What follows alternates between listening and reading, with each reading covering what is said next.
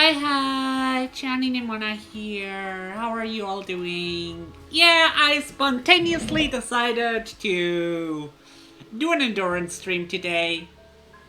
Finishing up all the games I started. Like, at least, no, not all the games, but like the games I can finish. Like, I was a Teenage Exocolonist and. Well, what else? Um. Space Person. And then I'm gonna end on Alien Isolation. How are you doing, Tetsu?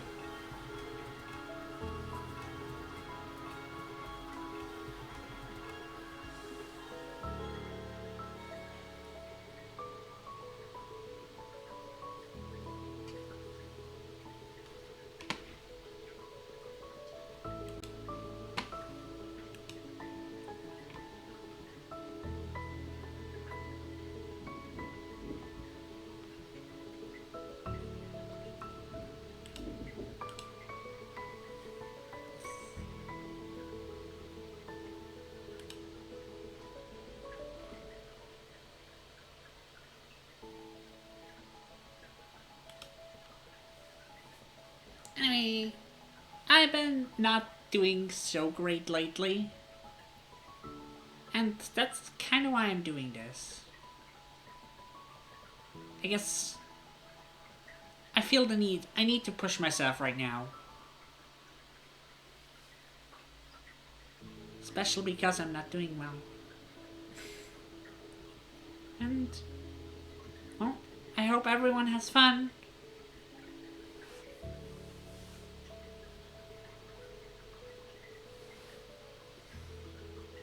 Don't forget to collect your wrenchies.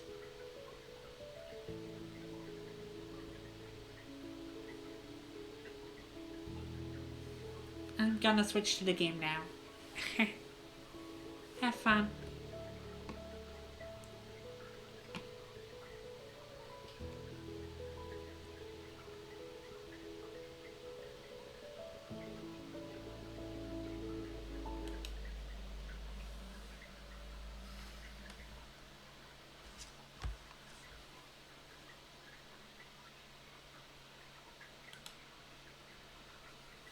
Alright, let's continue.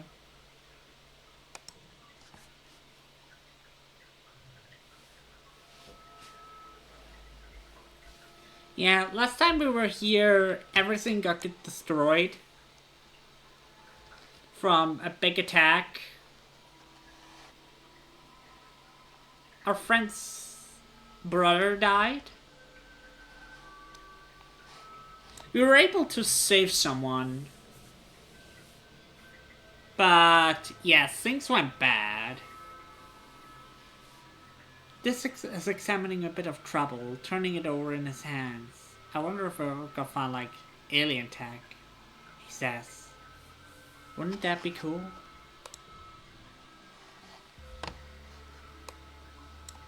Yeah, let's talk to everyone. Your mom looks overdrawn with like a fleet. Be careful out there, she says wearily. Don't want anything happen to you, too.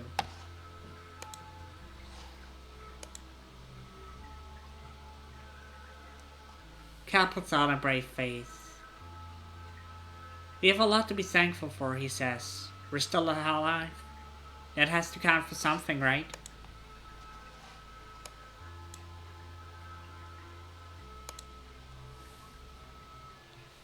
Like the other people in Chiaponix, your dad has been working day and night to salvage what he can after the attack. It's gonna be okay, he promises. We just need to work hard. Good morning, Tatsu. Did you sleep well?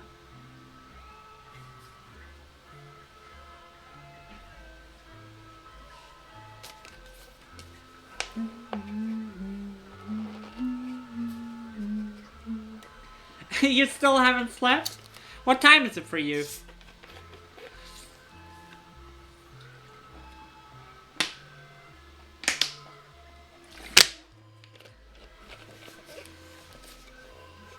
4:13 a.m.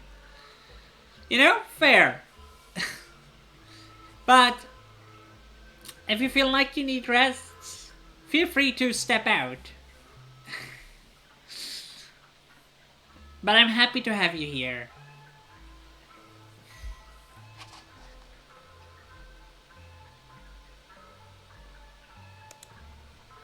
So, what have you been doing all night?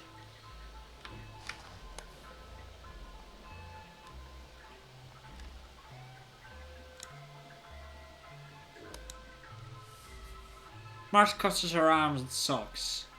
What is the point of having all these kudos if I can't actually use them, like, to buy stuff we need? Like, hello? It's not like I can mail order more supplies through the wormhole. Nope, you can't.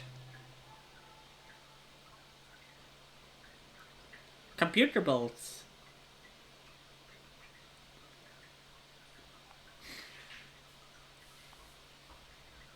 Do you know a lot about computer builds?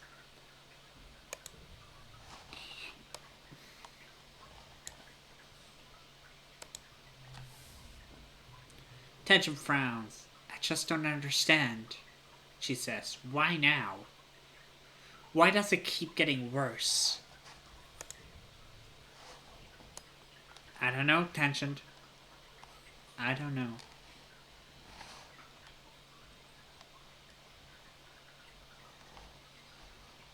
Yeah. We can't leave right now. And yeah, everything is destroyed. So let's go to the only place we can go. And I see. So we do not have the things we could have done before. The only thing we can do is rebuild. The first month of quiet passes, each day plodding in one after another.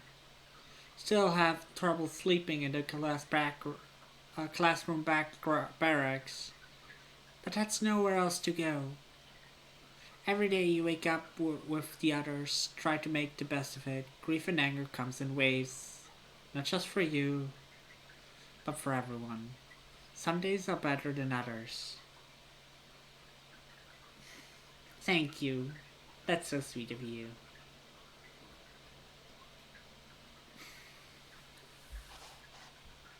Hope you enjoy. You're assigned to help rebuild the walls. The first part of the month is spent just dragging away the wreckage, sorting it into salvage or recycling. By the time that's done, crews disassembling parts of the stratospheric have built enough to salvage that what you can to begin patching the walls. A sense of urgency permeates the crew. After everything, people need to feel safe. This is on the work of a crew review. Something he does begrudgingly. Wells didn't help the first time, he grumbles whenever anyone asks for his opinion. You should just tear them all down and live like animals do. Someone planted a bunch of buildings on my land? I'd be pissed off too. We're working hard. By the end of the month, you made noticeable progress. There are other priorities, and not a lot of construction material. But when last year's mushwood harvest is done drying out, you'll be able to do more. Even if this is right, that it didn't help the first time, it's better than nothing.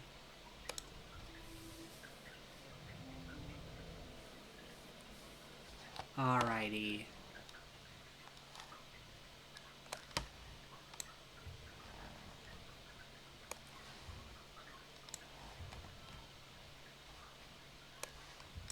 Two.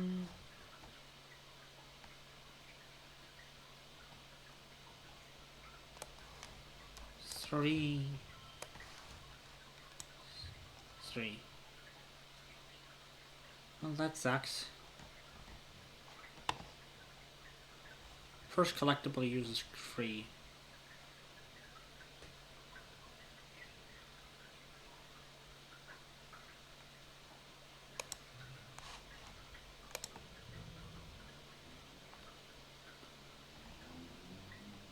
Ah, that's everything. Let's find out.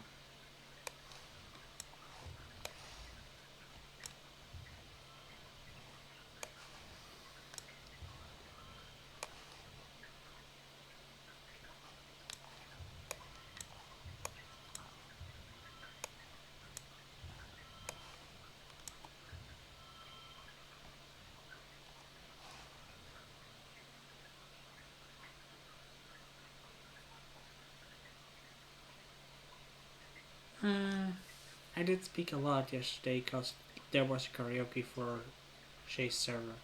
I see. That's nice.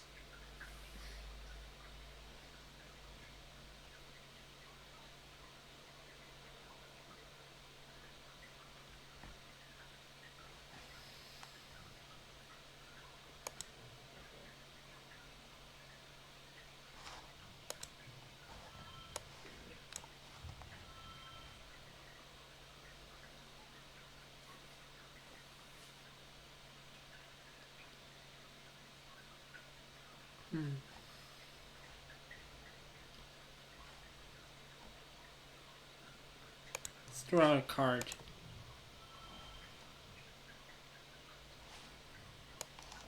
Yeah, that kind of helps.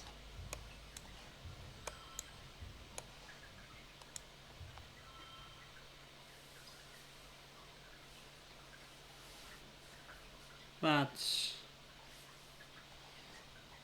not enough to... How are you holding it?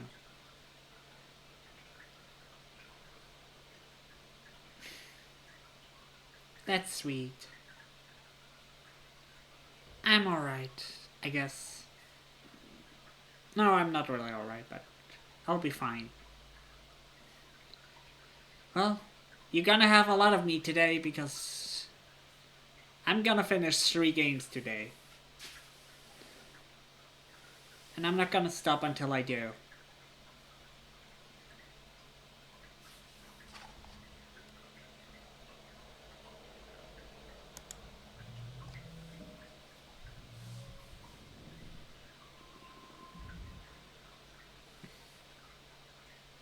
What are you confused about? Toughness, organizations, 6 kudos, and stress. Yeah, stress.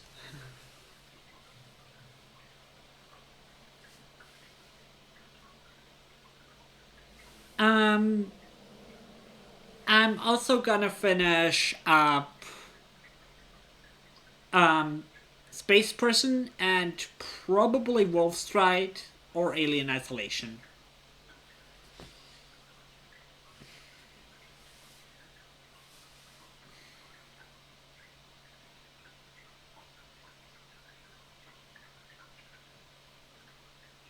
The sun finally dawns again on your birthday.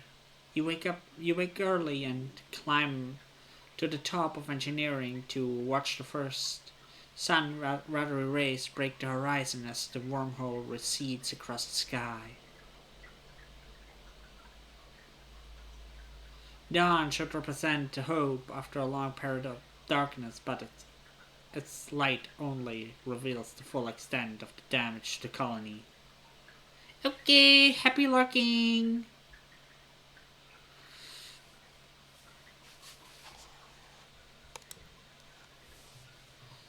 You've been having trouble sleeping, like most people. It's hard to find rest, crammed into the classroom with all the other kids and their families. Good night! And every time you close your eyes, you see. You shake your head to clear the moment. You pull your blanket more tightly around your shoulders. Not your blanket, that one's gone. And stare out as the sun rises on the horizon, meager and sickly. Thank you for the hat, Pat. Hey, kiddo, you hear. Then your mom comes and sits down beside you. Thought I'd find you here. You both sit in silence for a while, watching the sunrise pick out all the broken glass glittering the field, glimmering like field of stars. After a few minutes, your mom nudges you with her elbow. So, she says, your first apocalypse, huh? She has smiling, how do you say this? Practically. First one always the hardest, she says.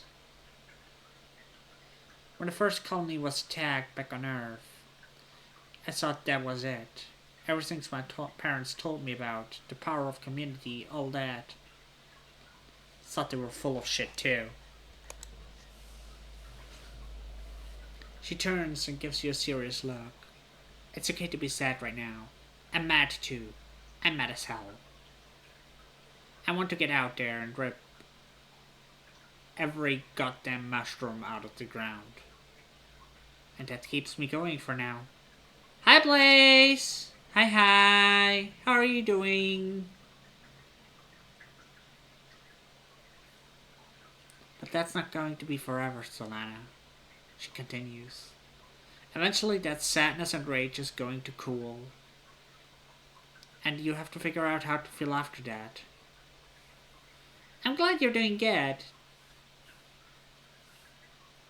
What are you doing today?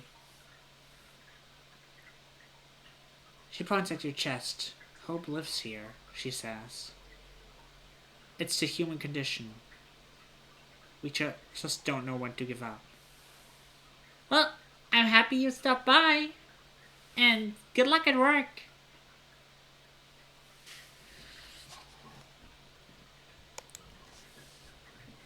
Your mom squints into the sunrise. I had to figure out how to have hope too. I needed it. To get on a busted up spaceship with your dad and launch myself through a wormhole? Hope is why we had you. Okay, I'll be waiting. Take good care of yourself, okay? She smiles. Things work out in unusual ways, Solana. It just takes time. You watch the sunrise together for a few more minutes. After it, your mom pulls out a little box tied with a piece of gardening twine. From your father and I, she says. Happy birthday, kiddo.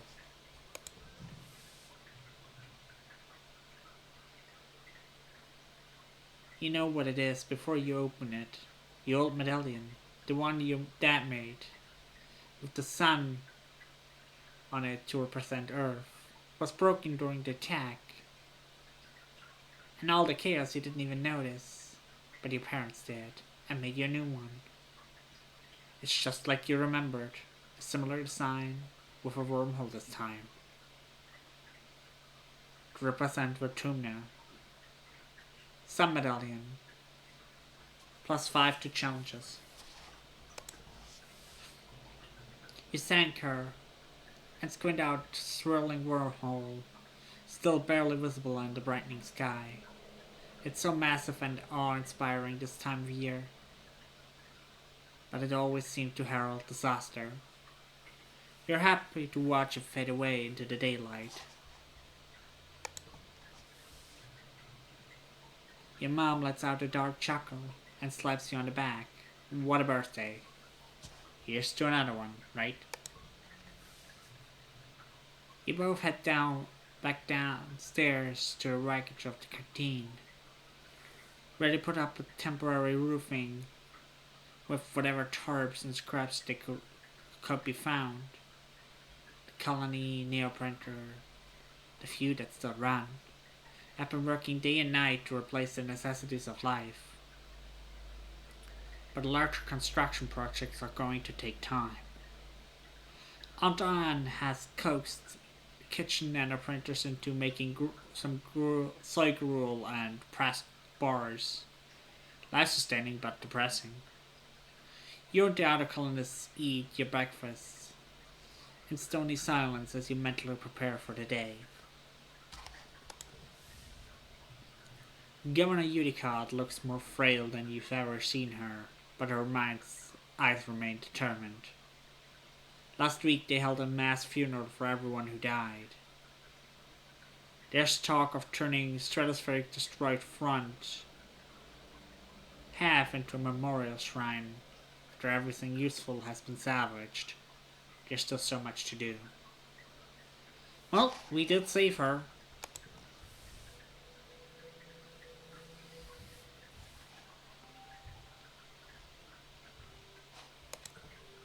Alright, let's see.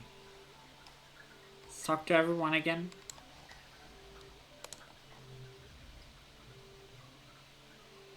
This is sitting on a pile of rubble looking out over the colony wreckage.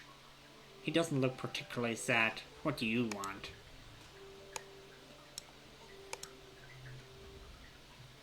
I can't believe it's all gone, your mom mutters.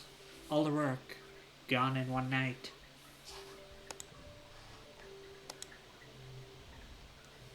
Maybe the new colony can have a hoverboard park, Kel says, putting on a brave smile. That'd be pretty cool, right?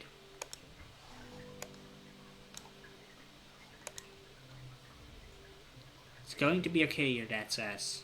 You'll see. Get out. Papa can fix this. Can he? Can Papa fix this?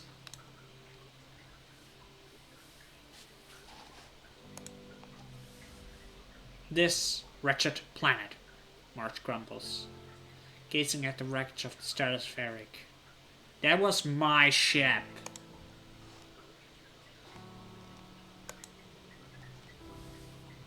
Tangent paces outside the engineering ring, the only building still standing.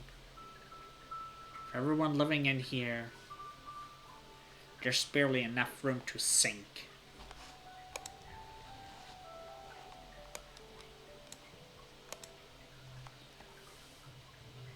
Well, time to rebuild.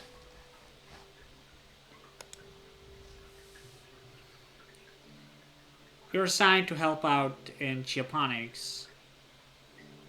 The agriculturists have been hard at work trying to salvage what they can, the ruined fields and destroyed greenhouses. There's still a lot of work to be done. Your mom is fine in her role as chief cultivator. She'd never admit it, but managing a crisis is what you're made for.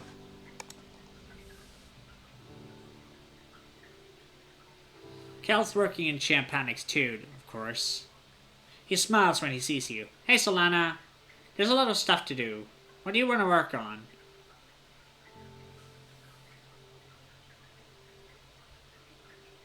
Let's prepare the greenhouses. The geodesic domes.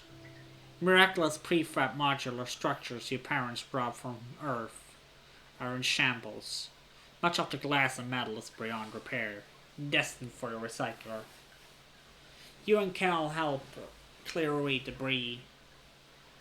When that's done, you help drape drapes or what's still standing so the drifting spark snow doesn't pile up inside and affect us all acidly.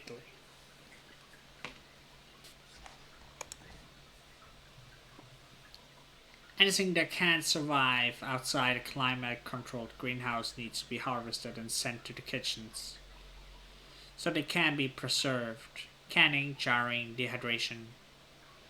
Ancient techniques you learned about in school, but didn't think you have to put it into practice soon. Everyone is worried that this will be the final nail in the coffin for your food supply after the famine last year. You try not to think about it too hard. Instead, focusing on just doing what you can to help rebuild.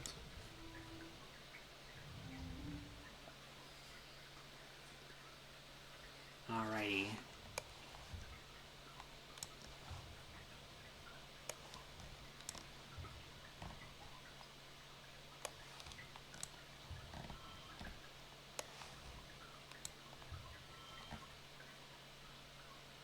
Well,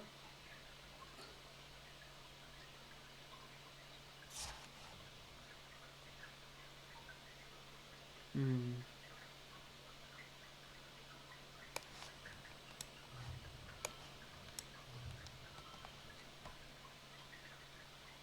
doesn't work that way now.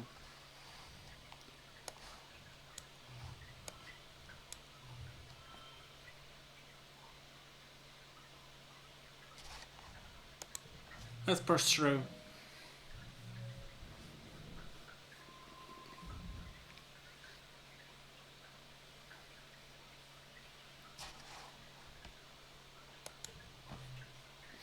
You're eating in the mess tents when you hear something rumbling.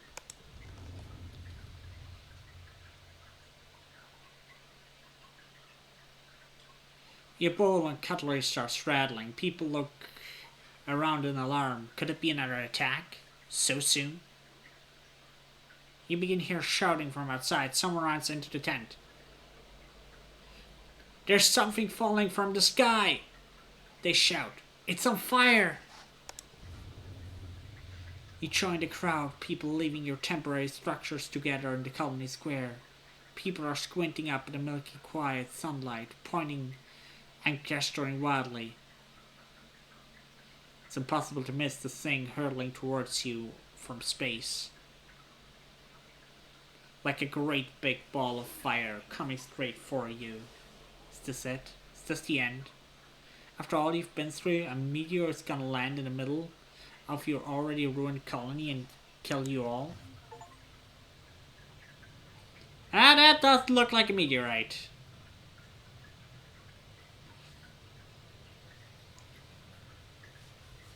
It's another ship, she exclaims. Look! It's another spaceship from Earth. Excitement ripples through the crowd. Could it be? You stare unbelievingly at the rapid approaching ship. The flames of its entity into the atmosphere dissipates, but the thick column of greasy black smoke trails behind. Soon you can hear whistling of ripping through the atmosphere at terminal velocity. That is not a controlled descent. It's an enormous ship coming at you way too fast. The ship reverses thrusters, trying to slow down so it doesn't smash into a billion pieces when it hits the planet. Everyone scatters to take cover. You crouch behind some rocks, throw your arms over your head, squeeze your eyes shut.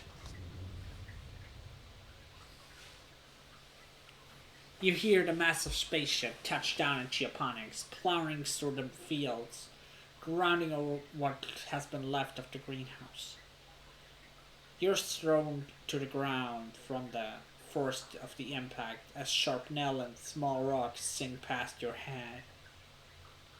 It grinds along like some roaring monster, cutting a great scar through the colony, kicking up enormous clouds of dust.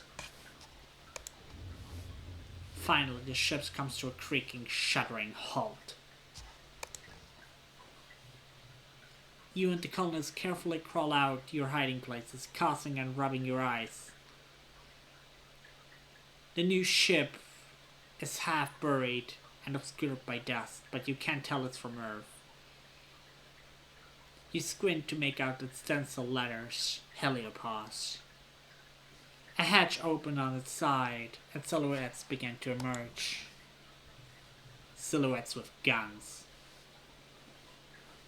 Soldiers march out to dust and quickly surround all the remaining colonists.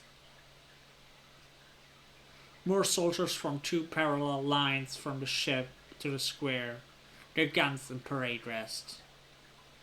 And a lone figure strides down the center towards you. Greetings, fugitives of Earth, the man says, spreading his hands wide.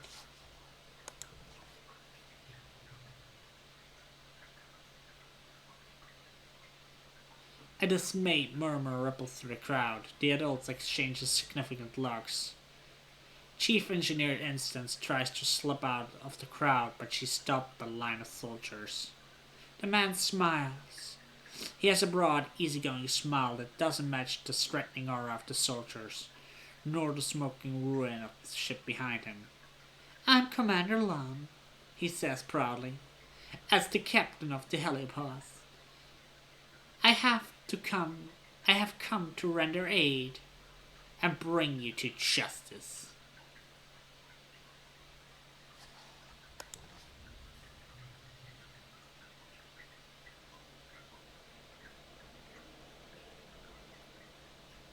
Unicott steps forward to the crowd. "You're not the commander of the Helios," she says firmly. "Where is the person I was speaking to? Commander Morikawa?" Everyone is surprised. Unicott has been in communication with the ship? For how long?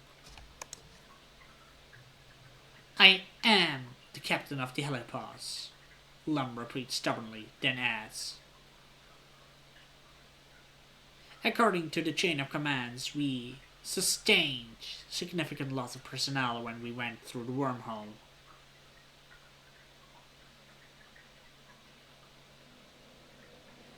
You can't help but notice many of the soldiers exchange looks this time. You wonder how many people had to die before Lum became commander.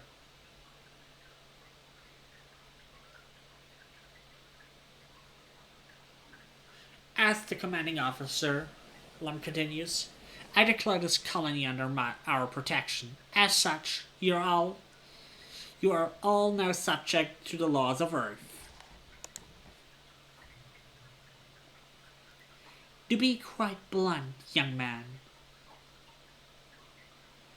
it appears you need us as much as we need you," Utica replies promptly. "The Vertunan colony, such as it is, offers our hospitality to our guests of Earth." Lum opens his mouth, but Utica cuts him off. Now, there's no need for this posturing. Whatever the purpose of your mission here, you'll soon learn that on this side of the wormhole, we are all human. Right now,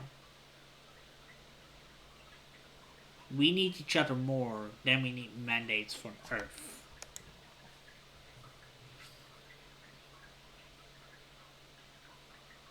Utica turns to the assembled colonists. "Effective immediately, I'll be stepping down as governor and turning leadership to Consul to Lum of the Helios," she says. She smiles gently at him. "I hope that will satisfy your craving for justice. At least while we get our feet under us." Judging from the number of guns on display, you don't think you have a choice in this.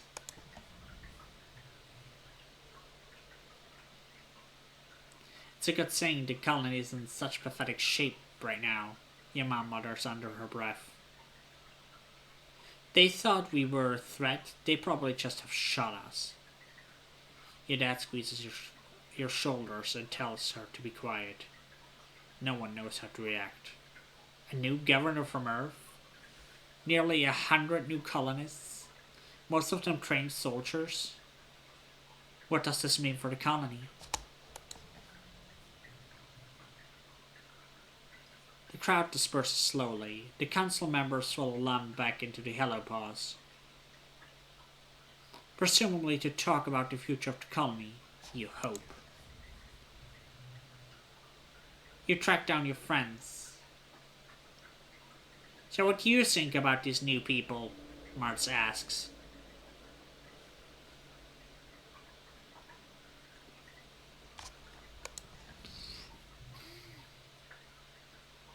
Tangent nods. "They don't live here. They don't know what it's like. They're just going to swoop in and act like they're better than us." She hugs her arm around herself. "Did you see what they were doing to Instance? The entire colony. Now twice as many of you. sets to work on salvaging wreckage of the Helios, tearing it down, combining it with the stratospheric's remaining engine section. Spirits are high, though these new colonists from the Helios aren't like any people you've met before, with their uniforms and weapons. They're more like an invading force than a rescue. You're not sure what this means for the colony, or for your future. Well, that took a worst for the interesting. Turn for the interesting.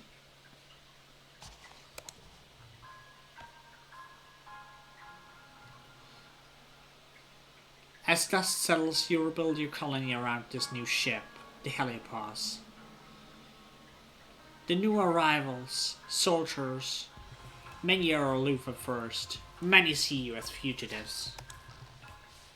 Together, you build new walls, living quarters, greenhouses, a massive bunk garrison. The Stratos Engineering Wing is the only reminder of your old colony.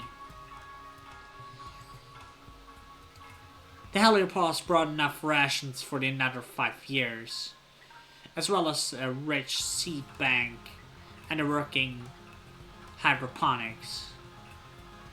They also have more guns and explosives than you've ever seen in your life.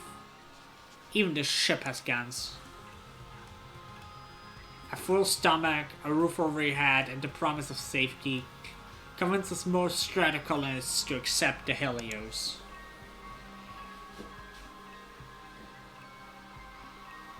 In turn, the Helios decide that you criminals pose little threat. A grudging peace is brokered between the two groups. You decide they aren't so different really. There are even Helio children, born among the stars just like you. After a month of hard work, you and your parents move into your new quarters. You get your own room for the first time in your life. You step onto your own balcony to watch the new colony. Its grounds bustling with so many strangers and strange new ideas. You feel something rising in your chest you haven't felt in some time. Hope? Excitement? What will the new day bring?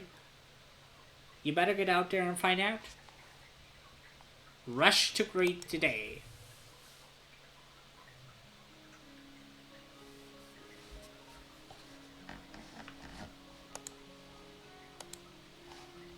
Well, there's a mushroom log. Now there's exciting new stuff to explore. Well, yes, this ship has guns. And they aimed it pretty well. I think. No. Wait.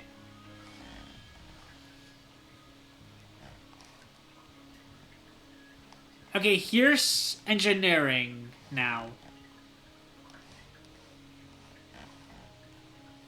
I think the colony is a lot bigger now. Mushroom lock?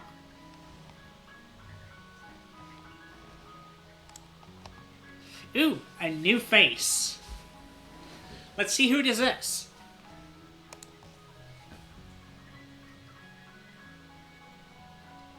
This new boy of the Helispheric is a couple of years older than you. He's very handsome, and the missing arm gives him a heroic battle-scarred wide. Oh, he looks very cool. He stands tall and ready for action, even though it's a normal boring day. The other recruits smiling around the garrison give him a wide, respectful berth.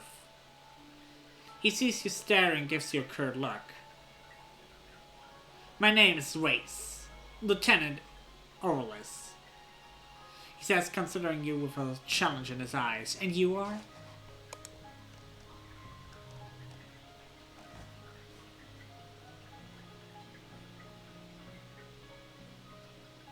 I'm a soldier, I'm into science.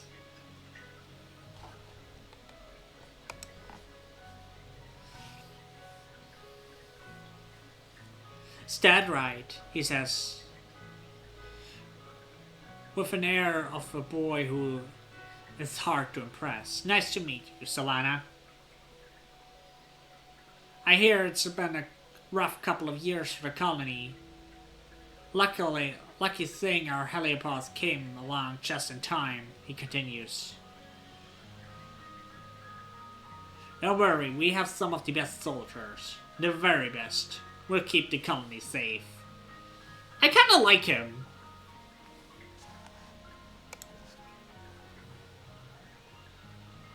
We train as a team, but Wei says, then clears his throat. Yes. I've won more than my share of zero-G judo matches and virtual rifle tournaments. Even competing against adults. He is pretty cool.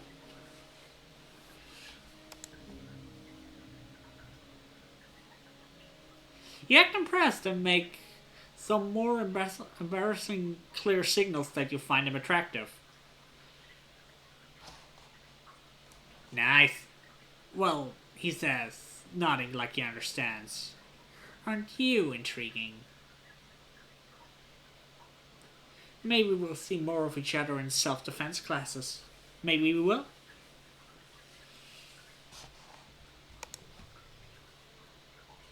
After all, unless we want to go organizing, we are pretty much done with brain stuff. So combat is actually not the worst idea.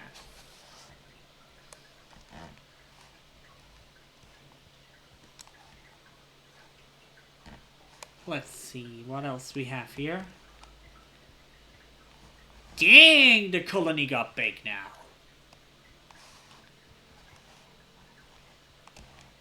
Oh, wait. That's not even the outside wall. Or is it? No, it is the outside wall. Dang.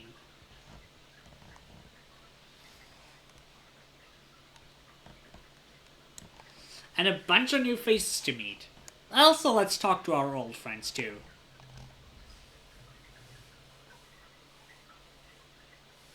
Amona doesn't say anything as you approach. I got something for you. Let's give her some cake.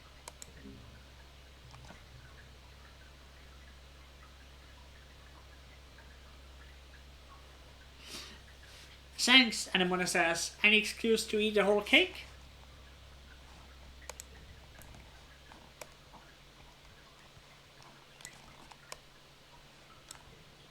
Well, who are you? You're cute. You're seriously cute. You've seen Nomi around since the Helios landed. They're around your age, barely 1.5 meters tall. Only come up to your shoulders. You've never seen anyone dressed as strangely as they do. Hi! Their voice is high-pitched and quick. I'm Nomi. It's short for nomination.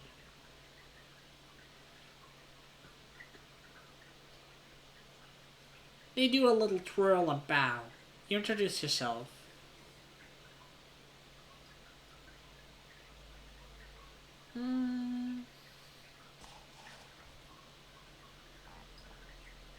Let's ask about the gender.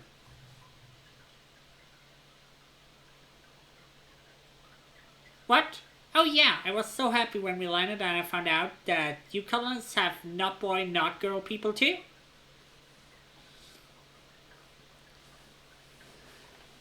Ah, so she's non-binary.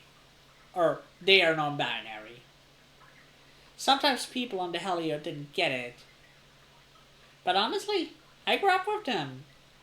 So they kind of got used to it. I was always told growing up that your colony was kind of backwards and weird and we'd probably find you all banging rocks together and grunting like cavemen. Well, thank you. Imagine my surprise when I got here and you have like actual adult people who are like me? Wow!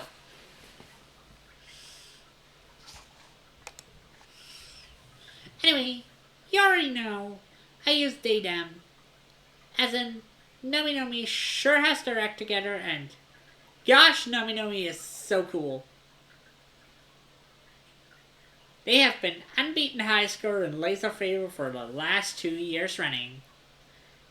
I doubt anyone can beat them.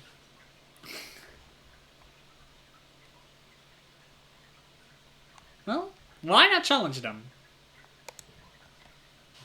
You're on! Oh, it's a combat challenge. Nomi Nomi helps you install it on your holopalm and explains the rules. Laser Fable is an augmented reality game where you bounce holograms laser off real objects nearby. It's speed-based, so you're running around and bumping into each other. And there are extended house rules about when it's legal to block each other's lasers.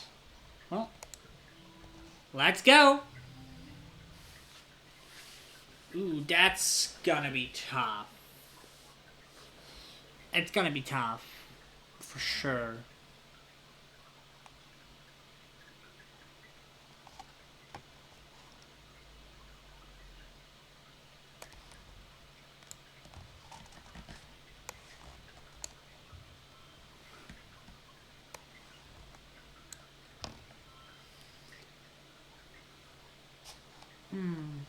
Should I do that?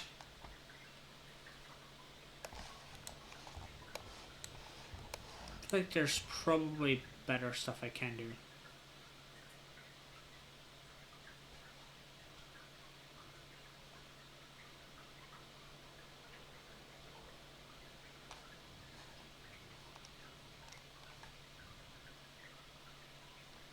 Especially because there's also this. So yeah.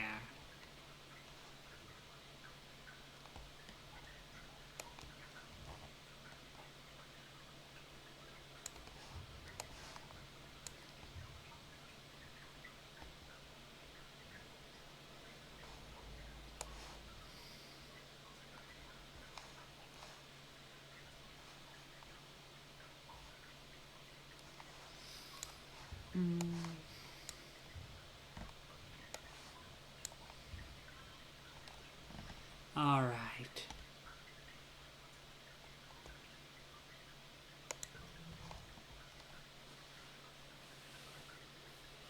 Okay. Let's see. 2, 3.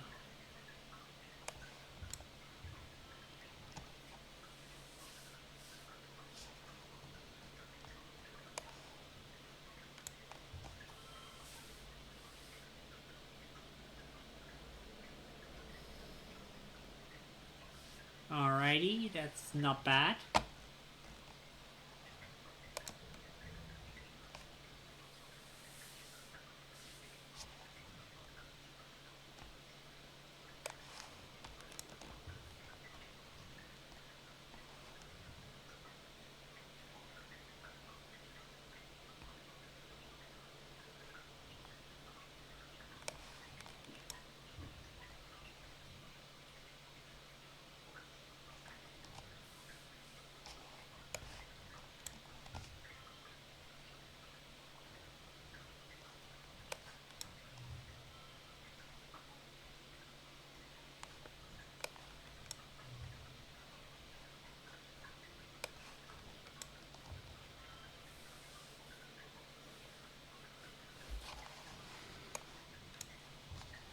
Okay.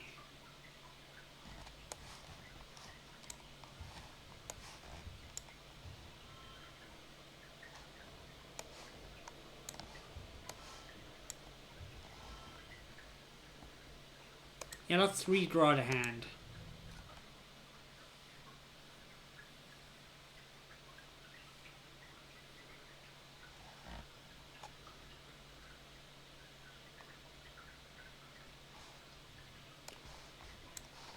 Five, 5, 4, 3.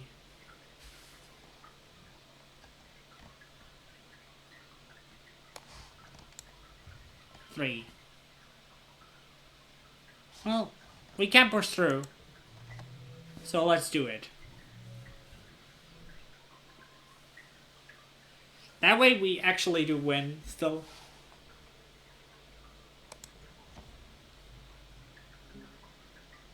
Nice, nice, nice, nice.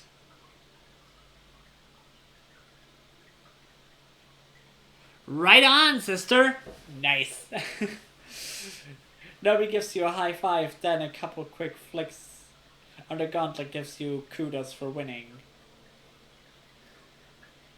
They explain they always play Laser Fable with the kids from Helios. Except they mostly don't play anymore. They say they're too old for this. They just want to be soldiers now. Except Rex. He's still cool.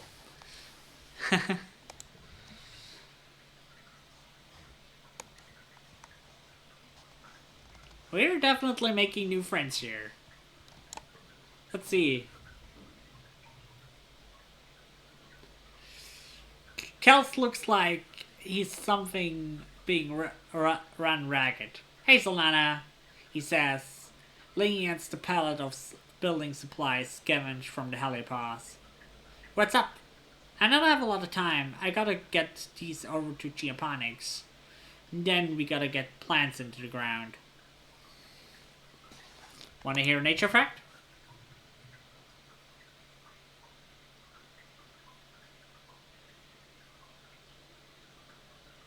You tell him about the time Tang brought a skunk back for show and tell him biology. It got scared and made the most smelling, grossest stink you ever had smelled, and everyone saw it. Tang had farted. Oh no. Then Professor Hal had to clear the whole room, and it took weeks to get the smell out of the beanbags. It was so gross. But also kind of neat. How such a tiny bag could make a whole room of kids run away.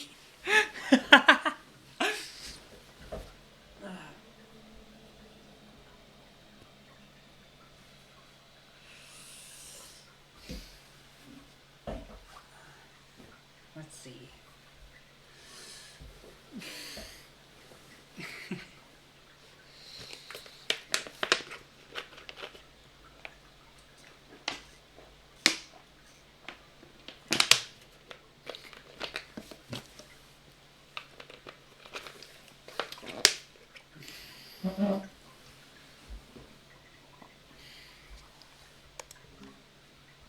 Kellas.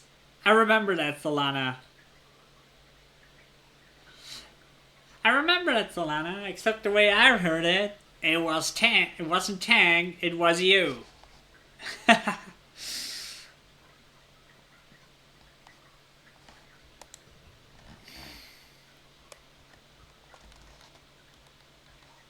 It's always better to put it on someone else. How could we be the bad people? Right? Nah, we don't make mistakes.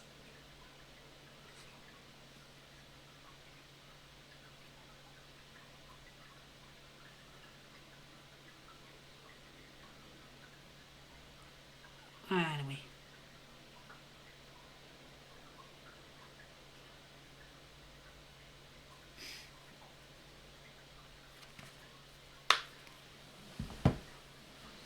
Alrighty.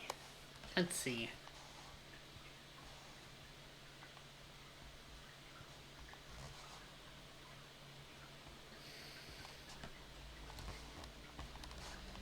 Yeah, we can talk to Tension.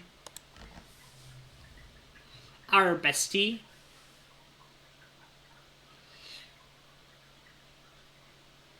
It's good to see the rest of the colony finally appreciate the work we do here, Tang says. Certainly, agriculture and infrastructure were necessary for our initial survival.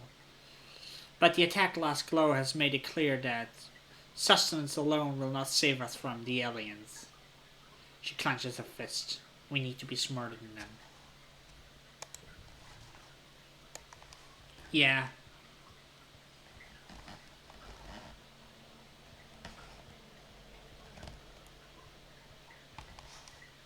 Let's see, who else haven't we talked to?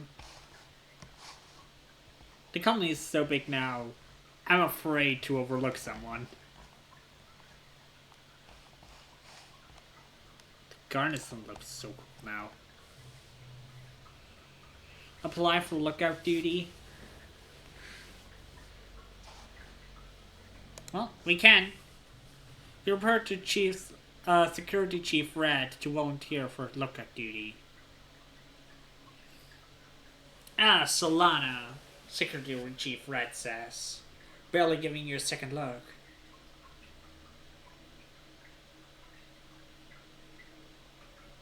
You should probably try something more suited for your talents. Forget that. A stupid sign is not the boss of you, and neither is Red. You could read the sign if you wanted to.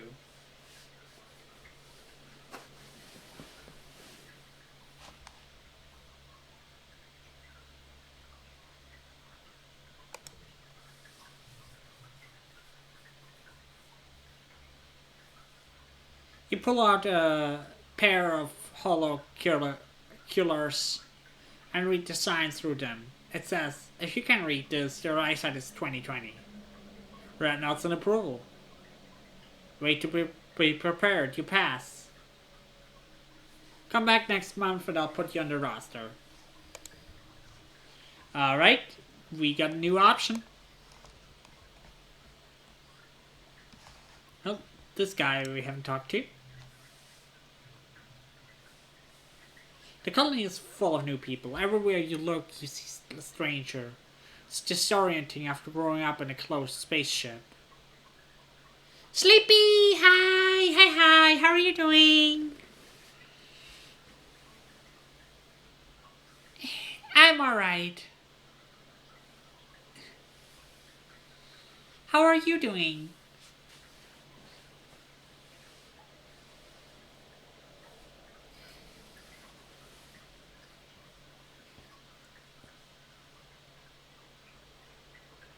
The colonies are full of new people. Everywhere you look, you see a stranger. It's disorienting after growing up in a closed spaceship. You were never expected to meet any other humans that weren't made here on Ratumna.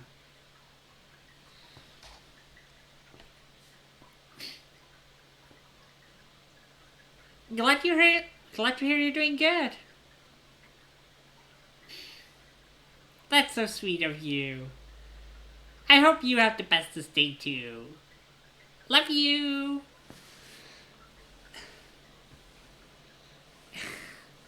And good luck at work!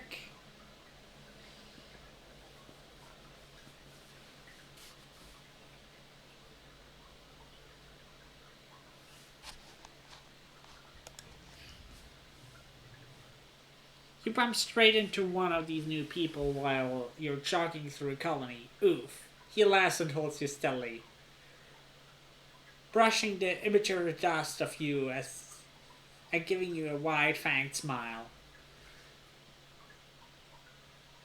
Hey, it's one of the kids from the Helios. You think his name is Rex? Okay, Rex is seriously cool. I like him.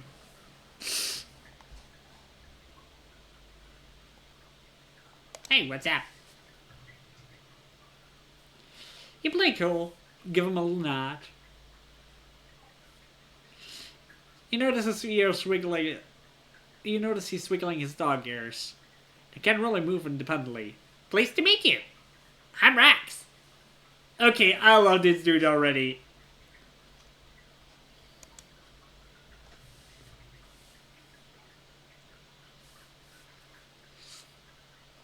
Rex puts his hand against his cheek, looking cute and lost.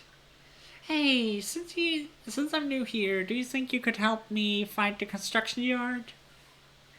I thought I might apply for a job there. For you? Anything, dude.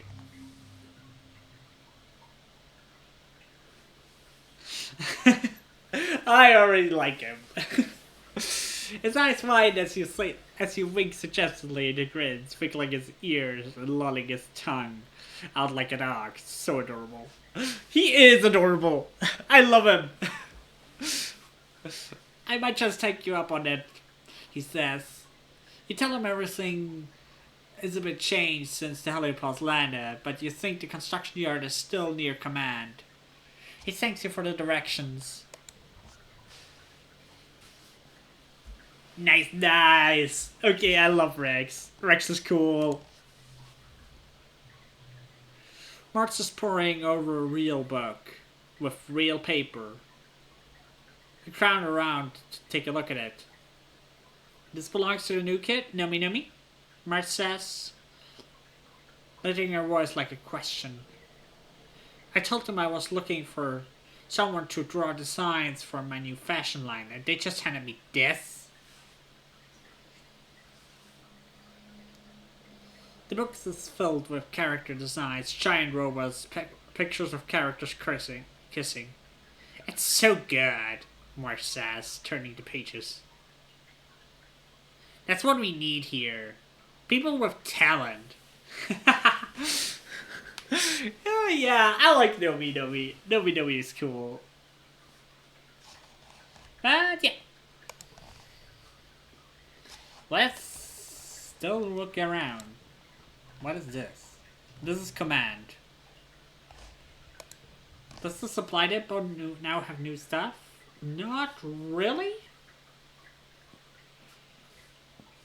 But we can still buy stuff.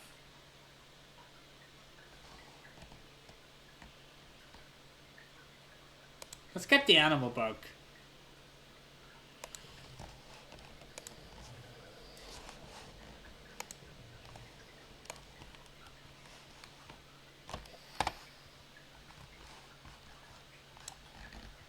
Ah, this is over here.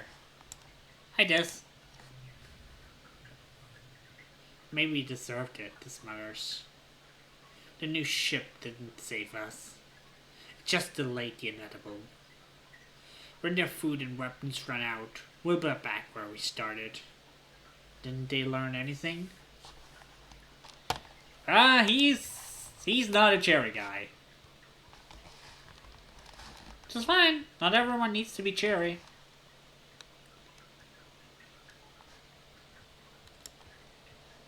Hi, Dad. Hello, my little tomato. Your dad's voice rings out across the fields, hale and hearty.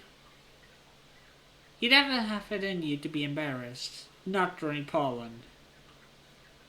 Not with the memory of him struggling to breathe, so fresh in your mind. Are you coming to check on your old man? He teases you. He takes a deep breath and holds it in. Lets it all out comfortably. I'm doing great. No congestion, no sneezing. And I definitely don't want to take a hike outside the walls. Kaito, hi! Hey, hi! How are you doing? Hope you're doing great.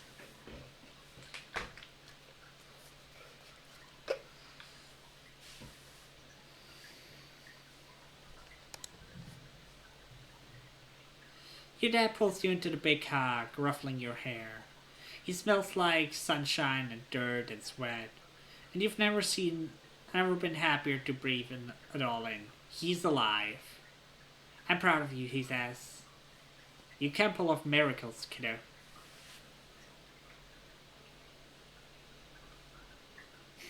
That's sweet of you, thank you. What are your plans today?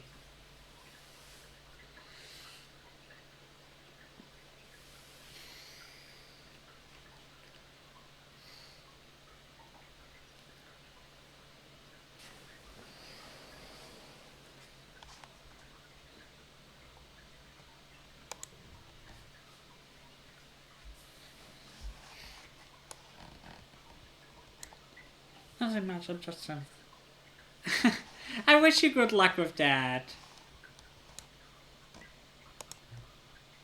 So, are you drawing your emotes yourself?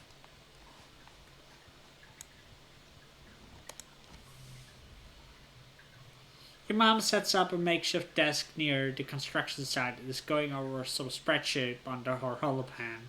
She turns to you and you're surprised to see her look relaxed. For the first time in over a year. Sure, everything is a mess right now, she says. But these guys showed up just the right time. They have working hydroponics, good soil, plenty of food reserves. We shouldn't run into trouble again. Tell her what you learned today. You've been so busy lately, the only way you're able to get your work done is multitask. Studying while you're eating, brushing your teeth in the shower, listening to horror novels while you're about to fall asleep. You have to develop everything. Yep, every asset I've been using were made by me. Ah, don't say that. Don't say that. I'm sure your assets are lovely. I haven't been able to catch a stream of you, but I hope I can stop by soon.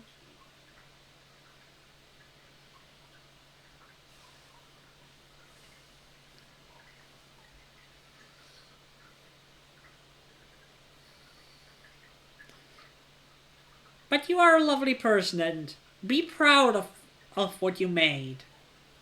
You're awesome.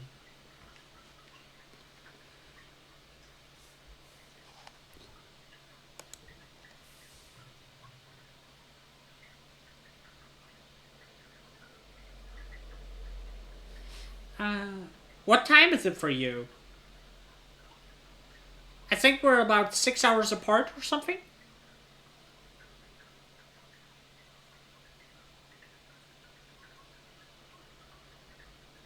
7 p.m. Yep.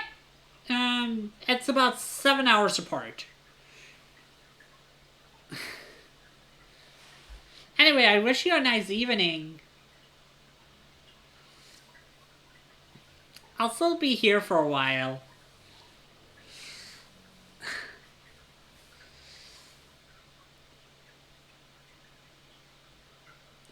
You kind of expect your mom to tell you to take it easy, but she just laughs and claps you on the back. You're my daughter, alright, she says. Just too much damn work, not enough hours in the day. I know how you feel. And you'll sit around lurking most of the time while I finish up somewhere.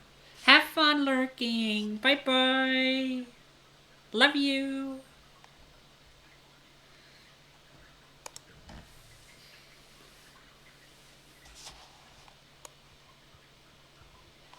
Alright, we talked to mom about multitasking. That's awesome.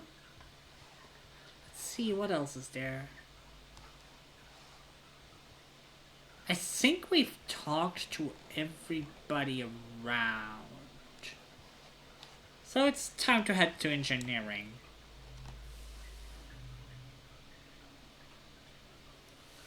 Alright.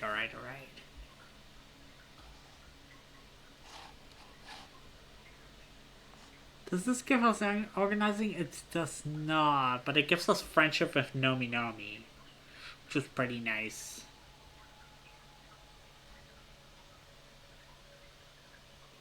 And studying with engineering is now friendship with Nomi Nomi and... But we don't really need it. Anyway, Nomi Nomi will also be a good friend of ours, I think.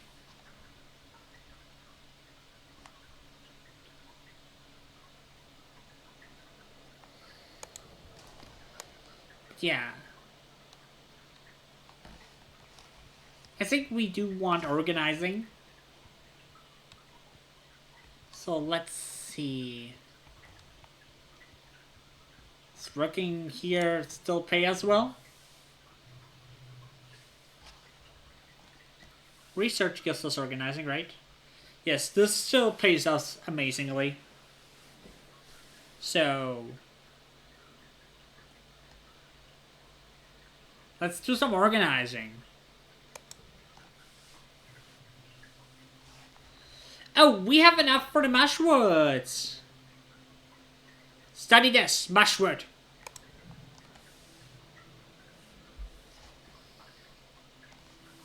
Examine the mushwood under a microscope and take notes on its cellular structure.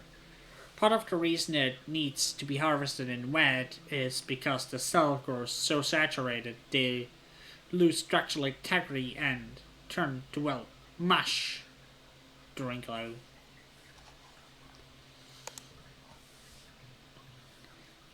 Studying the exact progress which the cell takes in water leads to the breakthrough.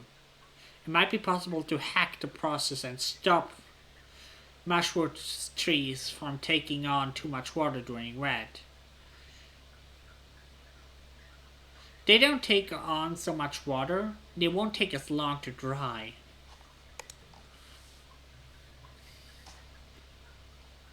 Ooh, nice! Colony defense! Nice, nice, nice, nice.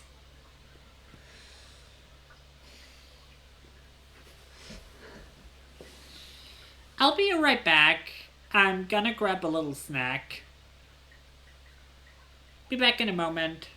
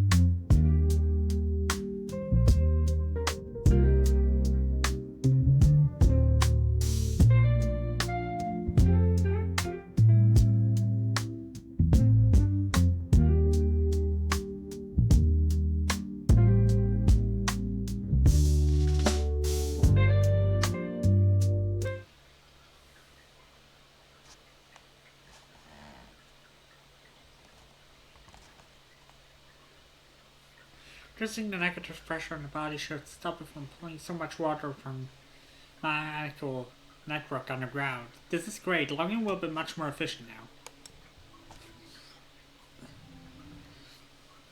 Nice, nice, nice.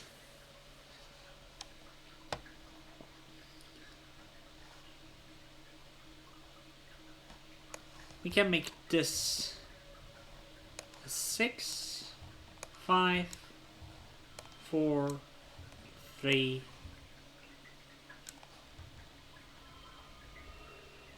And nice!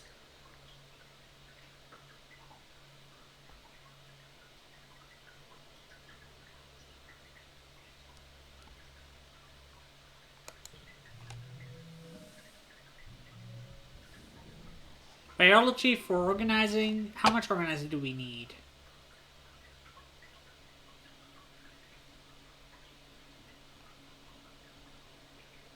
Hard to say. I think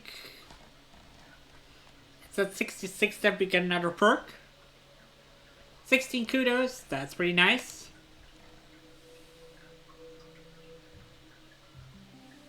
Mid-fallen now. Mom has something to say. You've arrived. You've barely seen your mom since the Helios arrived. When you do, she looks frail. Like all her strength was used up last year, and she's only starting to recover. Instead of relaxing, she's hard at work rebuilding the geopanic domes. It must be hard for her to shake the fear it might happen again. Being able to load your tray full of food and the canteen is still a luxury you don't take for granted. Sometimes you make up a tiffin for your mom so she doesn't miss lunch. Hey Solana, he says, smiling as you approach. Is that lunch? I've been smelling the caramelized onions all morning. Can't wait. You deliver the tiffin into her grateful hands and she cracks the lid. Takes a big inhale. She smells. You know, people used to get thanks before meals back on Earth. I think I can understand why. Well, I'm thankful you're here. She reaches over you and ruffles your hair. You're a good kid, Solana, she says.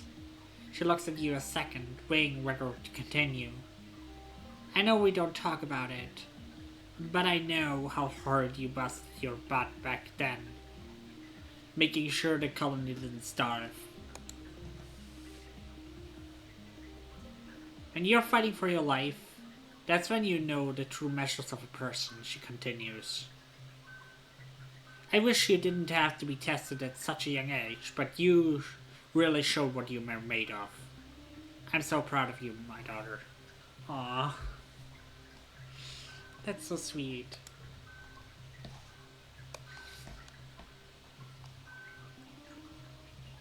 I'm glad we were able to keep her alive.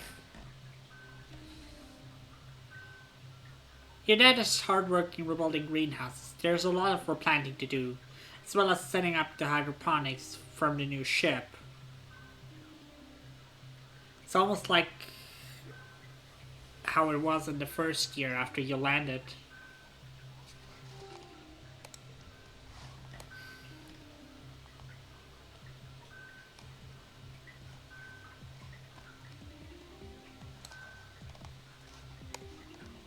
Well, what's the smart set to say? March claps her hand in delight as you approach. Solana, she calls out. Today I had a conversation with someone I hadn't known literally since the day I was born. It was incredible.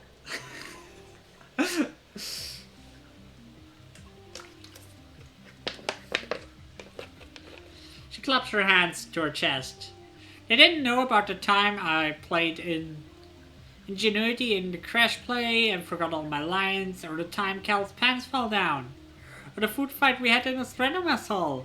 They didn't know anything. We just talked. She exclaims, and we didn't run out of things to say.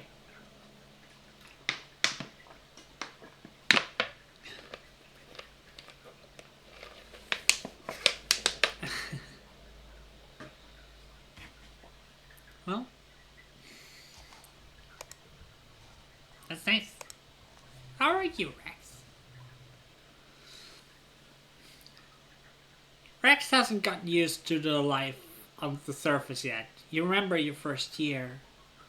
Fortuna seemed so enormous, full of dangers and mysteries. Well, it still does. But the shock eventually wore off. Rex still has the slightly bewildered look on his face every time he walks outside and the sunlight hits his face. It's so bright and warm.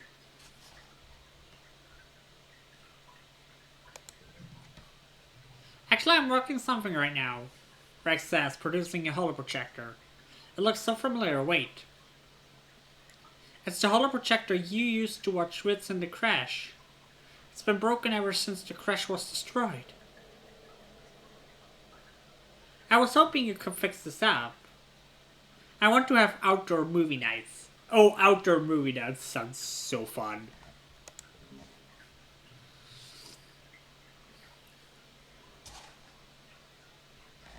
You help Rex bringing the holoprojector back to life. Then help him make an outdoor theater for it, complete with overhead lights and comfortable places to pile up your bedding. Aunt Anne provides snacks. Rex looks with slight pride. Just have to figure out what to play for our opening night. Hell yeah. Nummy nummy. Hi hi.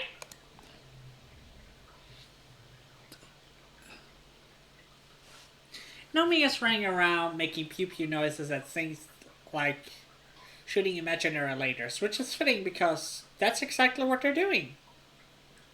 Ah, hey, Solana!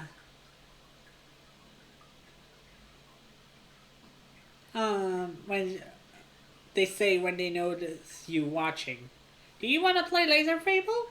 It's so fun. You're so fun. But unfortunately, no.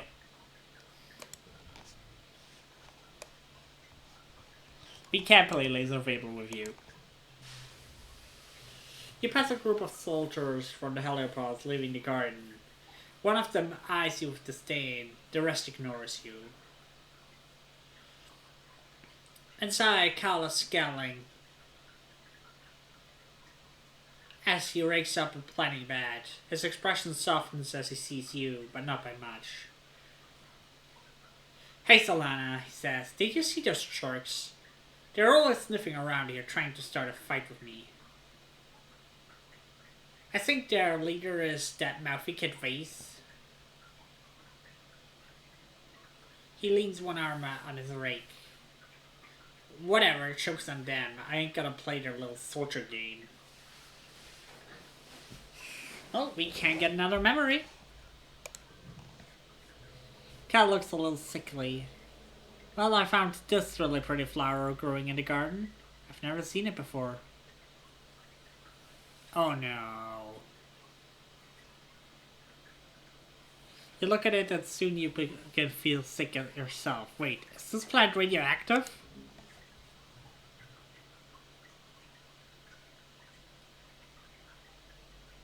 What? It's radioactive? Cal says, backing up quickly. Good thing you knew that. What do we do? Radioactive plants. You're not sure, but if you study in the geoponics lab, you might be able to figure out how to neutralize the radiation. Radioactive plants. Nice. Tension! Tangent is about to duck back into engineering when you approach. She winces and shields her eyes from the sun. She looks at you miserably and you notice her right eyes glowing faintly. It's my new hollow eye implant, Tank says. His ghostly guy slips in. Hi, Ready Go! How are you doing?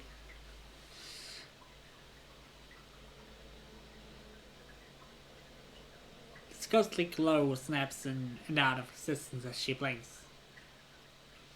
I seem to be experiencing some unpleasant side effects from it, similar to the ocular migraine, Tang confesses. Instance warned me that this level of visual information can be difficult to the human brain to comprehend at first. He agreed to follow her engineering to get out of the sun. It's similar to a holopalm, she explains, still holding her forehead and squinting, and with infinitely large screen because it projects directly into the oculus. It used to belong to Dr. Instance, but she passed it down to me to help me with my work. What's that about canon? Thank you! You have a good rest, okay?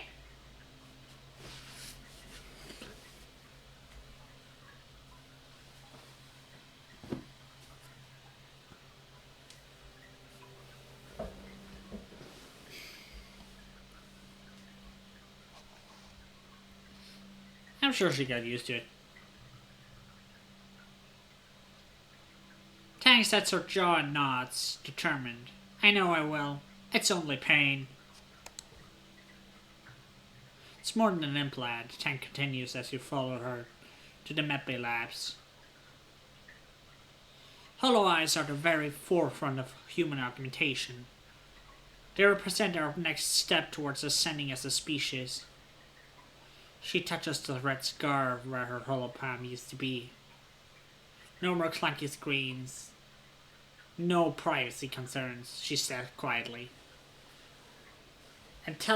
Elegant, integrated design. It observes the motions of my hands, uses it to generate an AR interface for my entire field of vision.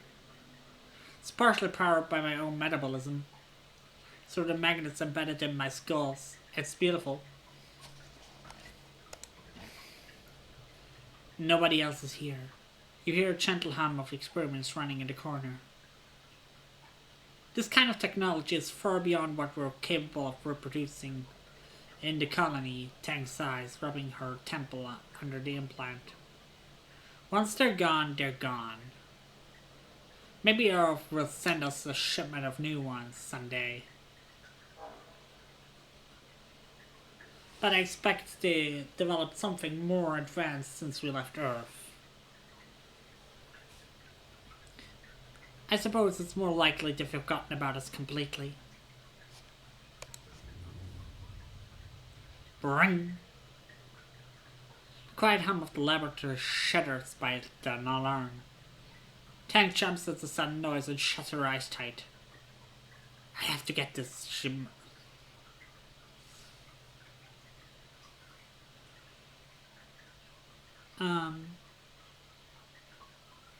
She mutters, gesturing at the silence and ringing. The simulation I'm running is time sensitive, she explains. The specimen requires minute changes to the environment every 2 hours, temperature, humidity level, light levels. She grimaces. If I had better automation, this wouldn't be a problem. I can do it. Tension considers this. Yes, you have proven yourself trustworthy in the lab, she says. It's experiment 2A on the wall there. She slumps down on the floor beside you, rests her hand on her arms. Go tell me what you see, and I'll walk you through it.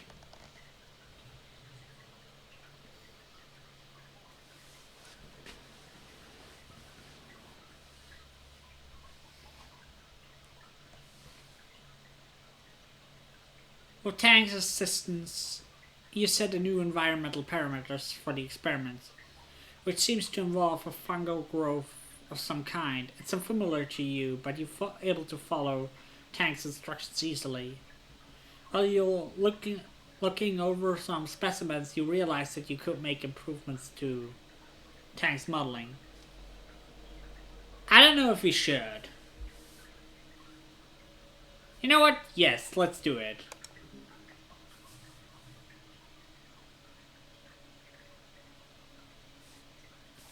Yeah, we done it right. You make the changes and lock them diligently in the computer. Tang breathes a sigh of relief when you return, unaware of your meddling, for now. That should buy me 2 more hours, she says.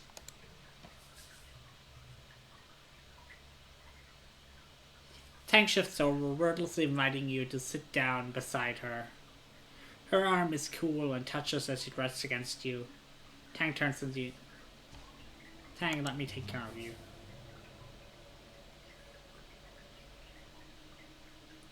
Tang gives you a slight smile, barely visible in the faint glow of her whole eye. People always tell me I should take better care of myself, she says. And they're right, because when other people take care of me, they usually get it wrong. Only I know what I need, but you helped, Tang says. Thank you. Please don't tell Instance that my body is adjusting poorly to the hollow eye, she adds. It's only temporary. The stupid flesh present is not allowed to draw the limits of my form. This will probably have consequences, but it's fine.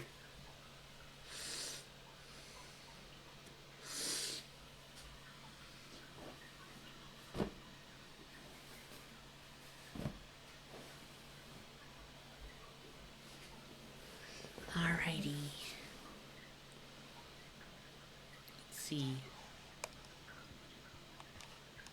We could also talk to Vase, who should be somewhere around here.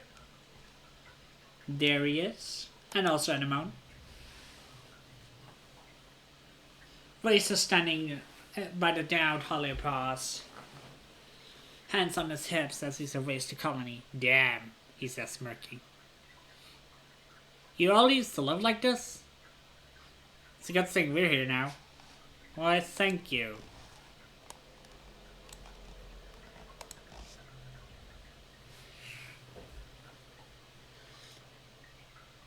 I don't know if I'm going to do anything for Vertumna this year. Vertumnalia this year, and I'm on his ass, crossing her muscular arms. I know Calm wouldn't want me to stop just because of him, but it doesn't feel like. Yeah, our brother died, unfortunately.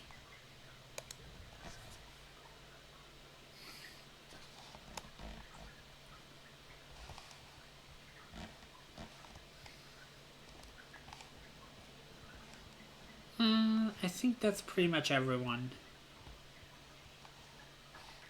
We do have research stuff.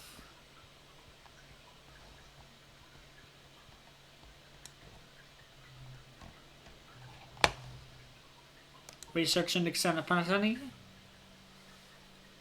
Back in the lab, you have all the right equipment to properly examine the radioactive plant you found.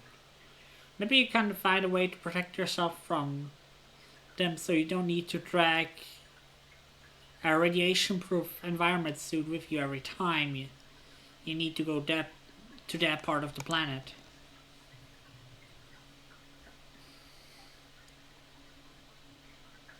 Radiation poisoning isn't the killer it used to be on Earth. With medbeds, you can flush out deadly doses of radiation in a few hours. It could still make you really sick though. And high enough doses could kill you before you're even able to reach a medbed. How confident are you that you know how to protect yourself? We can do this. Yeah, you totally got the handle on this. You're an engineering wonderkind. You take all the correct precautions. You clear the area of anything that might be contaminated. You wear a radiation-proof hazmat. You regularly check the radiation levels of the lab. You have comrades on standby to call if you need help. Everything goes smoothly. You discover that the radioactive part of the plant is confined in the carbonel of the flower as reproductive organs, and the petals act as radioactive shields to protect the rest of the plant. Ooh, an interesting plan. If you press the center of the flower, the petals close and block the radiation enough that a person can pass by without feeling sick. Neat. You should be able to protect yourself next time you encounter this plant in the wild. Let's get to work.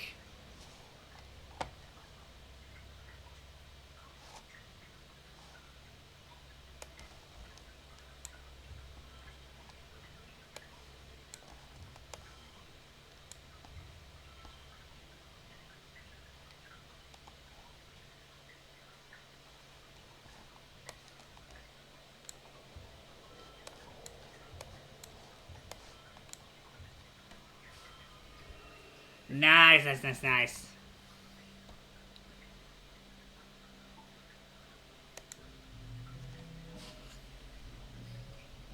Biology, kudos, nice.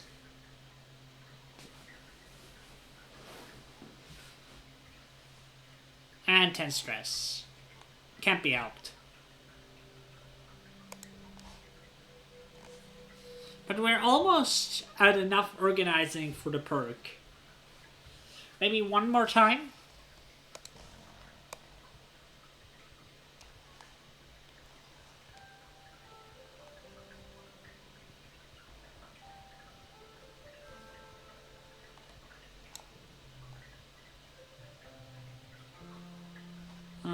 It's not here, it's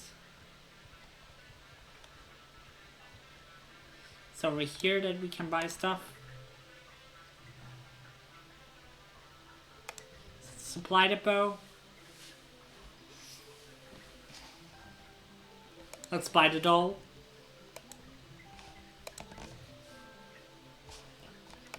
Next thing, we need 100.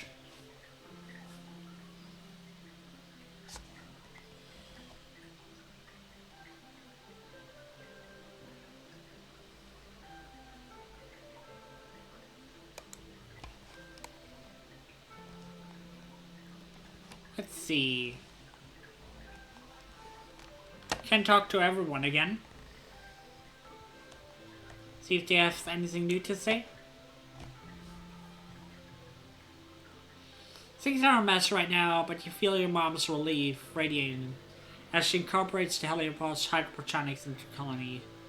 Someone tips over a wheelbarrow of dirt. Instead of piling up, she just laughs and calls them a dumbass. After a year of starving and struggling, it's nice to see her smile again.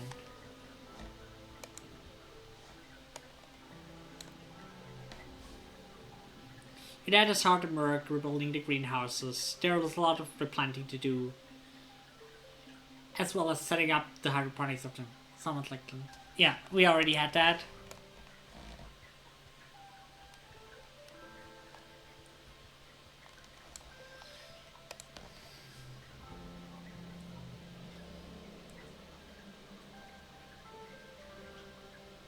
Alright, we already had that.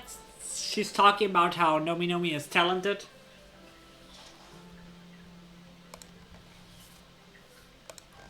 What about Rex? Ooh, nice, nice, nice. We can help him again. Rex hasn't got used to life on the surface yet. You remember your first year? Returna seemed so enormous, so full of dangers and mysteries. Well, it still does, but the shock eventually wore off. Phil has a bewildered look. Yeah.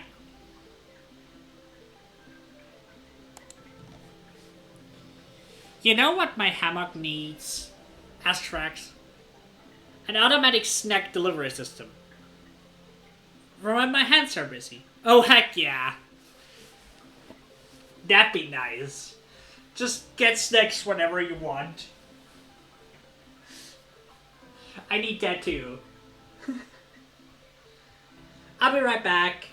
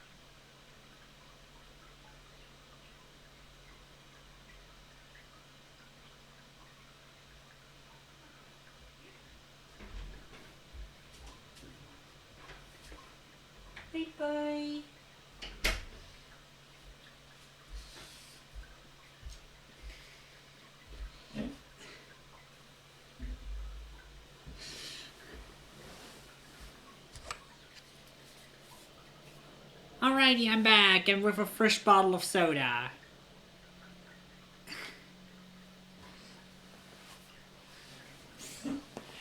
Also went checking on my cats, and Tuna almost didn't want to let me go.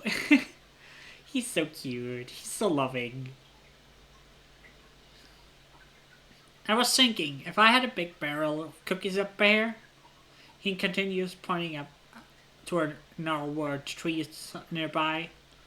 I could use ramps and pulleys to bring the cookies over here. He gestures to his hammock. They could just roll right into my mouth. That's a nice idea. Automatic cookies.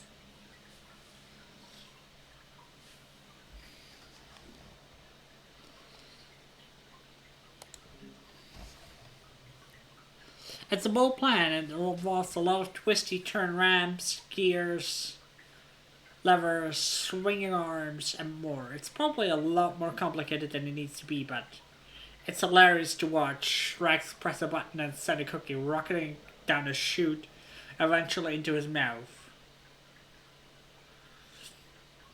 The ground is littered with cookies, detritus of failed runs, but Rex is proud anyway. It works perfect, he says, with his mouth full. Thanks for the help. God, I love this dude. He's so wholesome.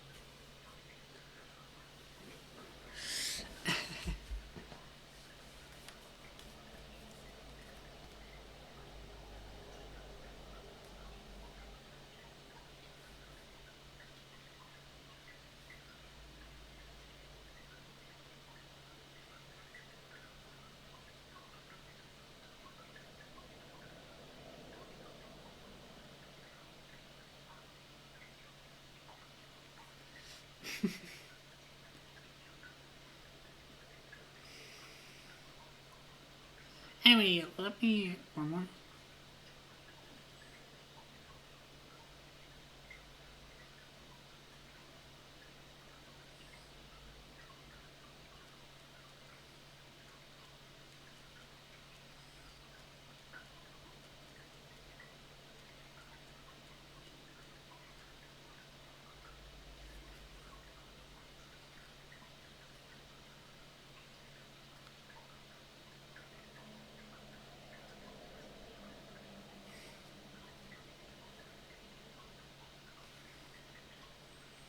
Alrighty.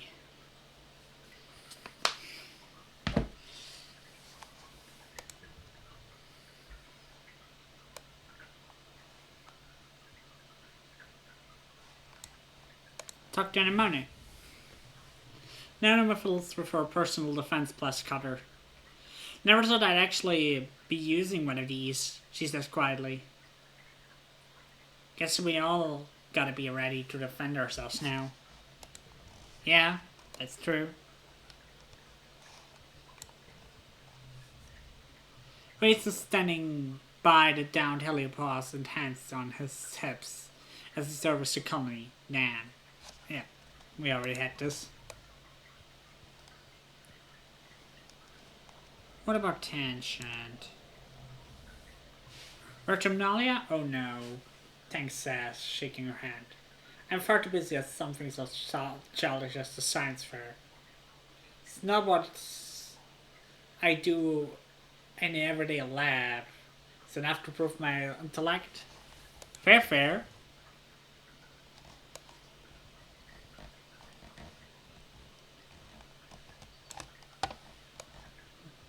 Can we still chill on the walls? Yes, we can still relax on the walls. And I think we should do that.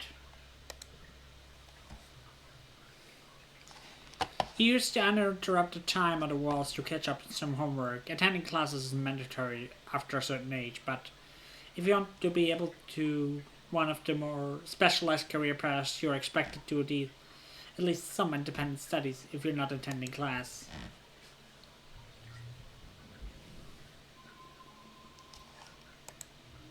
Let's forget this one. Yeah, forget for looking a test. We all want to forget stuff like that.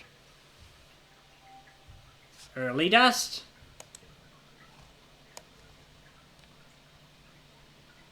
Let's see.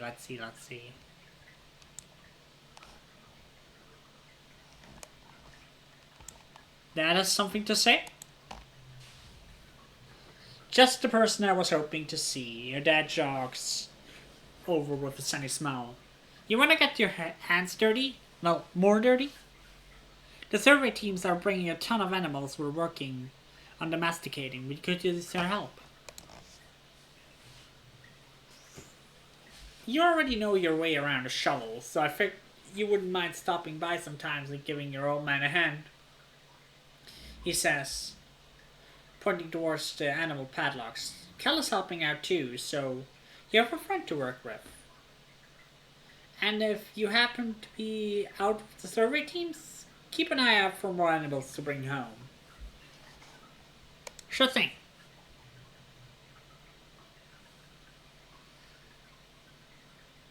Your dad smiles. Great, see you there.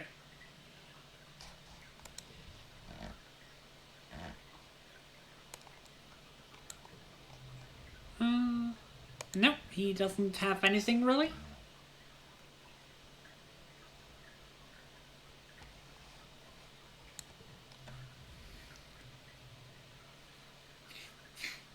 Hack's gotten used to this process. Yeah, Hack's incoming! Hax folds you into his arms, bending his whole body to you. He smells warm and a little spicy, like a sweet... like clean sweat and sunshine. Aw. It's a good hack. The kind that just makes you a little more relaxed instantly. Heck yeah!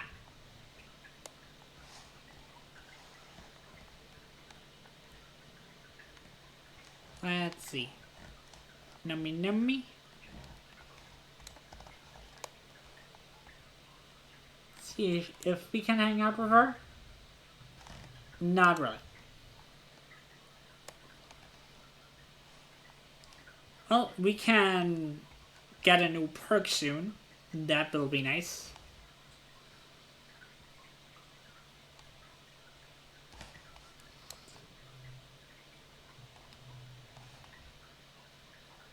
Ten animals, but we want to research.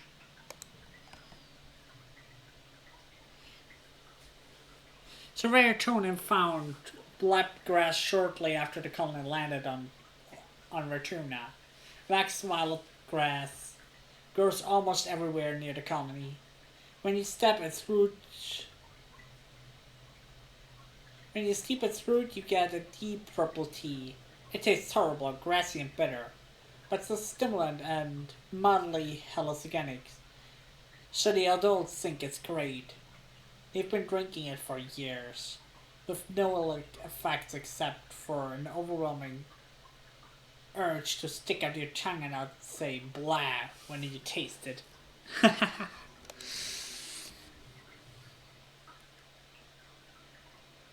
You've been trying to cultivate new variants that don't taste as awful or have more potent stimulant or hallucinogenic properties. Maybe you will find some entirely new medical usage. You're ready to test a new strain. Tension would probably appreciate a better stimulant. Tension would appreciate a nicer trip.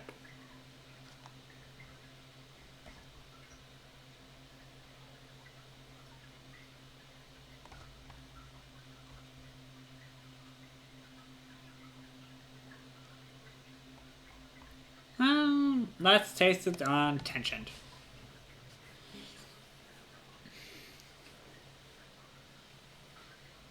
You bring Tension a cup of freshly brewed tea 2.0 and ask her to give it a try.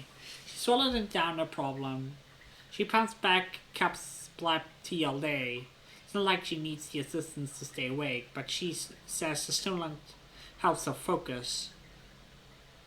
After a while, you ask her to report on how she feels.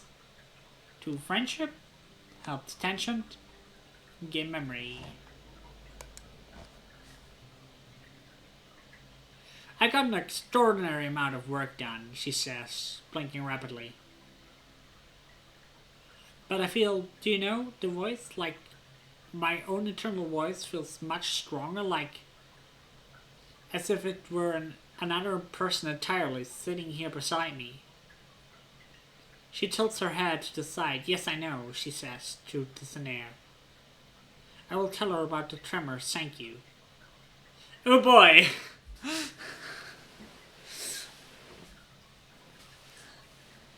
Her eyes will focus as she looks at you again. I'm also experiencing higher than acceptable amount of muscle spasms, she says. I suggest crossbreeding the blackgrass with something that will act as a anticonvulsant. Heck yeah.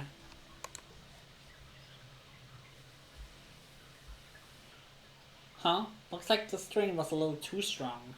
Tank shakes her hand. No, she exclaims. No, no, it's perfect. Don't destroy the string. You should give the rest to me. Yes. Should we give it to her? Ah, heck yes.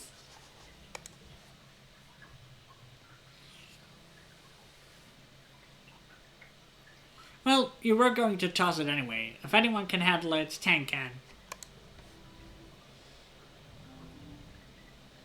Yes, gift rocks to a friend.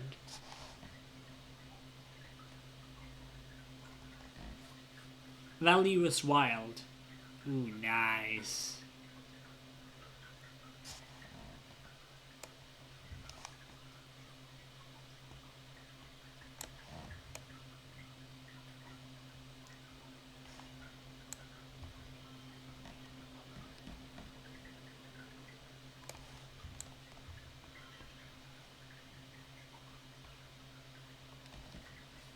Let's see.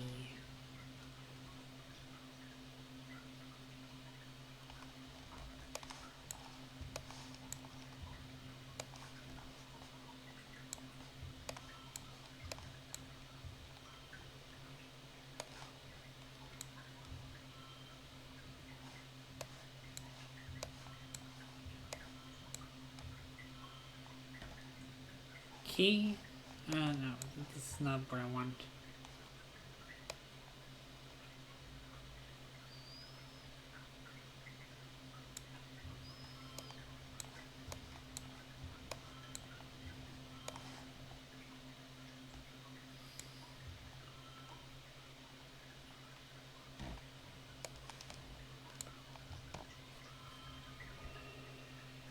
Nice, nice, nice, nice.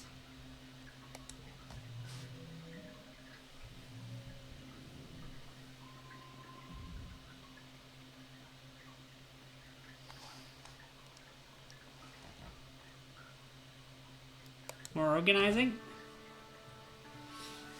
Vertumnalia Festival is a welcome day of normalcy in an otherwise chaotic year. Despite some lingering rivalry between the two factions, Vertumnalia is a chance for Helios and the Stratos to come together and appreciate the bounty of the planet. At least that's what the adult says. As Governor Lum takes the stage to address the colony, you can't help but notice the crowd has segregated themselves according to their ship of origin. Of course they did. Rex shoots you away over to on the Stratos side, and Nomi makes a silly face. Reese is surrounded by young soldiers looking sharp in their heliopods on uniforms. With Tangent standing beside you, you wonder if the two ships ever feel like one colony. God, I love this story.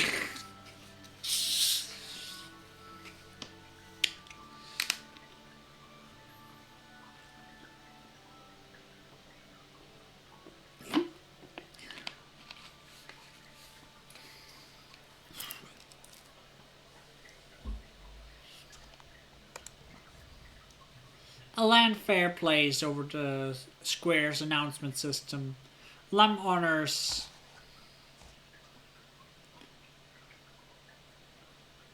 Lamb's honor guard do a complex drill with their drone rifles. Greetings, people of Vertum now, Lam says, his voice ringing over the square. We may be far from our beautiful Earth, but we can still celebrate and be thankful for what we have here.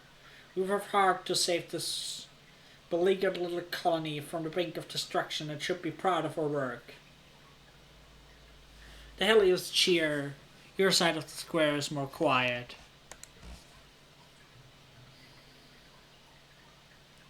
I know some of you have been asking, how are you going to do it all by yourself? How are you going to run the colony, solve everyone's problem, turn this place into a paradise, and look this good?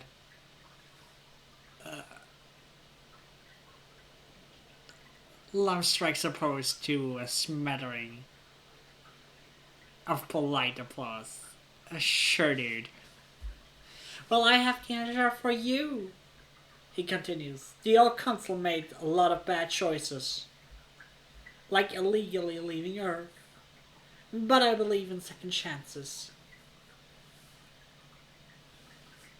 So I've appointed the original department heads to my own council.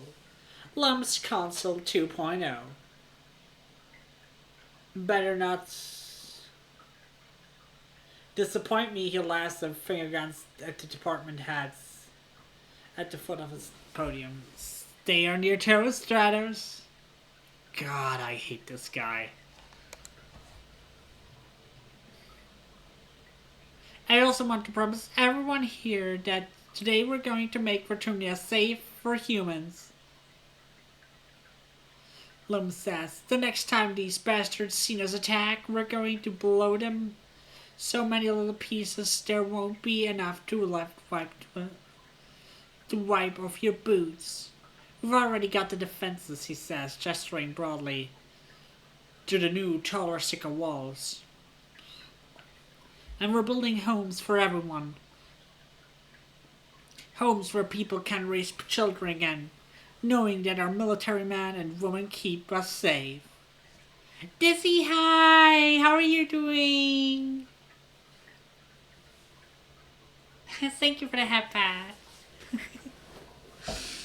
Yeah, I'll hydrate.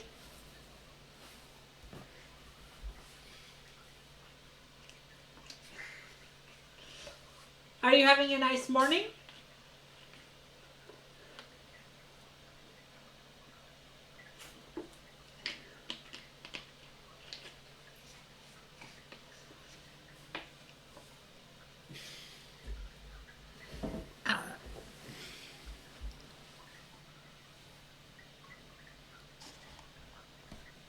Got around to the Spiderling school, like, grew up for listening.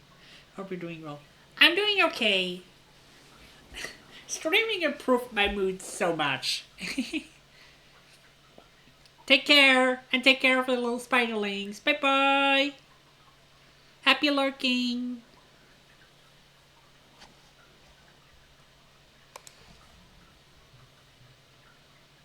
Big cheers from both sides this time. Some of the colonists around you have tears in their eyes, especially those who lost families in their last attack. Lum goes on for a while, lionizing the Helios military strength and casting subtle digs at your failed colony experiment. And finally, the crowd disperses to set up the square for the afternoon festivities. Some traditional, some new.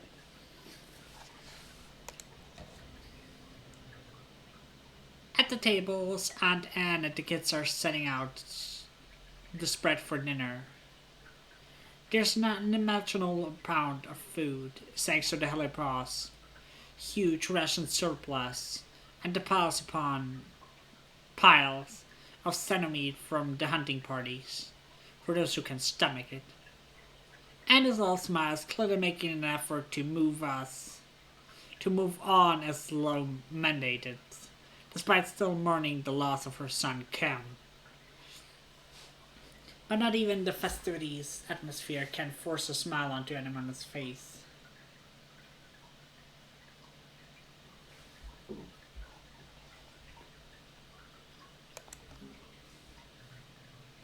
Anyone in Oz? We should have skipped Virtunalia this year, she says quietly. We can't celebrate being alive when people died.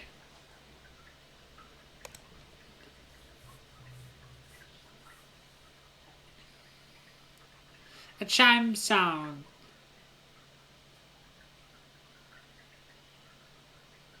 A chime sounds to announce the square is set up for the annual competitions. What do you choose this year? Let's go trivia.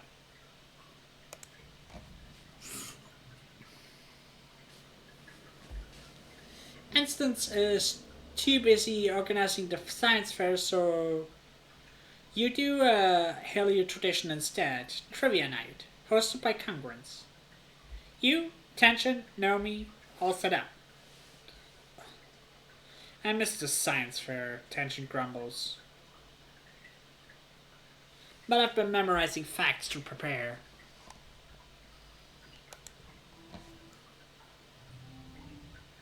We should be doing pretty good.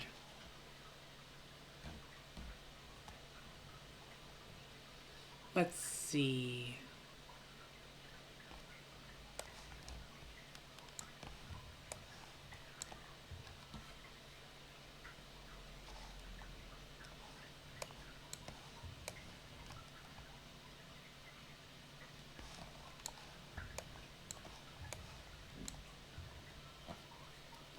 Okay, that's pretty good start.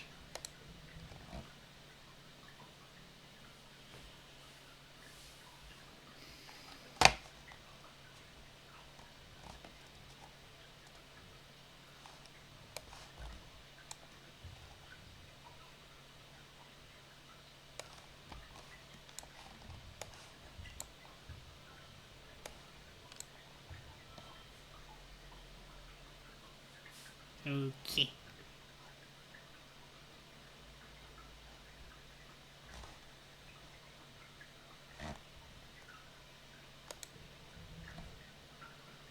Okay, final round.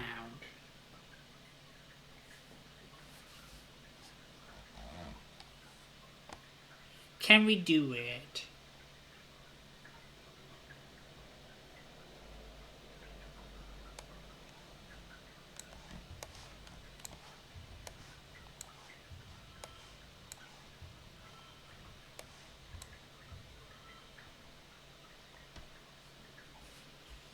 And push through.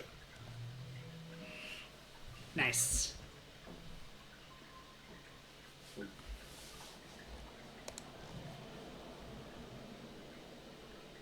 You get most of the questions right. All the studying and watching holovids definitely paid off. Naomi shrugs off the loss. Tank tries to, but you can tell she's actually kind of ticked off she didn't win. Nice. Game popular. Hell yeah. After festivities, the mood, the colony is a little lighter. A lot lighter. You see people smiling easier and often see a mixed group of Helios and Stress socializing together. It feels like the first time people have actually let themselves relax.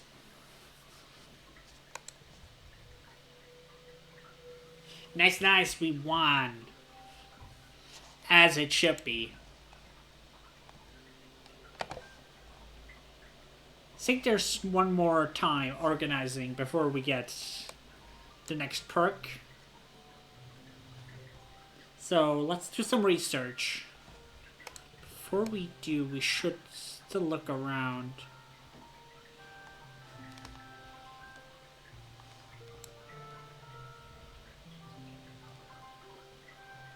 I'm coming for another hack! Rex meets your hack with just as much enthusiasm as before, lifting you off your feet. Ah, he's lovely.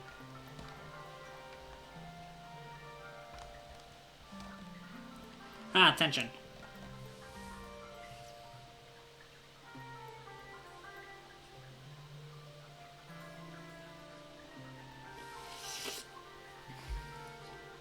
You'll find Tang puzzling over a holoscreen, making notes on her eye, frowning over them. As you approach, she gestures to wipe the holoscreen clean and starts again. Ugh. She sighs, taking a break to rub off her temples. Okay, Tang, come on, think. You come up beside her and she startles. Oh, Solana, hello. I'm running simulations on genetic diversity over the next few generations. You're welcome to see. It will affect all of us, most likely.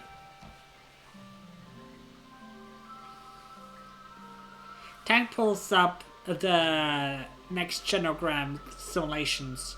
A family encompassing all the people in the commonly, their family relationship and genetic conditions. She scrutinizes with a frown. We have an unusual high amount of error rate disease, no matter how you slice it. She mutters, luck of the draw? We've lost quite a bit more genetic diversity than the original genetics of the Tumna project anticipated. And that's not even counting those unwilling to or unable to reproduce. She crosses her arms. It's possible to steer the ship out of it, so to speak, but it will take purposeful breeding choices for the next 5 to 6 generations. Oh wow! Let's breed some humans, shall we?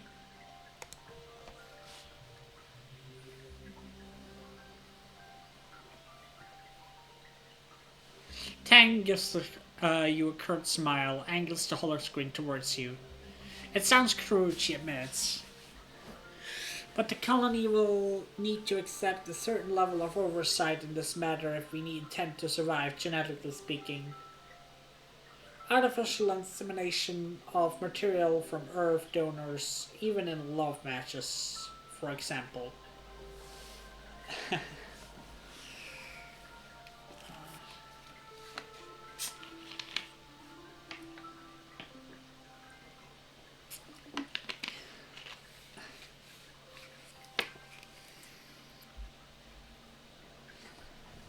Let's see.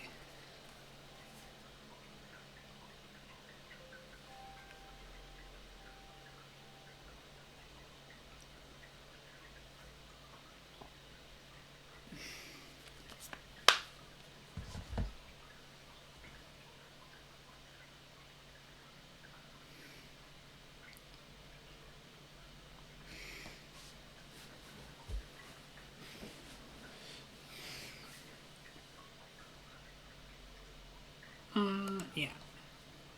You stare at the genogram until your eyes cross and shake your head. Tang laughs. It's terrifyingly complex, isn't it? She says. Imagine this process happens all the time naturally. Why, any sweeting beast can squirt the child into the dirt. It's all just protein and luck, and the end result is this. She waves her hand at the massive charge. It's beautiful in a way. On a long enough timescale, we can predict the genetic drift of a species. In the face of that, what do family bonds matter? Tang laughs bitterly. It's not as if sharing cheers with someone guarantees you'll be a strong family bond. Does anyone really like their parents? I do.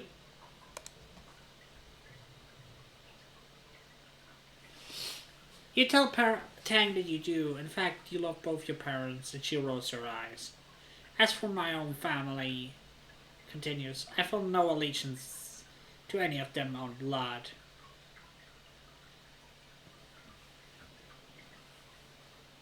If I had no family at all, that would be acceptable. What about this? Oops. What about this? Ugh, Tang says. I'm ashamed we're even related.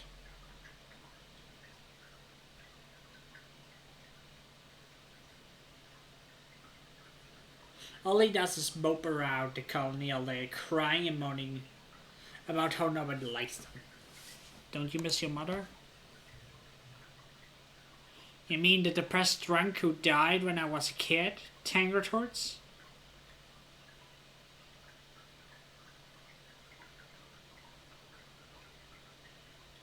No, not at all. If it wasn't for Chief Stewart Tan, I probably wouldn't even be still alive.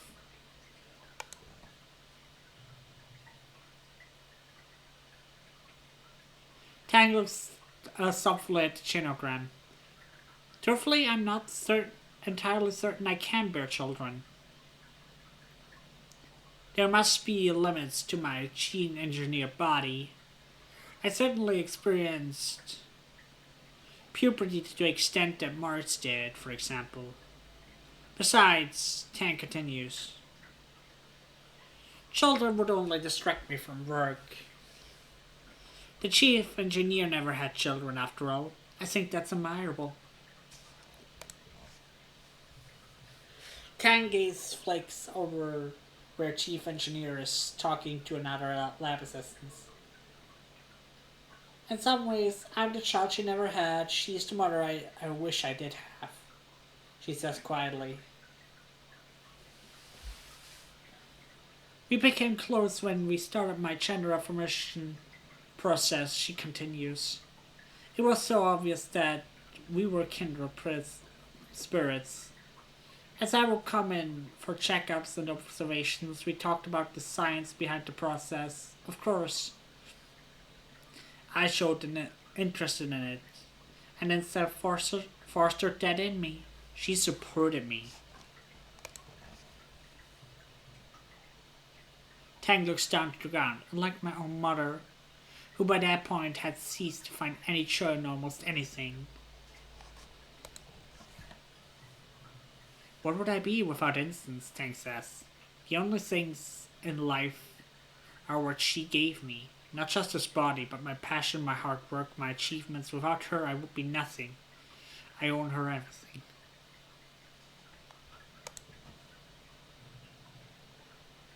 You don't understand, Solana, Tang replies. I'm not burdened by the step to instance. I love what she helped me to become. I'm grateful. Now if you excuse me,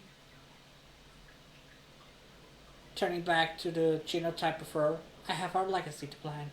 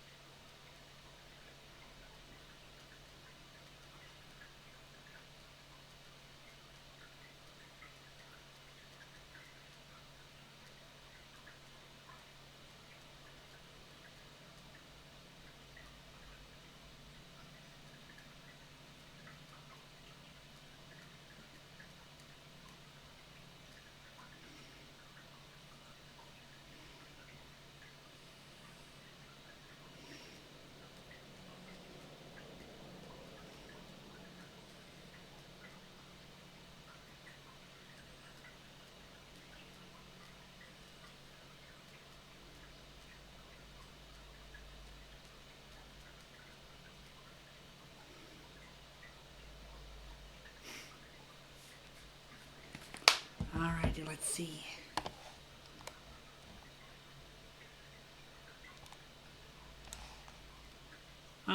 Kudos are doubled. That's good, that's good, that's good. They look so cool. Why didn't we act more like these guys in the first place? I don't know if military force is just the answer. Though it can help. So what do you do for fun here, Ray says. Around. It looks a little backward, isn't it? I poke a little colony on the ass of the wormhole.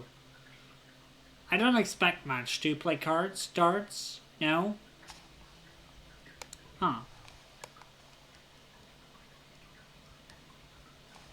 Yeah, with double money, this will be lucrative.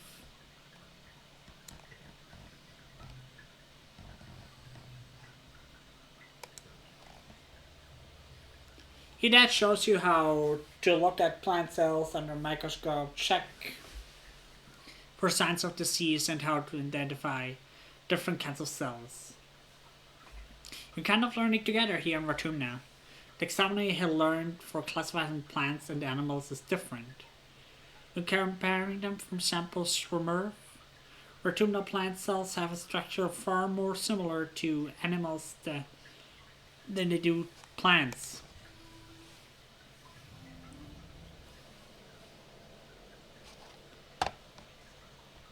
Let's see. We can use a collectible. Not that any collectible we have is going to help us.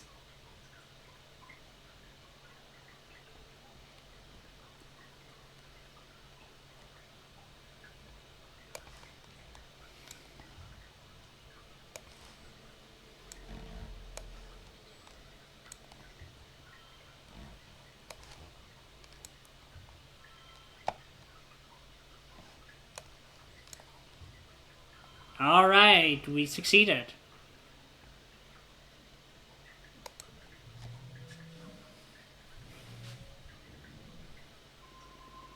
And with it, we get organizing. We get an organizing perk. That's nice.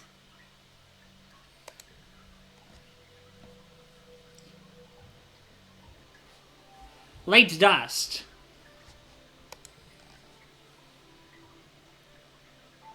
Draw an extra card at the start of a challenge. Effect stacked. That's nice. That's nice. That's super nice.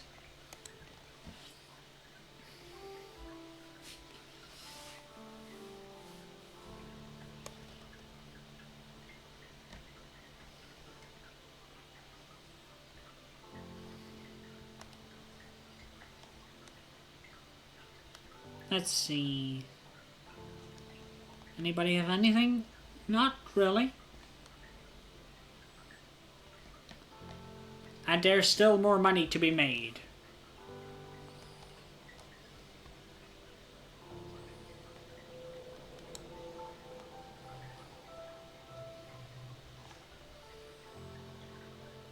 Let's do some research. You're grateful for congruence simulations. You don't have time to do a clinical trial on every possible edible plant and accidentally slow poisoning the colony by clearing something for consumption when it actually increases the risk of cancer or heart disease in real concern. Because of our processing power is so immense, congruence simulations allow you to do clinical trials on a fake population. You know, if something going to end up toxic after 10, 20, and 50 years of regular consumption without congruence, you'd just be showing plants in your mouths and hoping for the best. True, true.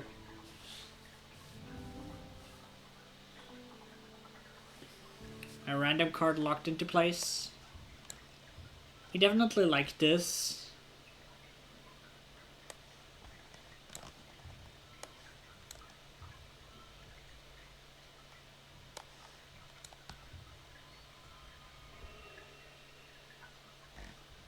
And we win.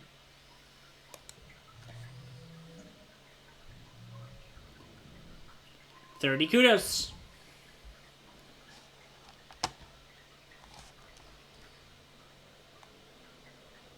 We definitely want to max out organizing.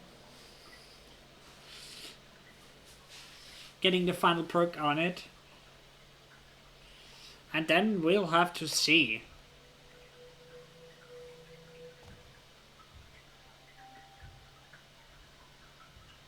Early wet. Now we have that to talk to, but we're gonna buy something from the store real quick.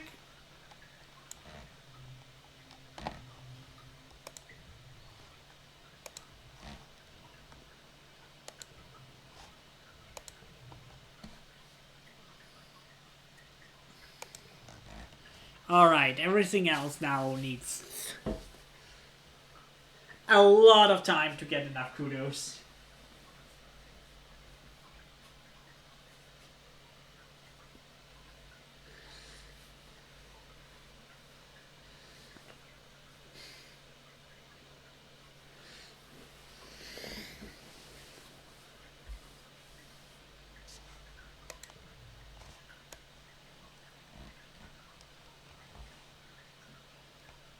Let's talk to Dad. You catch your parents muttering about the new governor and people from Helios. Your mom seems to be upset. The word fascist catches your ear.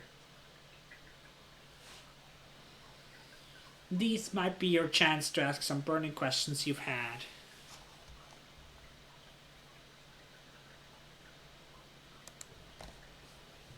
Your dad looks startled and tries to muster a friendly smile. Oh, you ever heard us, kiddo? Your mom gives him a warning side-eye glance. Listen, Solana, he hesitates. Looks around nervously as if afraid of being watched. You're just going to have to trust the adults on this one. There are still things you're still too young to understand. I'm not too young. Your mom stiffens. Dad motions her to calm down. I thought the same thing myself once, he says gravely. I was wrong. The Helios came here just like us, looking for a better life, he tells you. Some of them had other reasons too. Now they're here. We have to learn to work together. When your mom and I were young on Earth, we learned a lot of hard lessons. He gives a grim smile. We learned a lot of hard lessons.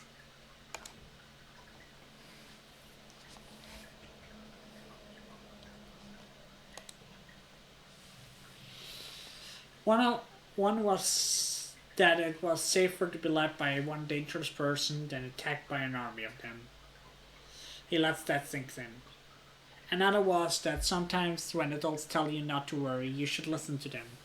Go on, enjoy your youth. He gestures towards the helipads. Go get to know some of the new kids. I'm sure you'll find that they're a lot like you.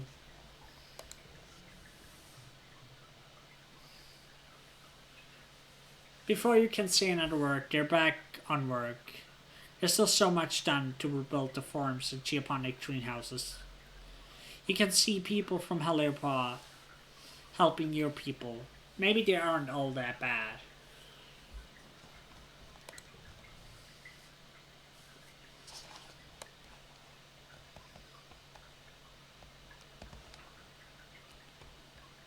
Alrighty.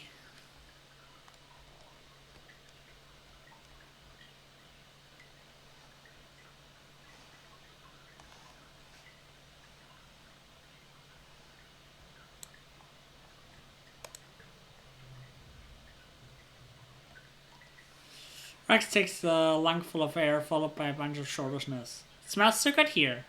Well, okay, not good, but it's interesting for someone with a good sense of smell like me. How's it going? Ah, yeah! Rex exclaims, wrapping you in a strong bear hug. He even lifts you off the ground a little. It's a good hug. The kind that makes you instantly just a little more relaxed.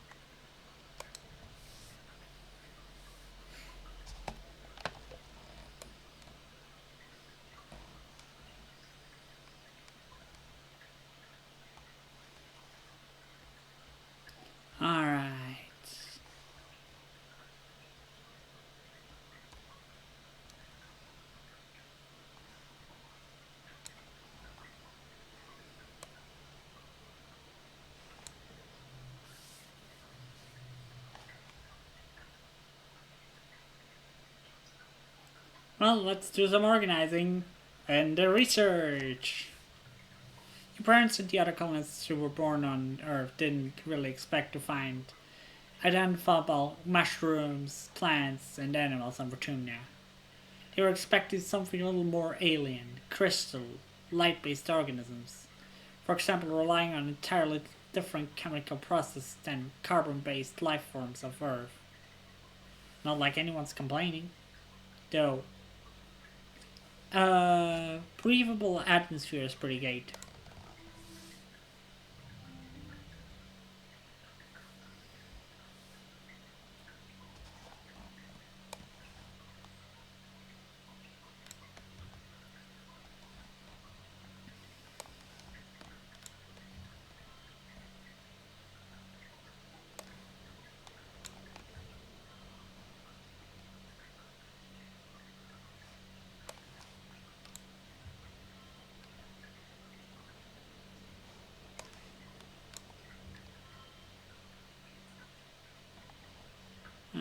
Not great, not great.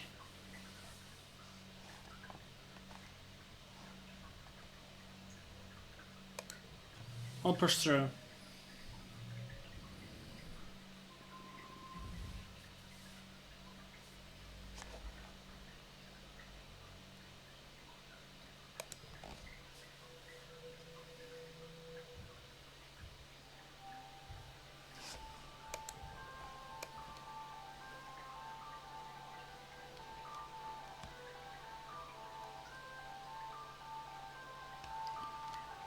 I like the music of this game, and it's also very pretty.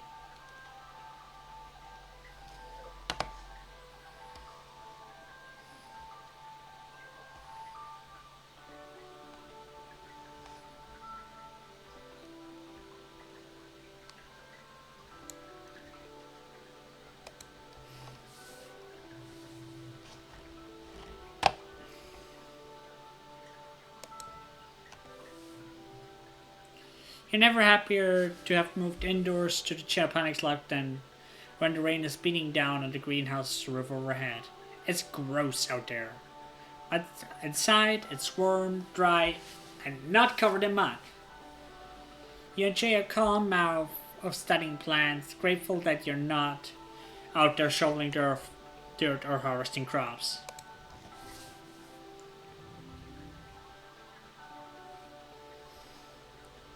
Oof, that's a pretty big. Oof.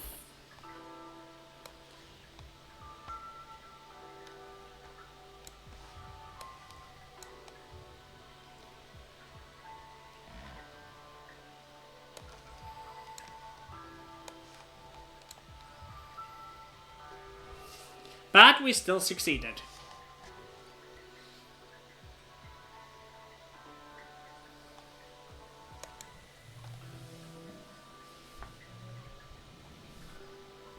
Yeah, our money boost is over.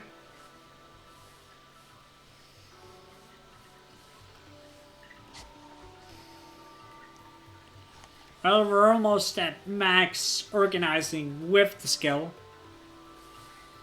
Though without the skill, we still need more.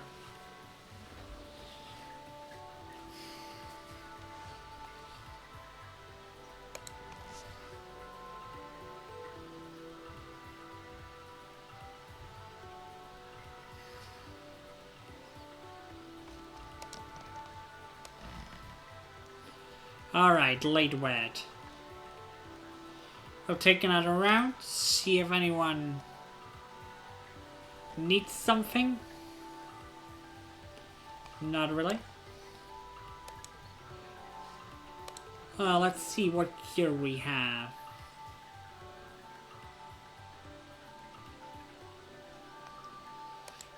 Probably we can have something better here.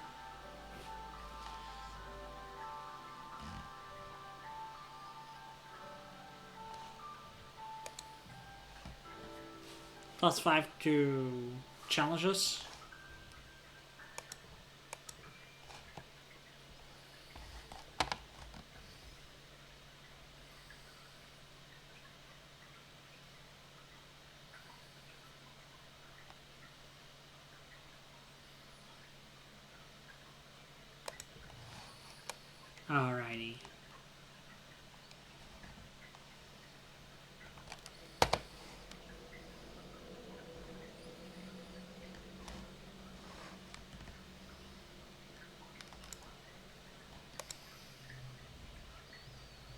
Uh, yeah, nothing new.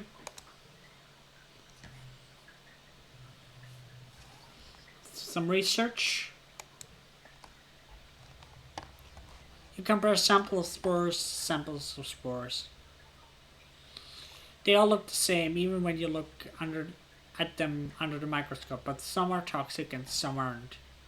It takes a lot of sensitive chemical analysis to determine if something is safe enough to eat.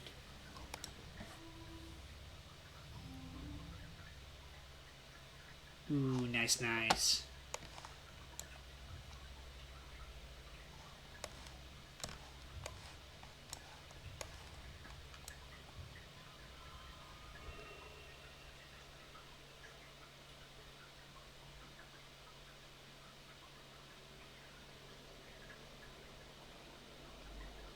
Ooh,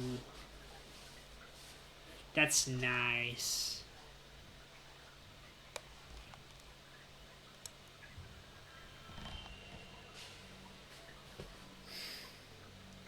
Oh, we actually hit the super goal.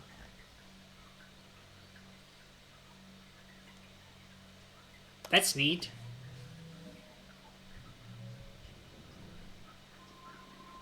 Plus 6 organizing. That's good. That's good. That's good. 15 kudos.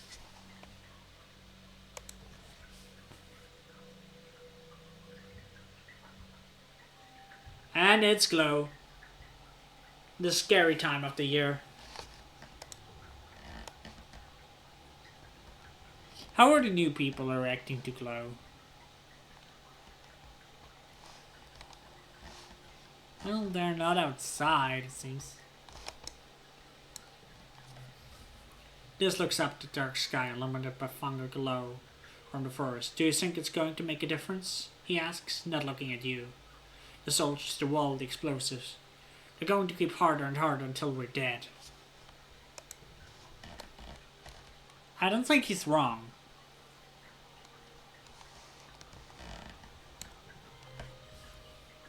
He frowns. If you always knew the attacks were coming during glow, why weren't you Stratos better prepared? It's just common sense.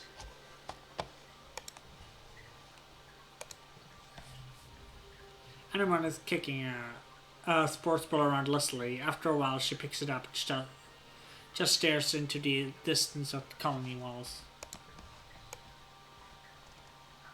Yeah.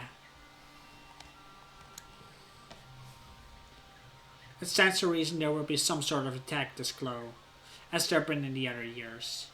Tang looking out towards the wall. It's my hypothesis that each attack will grow in intensity until we are routed from the planet or become a dominant species. If how difficult this year was on our food supplies, we're certainly entering this season with a disadvantage. True, true.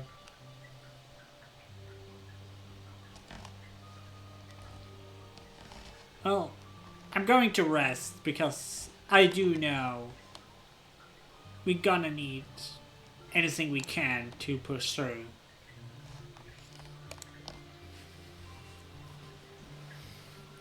The view of the wall during glow is absolutely breathtaking. The wormhole seems to smoother the sky, like swirling jewel, toned bowl pressing down gloom. Everything is in the wilderness lit up, seems to breathe in and out with the planet. Like one living creature made of stars, it's beautiful. You could almost forget how dangerous it is.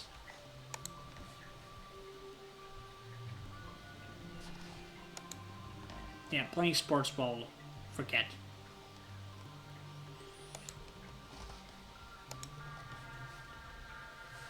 You're relaxing in your quarters with your dad when you hear the colony sirens. The enemy is here. Your dad looks up from his novels. Seems early this year. We should head to the shelter in the lounge. Okay, we do not have enough bravery. So we go to the lounge. The mood in the lounge is anxious, even though the colony defenses are much better this year. Over hushed conversations, you can hear younger children cry inconsolably. You look at your friends in the crowd. Marts and Tangent are here, quietly reading something on Tang's holopalm. Cal is trying to entertain some kids with his juggling tricks. Few civilian kids of Helios are here too, including Rex and Nomi. Vase and Anemone are absent, probably serving guard duty. You settle in to pass the time.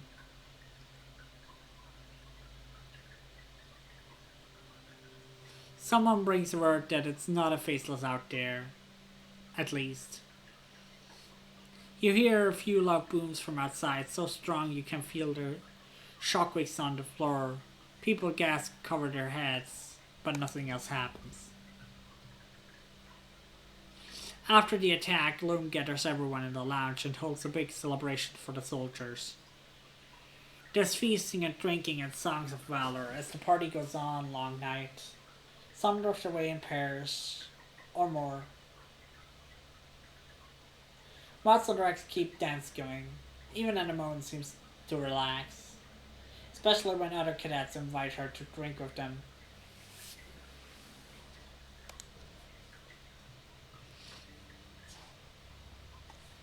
Tonight, everyone seems convinced that this victory means the colony will be safe forever. Maybe it will be. You sure want to believe it too. Well,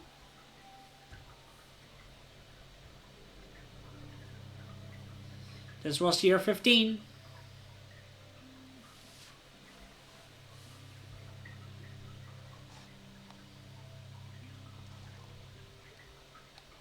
Four more years.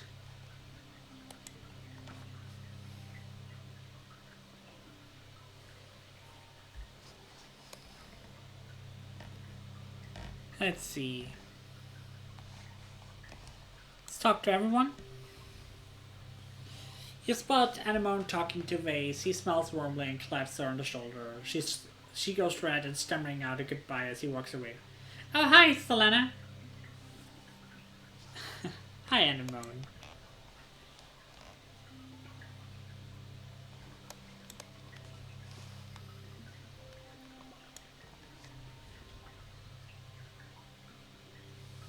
Tang is deep in conversation with someone from the Helios, making notes on her holopad. The soldier leaves and Tang turns to you, acknowledges you with a small smile. Perhaps I was too quick to judge the soldiers, he says. In the past, great scientific advances have been made in service to the military. Ultrasounds, the microwave oven, blood transfusions, even the internet, which was a precursor to the holopalm connectivity. She tests her fingers on her chin. There may be a way to work in tandem for the good of humanity.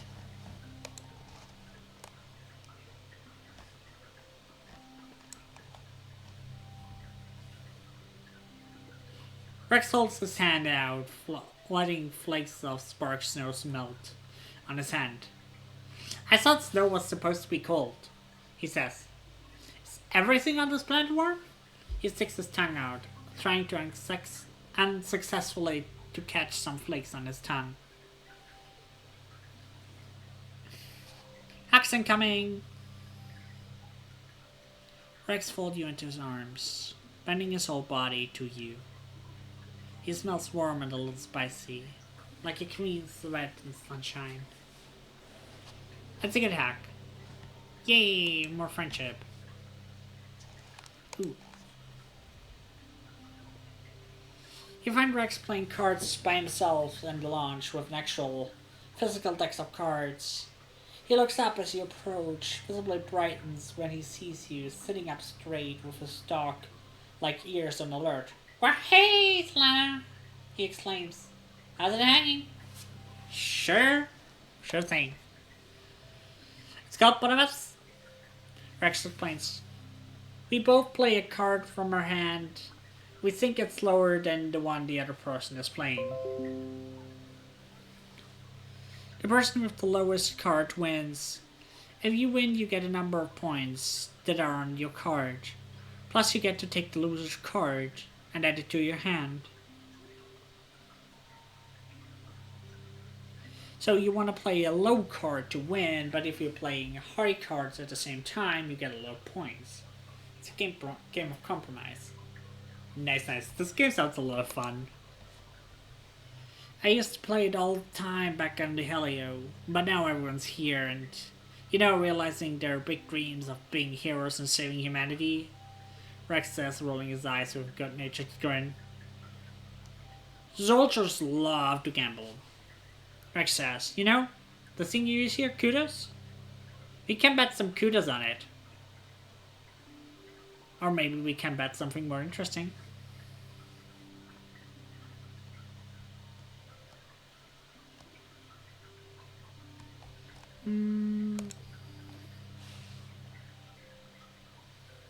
Well, Rex says, his smile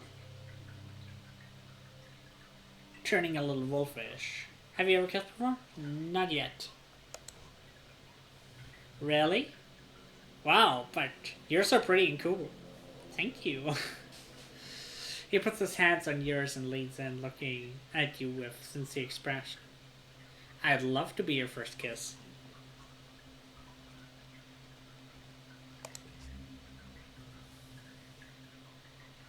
Rex puts out his hand to shake it. Deal, he laughs. The anticipation is the best part. Neat.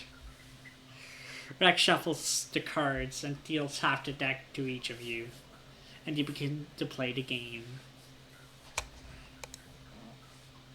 The best thing about this game is that it's not very hard to play, Rex says, scoping up his winning cards. It's all about how well you know the other person, and well, we don't know each other very well, so what do you want to know about me? What do you like to do for fun? Talk to people mostly, Rex says, puts down a low card to win the hand. I like to see what everyone's doing. Help them with stuff I can. I just really like being around other people. I like doing whatever they're doing. I can feel that. Oh, and cuddling, of course. I love cuddling. And running. Chasing stuff? He's such a doggo. He's such a good doggo. He rubs the soft inner part of his ear and smiles sheepishly.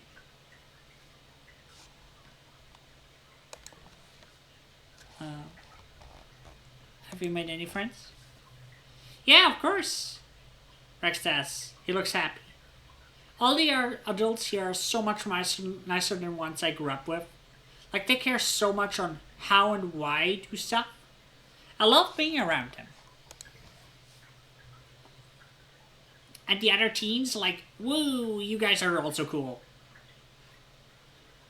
Amon and Tang are so passionate. Kel's a solid sweetheart and marches like a galactic level hottie. God, I love this guy. Wow. He trails off, lost in sauce. And this guy seems interesting too. Rex blinks at you. Oh wow, big question. I don't know. I think if I stayed on the Helios, I probably would have ended up becoming a soldier like everyone else, but plan side? Rex smiles to himself and puts down a high card. I could do anything. I've always liked making things with my hands. And I like making other people happy. Maybe I can do something with that.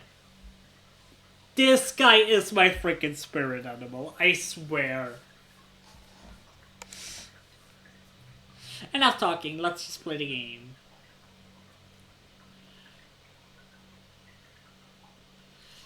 You play out the rest of the cards, staying fairly even in points until Rex is left with only one card and you have two.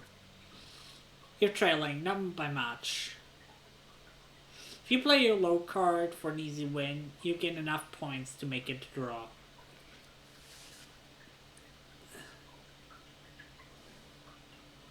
If you gamble on a slightly higher card in your hand, you might lose entirely, but you could win. No risk, no fun.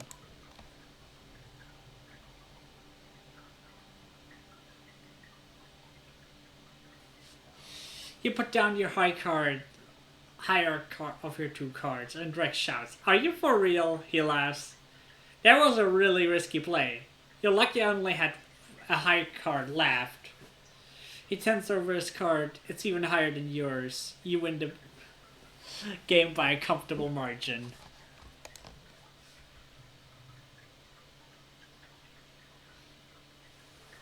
Rex tightens up the cards, biting his lips, one little fang as he darts to you with a coy look. Wanna cash in that bet? Yes, please. Give me that kissy. Rex giggles and leans in, cupping your cheeks and placing softful kiss on your lips. It doesn't last long, but you can tell he's a great kisser. He smiles warmly as you pull away. Thanks for playing with Solana, he murmurs. Maybe we could do it sometime? Again sometime. Heck yeah.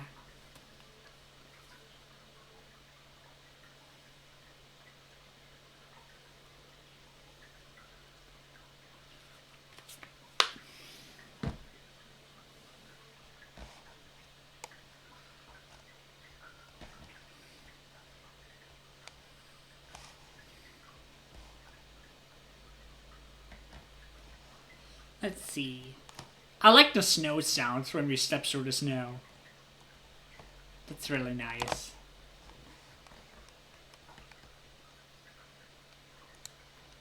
But yeah, bravery is something we kind of want. Oh, a mushroom lock. We also want that.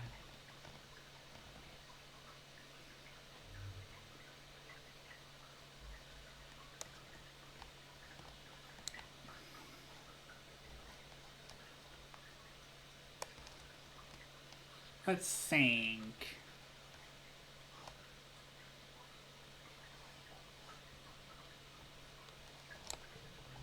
What do we have here?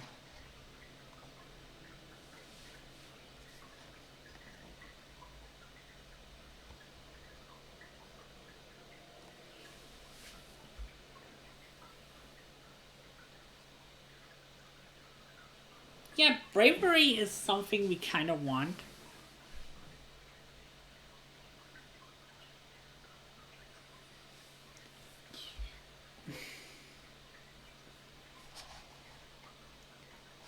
At least a little bit more. Or we max out organizing. Which honestly, I kind of am in favor of.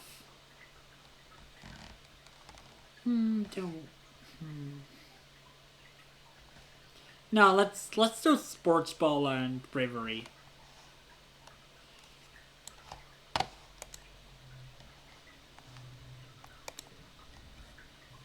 Security chief interrupts your afternoon training to address the group. Anemone perks up. This seems important. Since the original colony was destroyed, Red begins. We need every skilled security officer we can find to defend our home, and now with Governor Loom's blessing, age is no longer a requirement. We are looking for young recruits to join the ranks of the defense squad. It's a serious job. You'll be soldiers, not little kids learning self-defense or peering down from the safety of the walls. You'll be in danger. You need to be brave and know your way around a weapon. Step forward if you think what it takes. Well, we're doing it.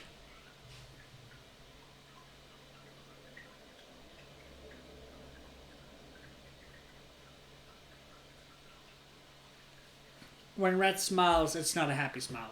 Do you have what it takes?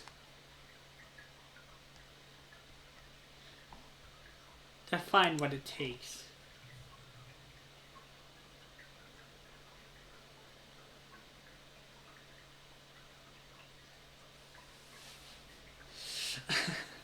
Red shakes his head. You're a greenhorn, kiddo. No shame in it, but I won't enlist someone who can't handle himself in a fight.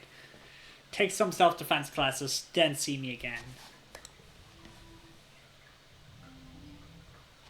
Well...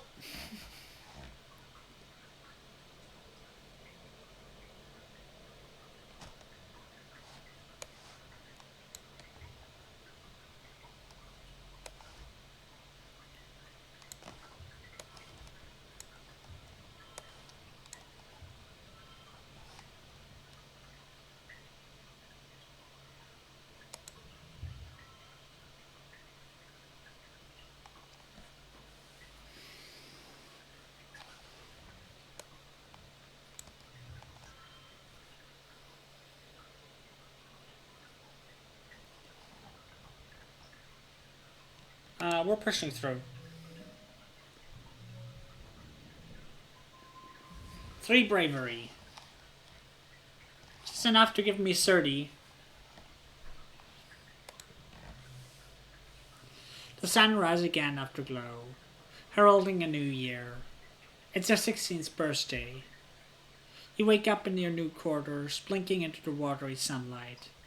Dust motes float through the air. You take a moment to enjoy the perfection of your bed while you listen to the sounds of the colony waking up outside.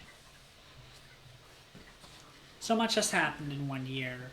Just a few short months ago, you thought your life was over. Now it's better than ever. There's plenty of food and the colony is safe. You even have your own bedroom. You consider snoozing until your parents wake up when your reverie is interrupted by blinking home message. It's a message from Tang.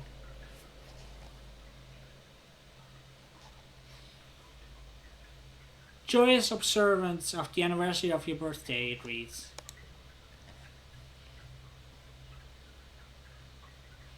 Another one comes in. That means happy birthday, of course. And then, in case you didn't know. Wow, it's 3 messages in a row from Tangent. That's pretty gushy from her. Nice. Your parents wake up shortly after that. You order up your traditional birthday cake feast. Your dad gives you a big squeezy hug and tells you he's proud of you.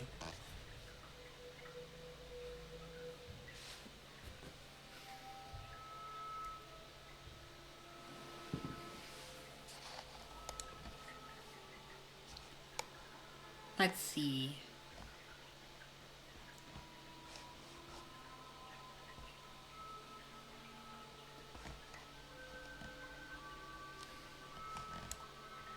Nummy. What do we need for her? Creativity. Rex and Nomi are curled up together, his head in their lap as they watch something on Nomi's holopalm. Nomi pauses the show and Rex grumbles sheepishly. He must have almost dozed off. Hi! Nomi says, scratching behind Rex's ears. Do you want to watch Turbo Girl Hyperjet Transform with us? We're almost ready to start the OFAS. God, I want to be friends with you, girl.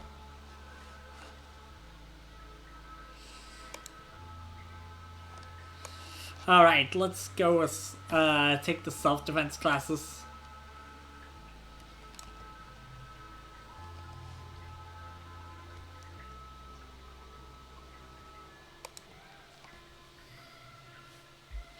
There's so many people training self-defense today that you have to break out in stations. What do you want to work on today?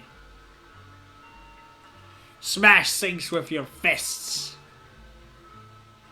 You're a simple woman with simple pleasures. You want to get absolutely shredded. Luckily there are a ton of things to smash: board breaks, training dummies, weapon racks. Weapon racks? Whoops. Red is not too pleased with you, but hanging the weapons back up does count as doing reps. Da, da, da, da.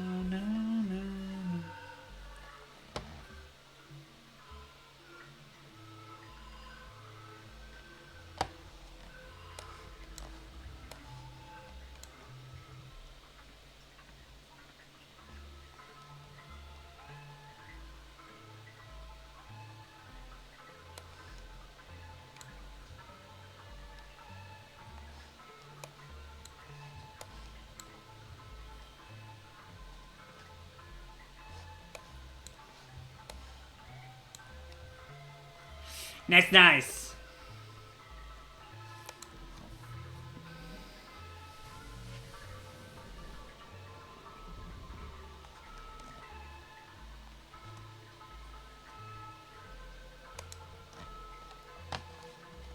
How much do we... I think we needed 30.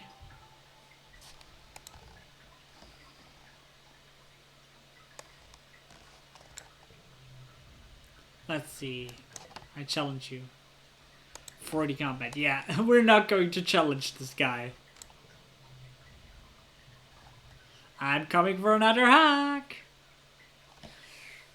Reg is perched on a fence, his lunch forgotten in his lap as he hollers compliments as people passing by. That color looks great, and he yells to someone. Have you been working out? He yells to another. God, I love this guy. I love this guy so much. He's such a sweetheart.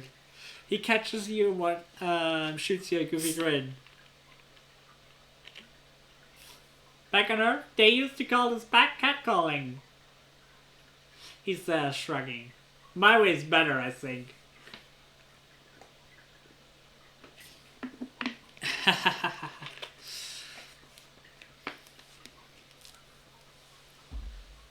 I'm coming for another hug.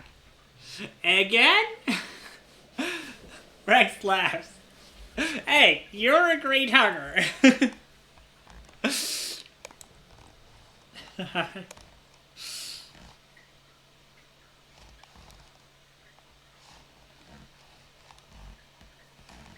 But yeah, let's get some more self-defense classes.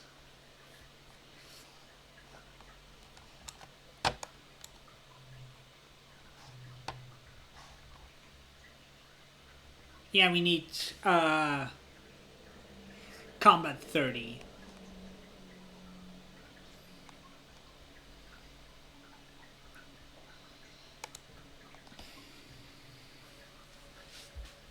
You work on your flips, throws in self-defense class. How to use someone else's momentum against them. Most of the people you're practicing are adults, so it's a little intimidating at first, but soon you realize that being smaller is actually an advantage. Use your advantages, Red says. Well, having a lower center of balance works in your favor.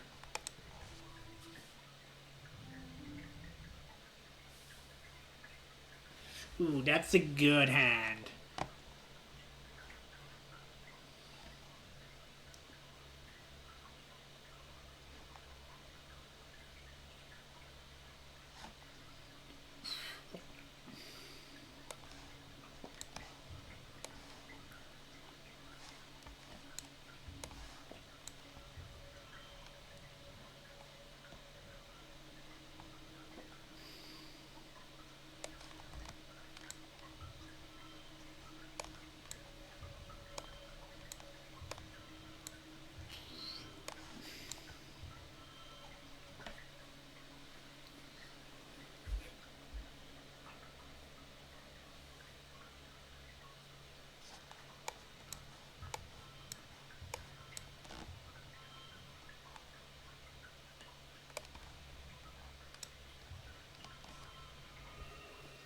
Nice.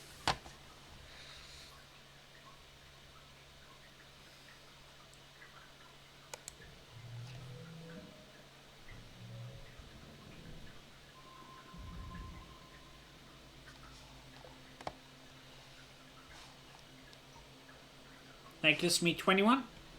3 more before we can apply.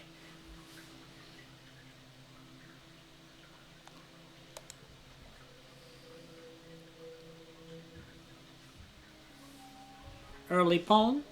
Nice, nice.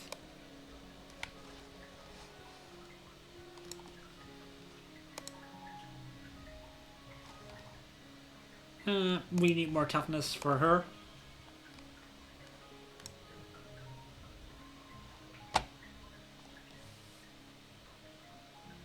Rex is playing a game where he throws the ball up in the air as high as he can and tries to catch it without using his hands. You narrowly miss him running right into you, and the ball bounces out. Shucks! Rex exclaims, twiddling his big furry ears. I was on a roll. Do you need something? Hacks! I need hugs. Yes, my man. Rex throws his arms wide. Coach, I'm open. He laughs, catching you as you throw yourself into his arms. She spins you around and growls into your neck, squeezing you tightly. It's a good hug. The one that makes you instantly more alive. He's such a lovely guy. I love him.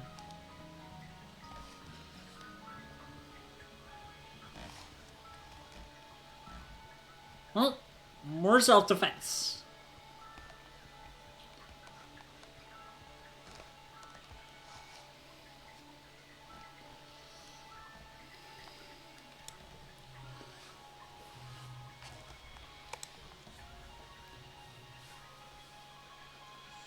I like Anemone, but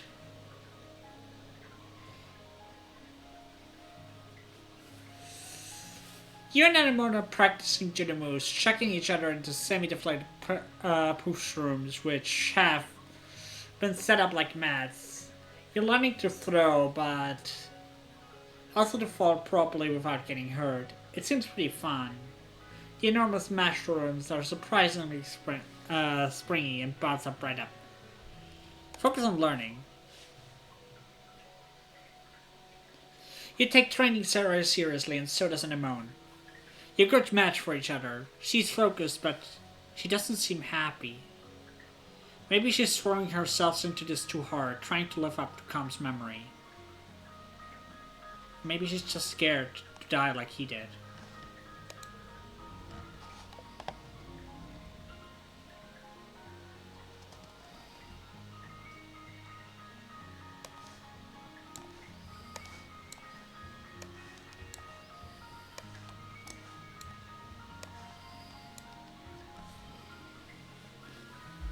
Alright.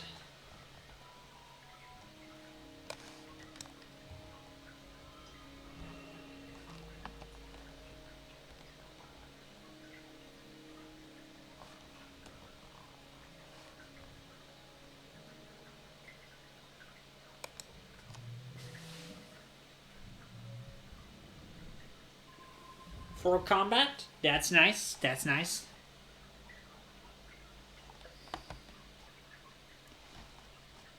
With that, we have 25. In best case, we get another chance like this and can apply next month. Otherwise, the month after.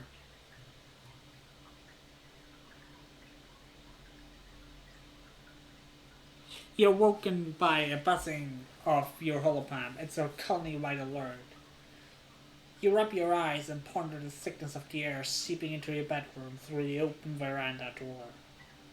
It's an ominous but beautiful sight. The seasonal pale pink haze has turned into deep fuchsia. The scintillating silver sparkles floating through it, the shimmer. Thankfully, you've all been inoculated against the shimmer because this looks like a bad year for airborne spawns. To be safe, you stay inside and seal your door and windows tightly. You spent the time playing holo games with your dad. After a couple days, the pollen fog passes without an incident. Ooh, this would have been bad if we didn't find the cure. Mid pollen.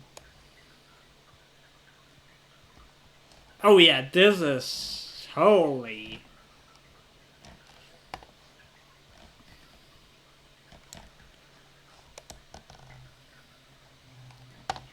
Defense training. Red organizes a physical fitness test complete with nano-printed patches you can put on your jacket for getting gold, silver, or red rank. It puts your run speed, grip test, and number of sit-ups, push-ups, pull-ups you can do. You do. Okay. Still in the middle of the road. Red isn't enthusiastic by performance, but he's disappointed either.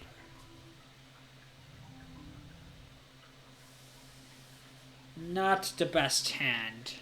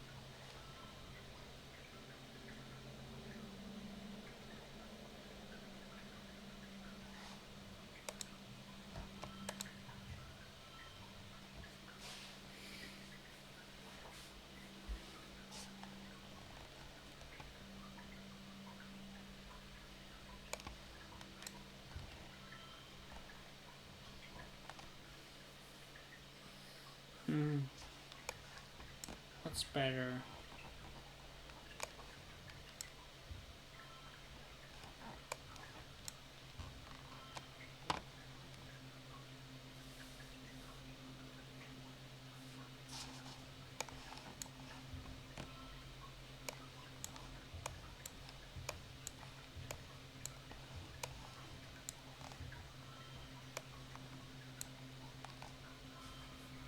Nice, we succeeded.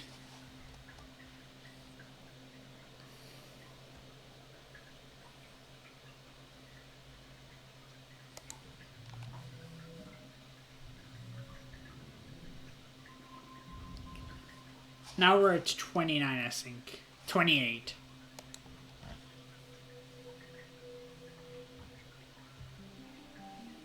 So after late pollen, we will be ready for combat.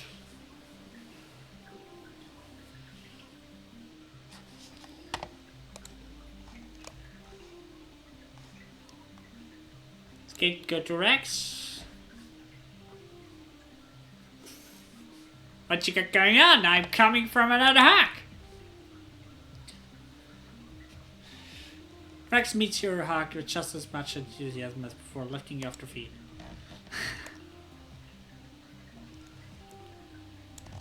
Oh yeah. We might actually want to take that break.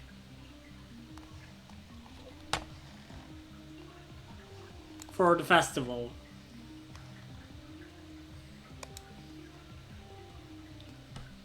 You sort of half-heartedly scouting by walking the walls when you come across what looks like a little memorial shrine tucked into an alcove. And in it are drawings and mementos of people who passed away, including Tammy. You're stuck again with senseless of her death, letting the grief wash over you as just as strong as the day she died. It's hard to believe you came this far through space only to lose a friend in such a sudden and pointless way. You leave the shrine as it is. Yeah, this was sad.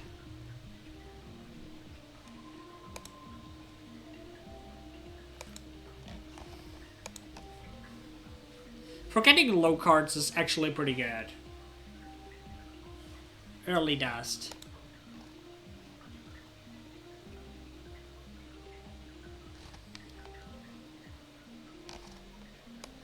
Alright.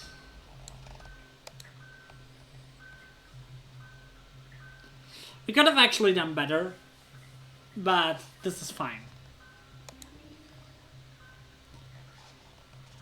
When he's here, he's almost always surrounded by his friends from the Helios. They're like hot-by kittens following him around. He loves the attention and loves showing off for them. For all he boasts and preens, he's actually a pretty good fighter. Guess it's not just all bluster.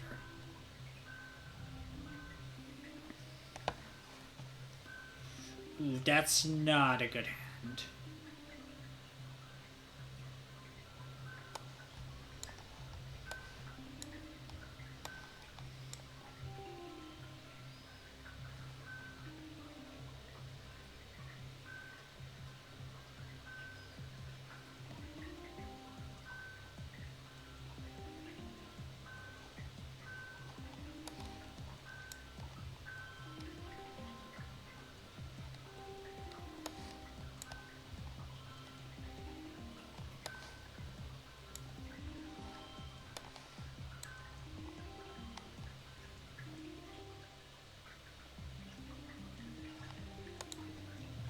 Well, it wasn't perfect, but it's fine. We now have to combat.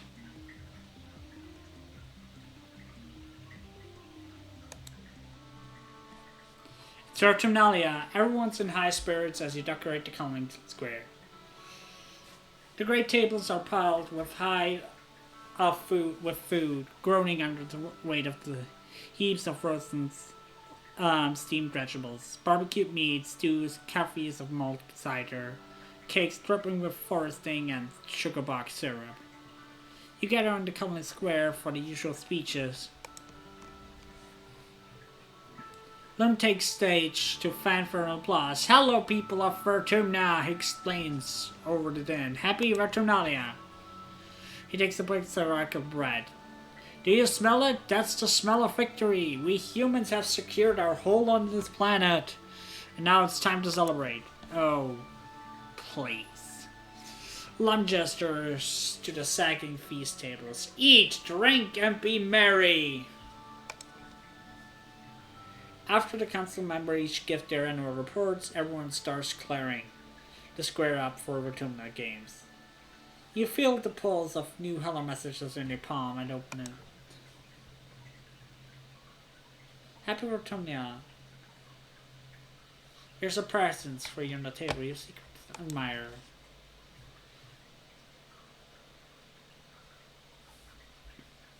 You rush over to the feast table and spot a wrapped present in and among the roasted vegetables. You have a secret admirer?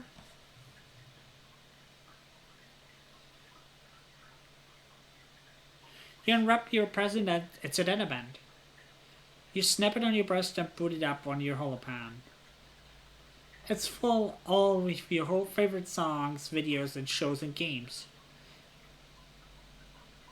A collection curated by someone who really must know you. Now you'll always have your media with you, even if the net goes down. Including your favorite episodes of Rise and Fall of Sanctuary Moon. Nice!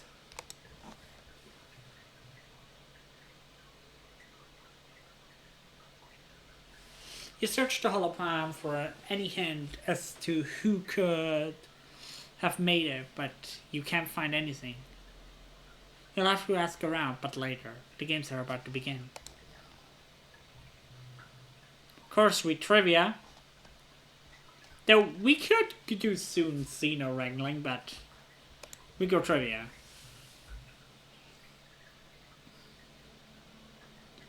We're not going to have any pop culture questions this year, yeah, right? Tension sucks. Her voice dripping with disdain. I don't see the point. Why aren't we celebrating real intelligence? Luckily, Nomi doesn't overhear this. Or if they do, they don't care. They're just happy to be there. Trivia time! Okay, that's not a bad card to be locked.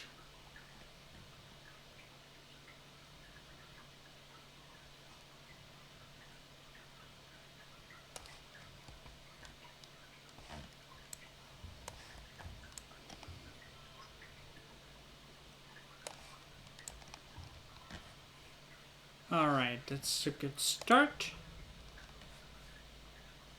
Okay, this stays locked. So...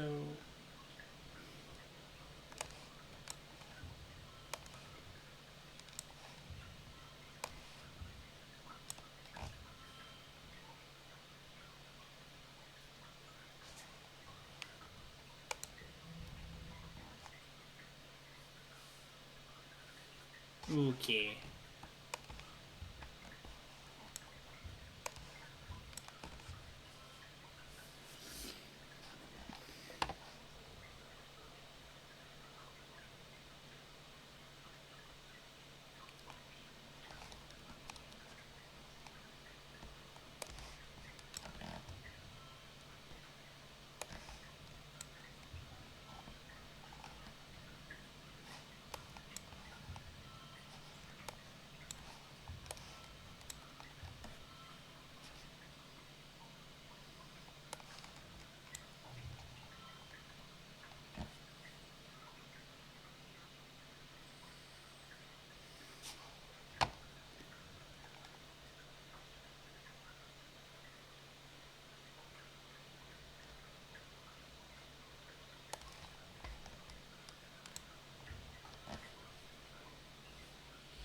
Okay.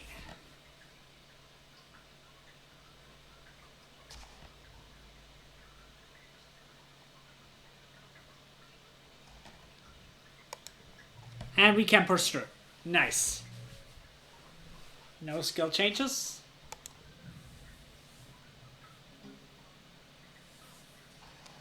And we improve our friendships. And gain another trivia champion.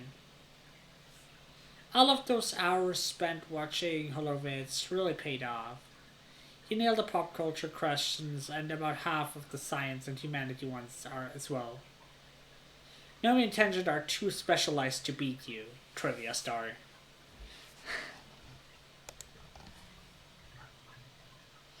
After the festivities, everyone descends on the feast. You heap your plate with more food than you could eat in 3 sittings. When all of the food is gone and the sunset has broken the heat of the day, people break out with their instruments. Everyone dances well into the night.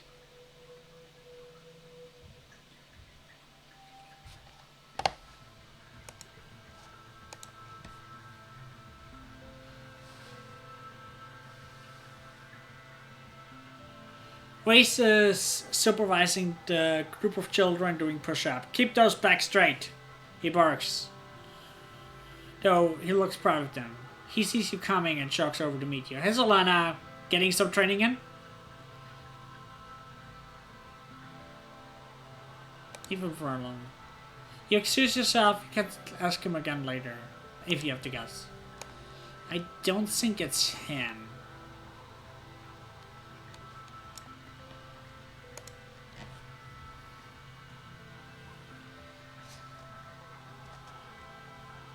Are you my secret admirer?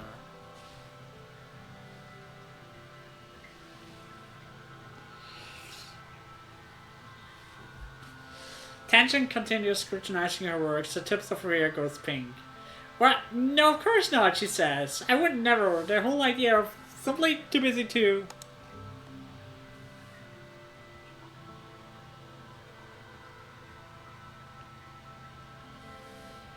Tang nods, finally meeting your eye. Good, she says.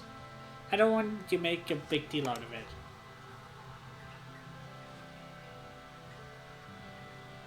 Aw, no. She didn't want to. You lean for a kiss, but Tension takes a step back. I have to get back to work. But yeah, I knew it was Tension.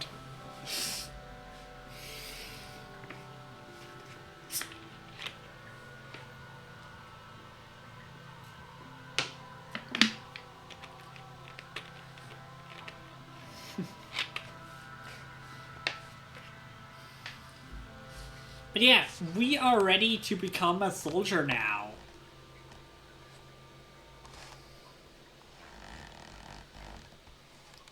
Hopefully trains our bravery and combat. Apply for guard duty. You report to Security Chief Red about guard duty with Defense Squad. Ah, you're back, Red says. He walks over to face you. Not many original colonists want to step up for defense duty, not like those Helios soldiers, he says.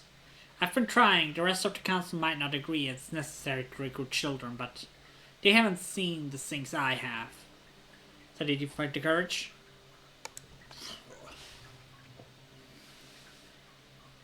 When Red smiles, it's not a happy smile, but do you have what it takes?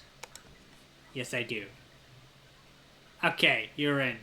See you at dawn, Rickard.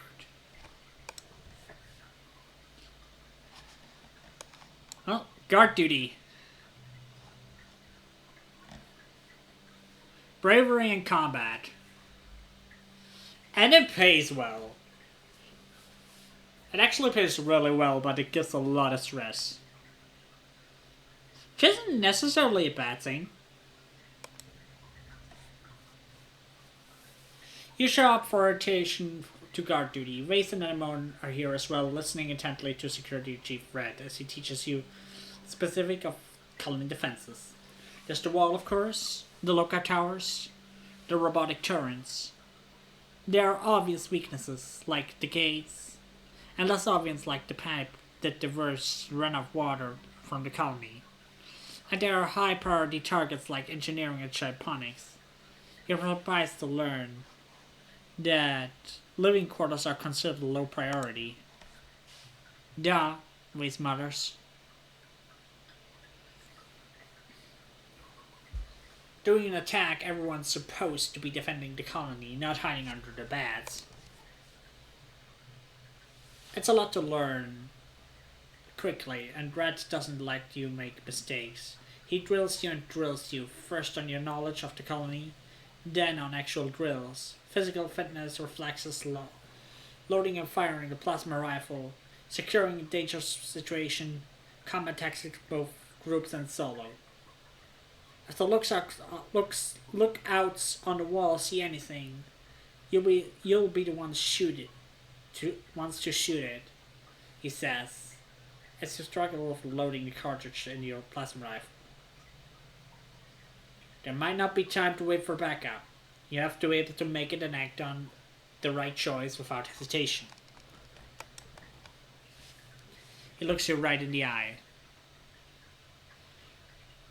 You're not only a guard while you're on duty, he says seriously. You're being charged with the defense of the colony itself. I expect you to be ready at all times to answer the call. Frustrated, you fumble the cartridge and it clatters to the ground. Red stops it under his foot. No slacking. Keep your mind and body sharp and ready for anything. Red leaves you to figure out how to reload your plasma rifle on your own. Waste is already finished, of course, and Amanda stops what she's doing to help you.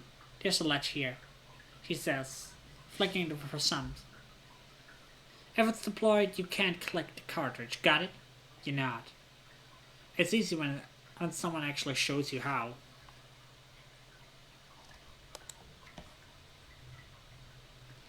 Waste gas. You deserve it.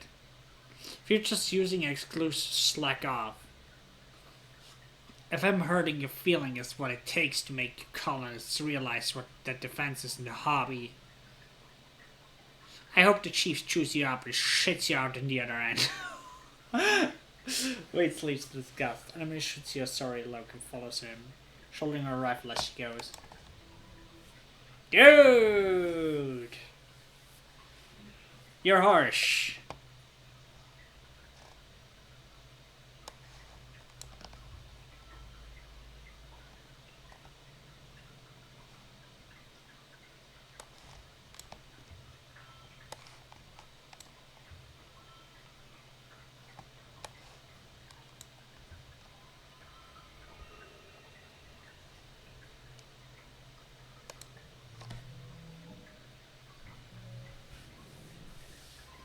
Nice. 36 kudos.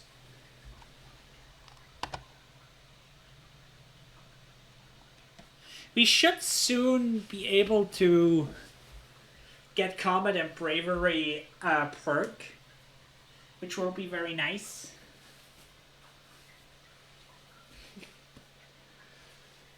But yeah.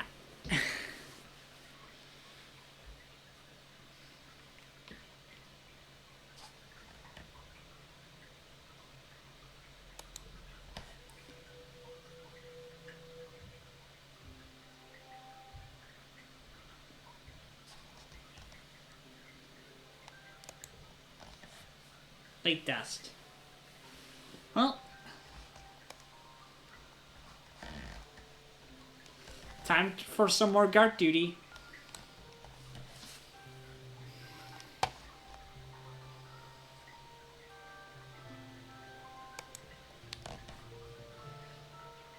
Anyone won't shut up about our race. He's so smart, he's so cool, he's so much more mature than all the other boys in the colony.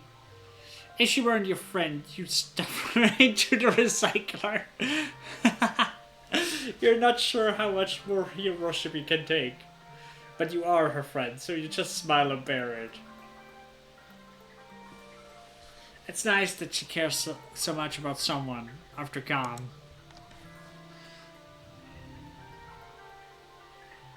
Alright.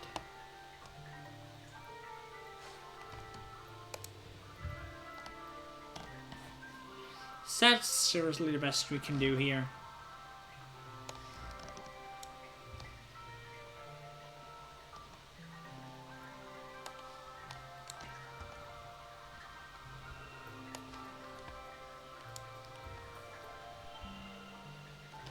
Now we can actually go super goal.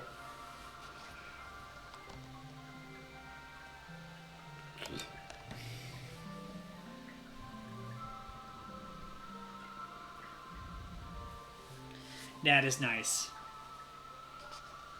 Of course, yes, this gives 20 stress. But it is well worth it.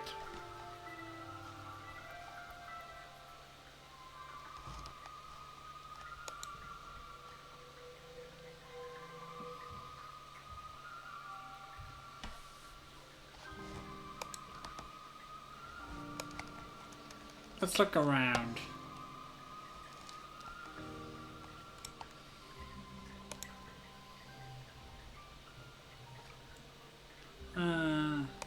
Yeah, we already had that.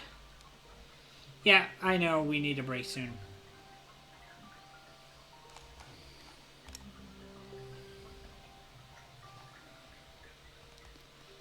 Action coming!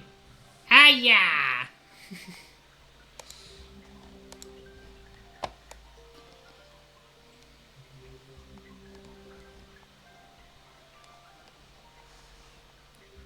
Well, time for guard duty.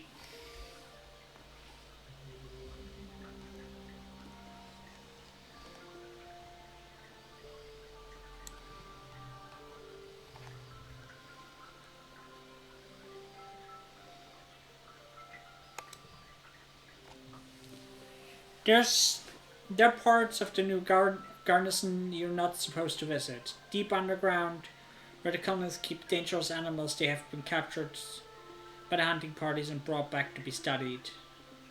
These aren't cheerful fields, where the newly domesticated bristlings and float cows live out their days in peaceful and luxury. It's a grim place filled with wild, furious creatures pacing in circles, lashing at the reinforced glass and shooting acid from their whatevers. You know this because Chief Security Red brought you here today. That's many secure doors, so he can show you what you're up against. You should assume that everything outside the colony is trying to kill you, he says gravely. Even if it doesn't look like it wants to sting or bite you, that doesn't mean it can't spray acid, release poisonous spore, liquefy your insides with sonic blasts, or release deadly neurotoxin. Lovely! Lovely, lovely. He points at you. If you don't know what it is, expect it's deadly. If you do know what it is, you should know how to kill it before it kills you. He teaches you about various xenofauna, their habitat, natural defenses, and weaknesses. Like always, he throws a lot of info at you, and just expects you to be able to remember it flawlessly right away. Yes, there will be a test, he says, when you ask. It'll be when you meet these monsters in the wild, and if you fail the test, you're dead. In fact, Red says, studying you honestly, you should be tested pop quiz. Which animal sacks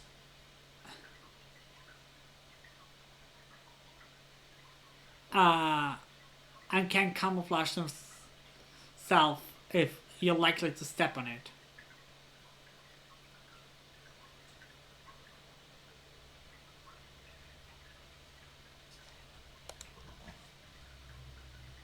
Correct, Red says, with a smile.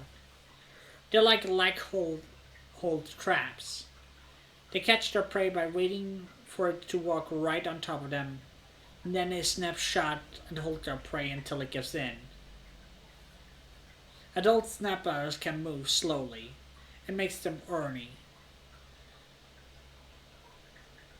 Hi, Yazan! Welcome, welcome. How are you doing? Thank you for the hat pad. The young ones are too small to hunt like this, but they have venom sacs. Not too dangerous to humans unless you fall into a whole nest of them. He raises his eyebrow. I don't suggest you do that. I'm doing good. I hope you get better soon. Get some tea or... Yeah, get some tea and just relax.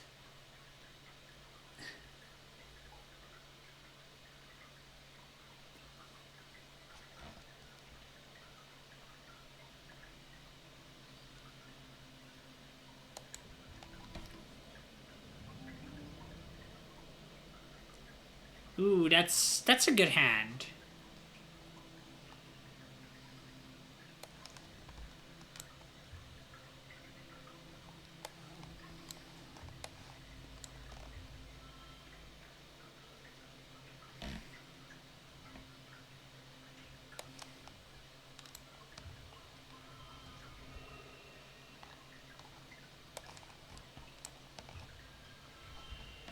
Nice, super goal. Glad to hear you're doing that. You will take a good rest.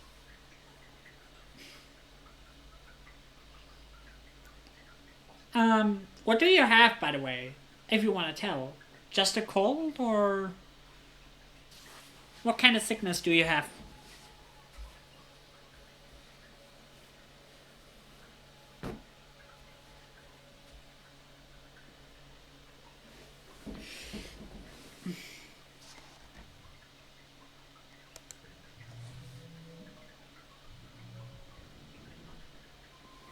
Nice, nice. We're almost about to get the combat perk. Just a fever. Ah, I see. Hope you get well soon.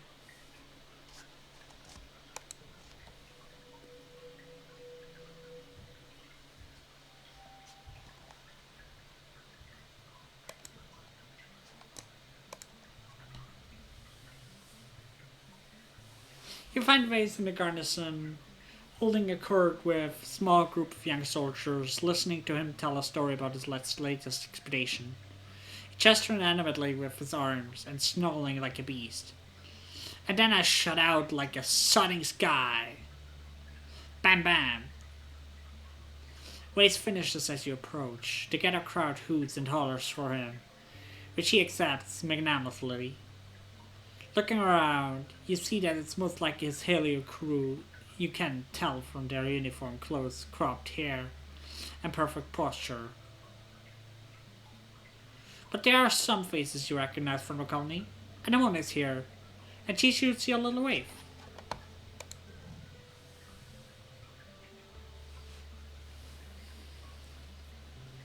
You loudly boast that Vay's story is nothing and walk right into the crowd of listeners. All eyes turn towards you, including Vase, who is regarding you with a curious mixture of annoyance and interest.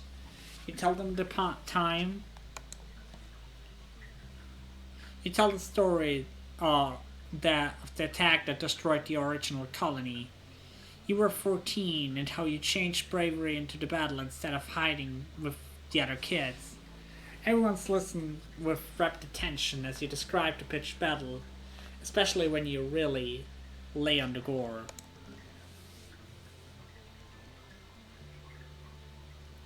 Damn, Vase says, clearly impressed. You must be the coolest person on this podunk planet.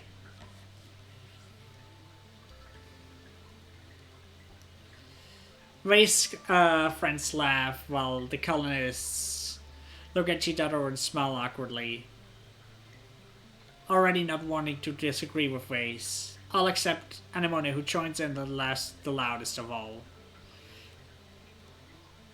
Vase kicks out another stool from his table. Well, hero, comes up beside the king.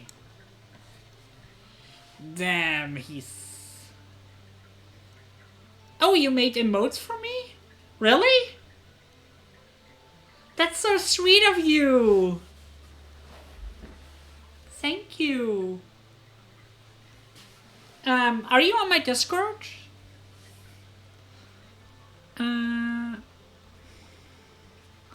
Give me more.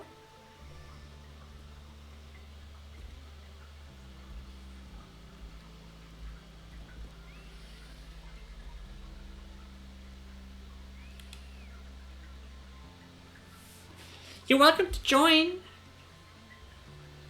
And again, thank you. It's so sweet of you that you do it. You do this for me.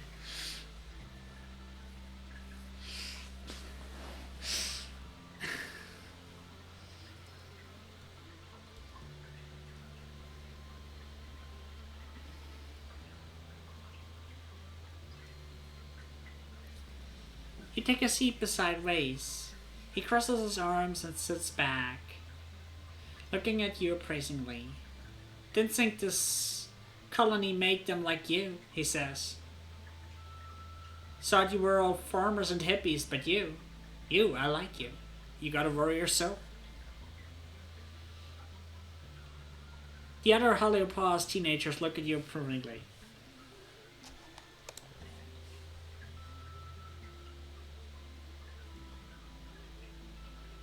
The only thing this colony is good for is sport.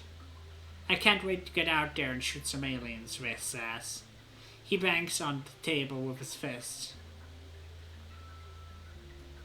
These nullshits aren't gonna know what hit him.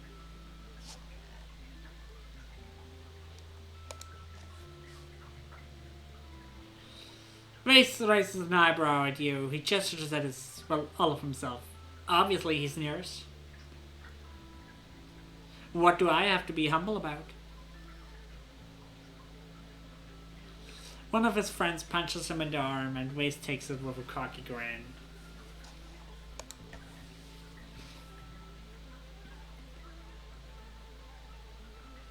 You and Waze talk a while longer. Well, mostly he talks while you and his friends listen. Eventually the little crowd breaks up as many people move on to their other duties.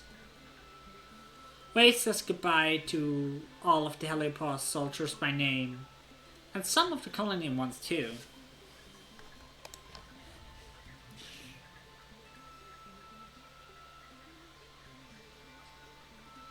Anemone lingers a little longer than the rest, catching Wade's eyes. He reaches out to her and they grasp forearms. It's pretty good to have you around, Anemone, he says. For a colony brat, you're pretty legit. Thanks. Anemone replies, eyes wide. You're pretty cool too. Anemone skittles away quickly after that. Her face is red. Eventually, it's just the two of you left. Ray stands up and puts his hands on his hips, surveying the garrison, his kingdom. All we did on the Helios was train for this exact moment, he says. We were literally made for this. We're the best of the best.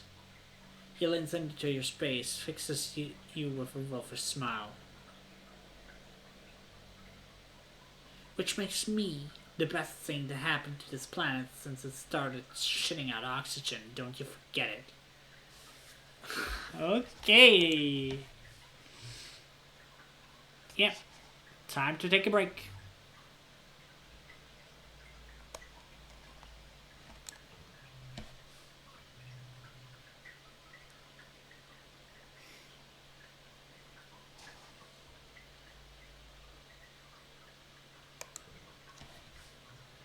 The view from the top of the towers is stunning. Almost every direction you see is untouched beauty of Vertumnus spill out before you. Well, except for they've cut down a bunch of mush trees where the expedition vehicles have churned up dirt and where the drainage system has made a big muddy puddle and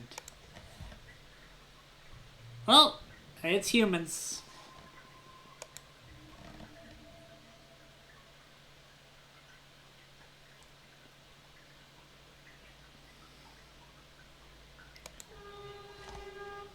Yeah. Forget the low cards. Laid wet.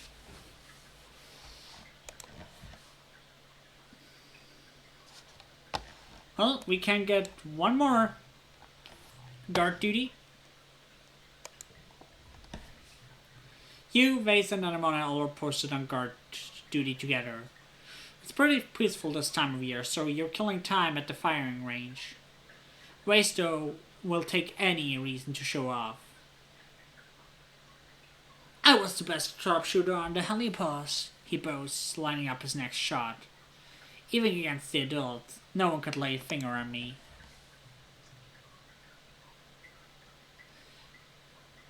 Anemone stares at him with open admiration. Wow, she says. How do you get good ways? Fires his plasma rifle, filling the air with uh, sap of ozone and obliterating the hollow target at the end of the range. Nothing special, he says. Some people are just naturally talented.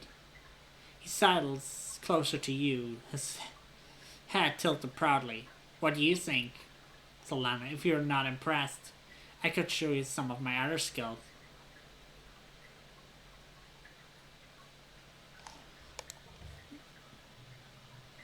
Give it a rest, dude. You were here for 5 years before they even arrived. This is your planet, not his. You remind him of this and he rolls his eyes. That's the problem with your settler force, he says. You think survival is the one big game of finders keepers. But it's actually survival of the fittest. He gestures to you three and your guns. What do you think we're in training for?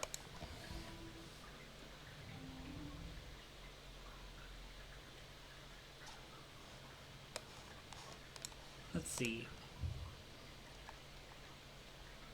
That's pretty bad.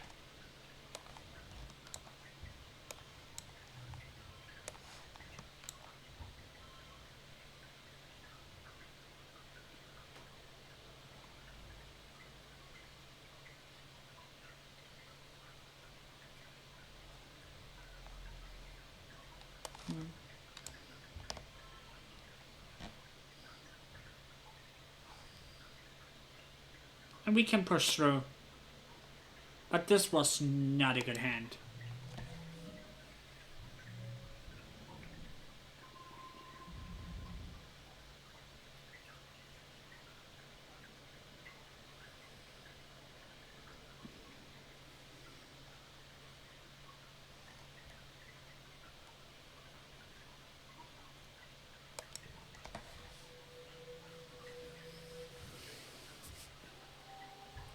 And it's glow time.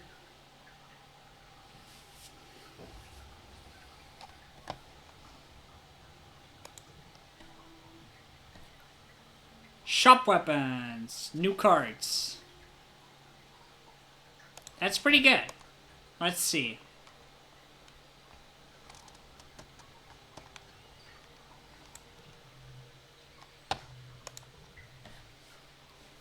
Oh yeah.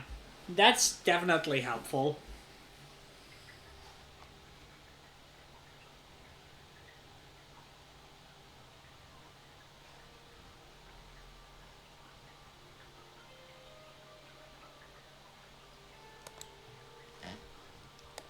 We're getting the plasma cutter.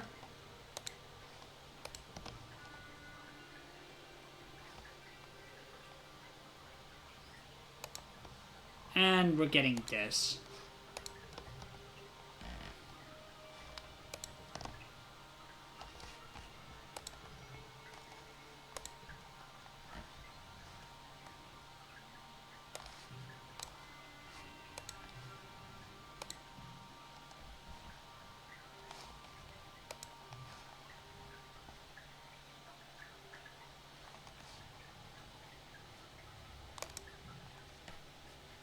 This is what we want. Definitely helps us a lot with combat.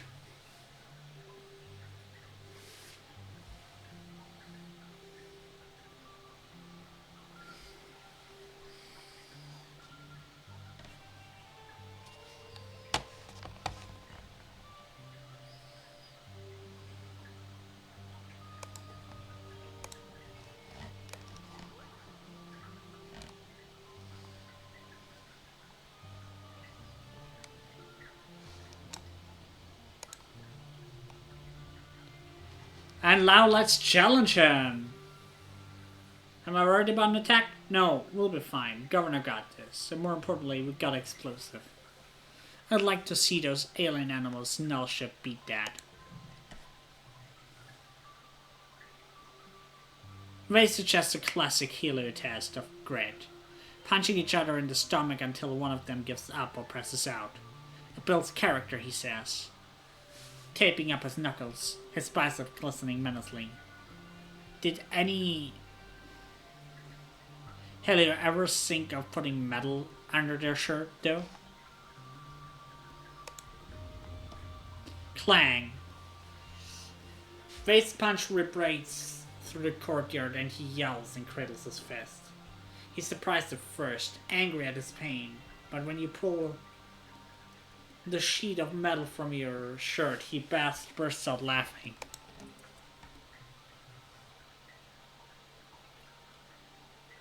I win by default, he snickers. Don't be such a coward, Solana. Take it like a soldier's. Still, you didn't get punched in the stomach. So that's a win in your book. Hi, Ruben! Hi! Good morning to you!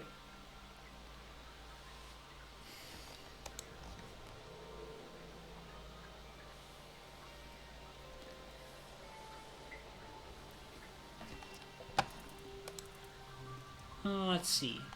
We can challenge him again. Because we have now a pretty high combat.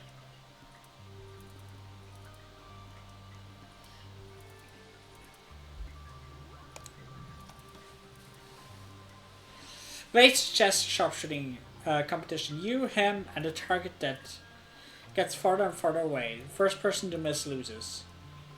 You set up your target to a few rounds. You're evenly matched, but Race is the first to miss.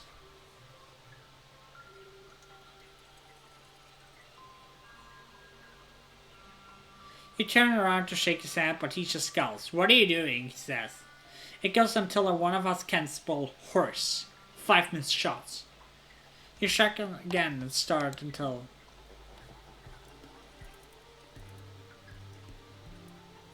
Did I say horse? I meant Hawkeye. Race grumbles as he misses his 5th shot. It doesn't matter how long the word gets, though. You win soundly. He's forced to concede that, at least today, you are the better sharpshooter. How are you doing? I'm feeling alright, thank you. How are you feeling?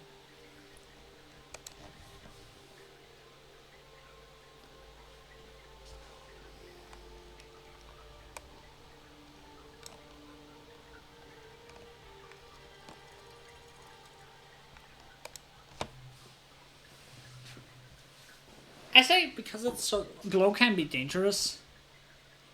I actually say we relax on the walls again. The view from the wall during glow is absolutely breathtaking. The wormhole seems to be smoother than the sky.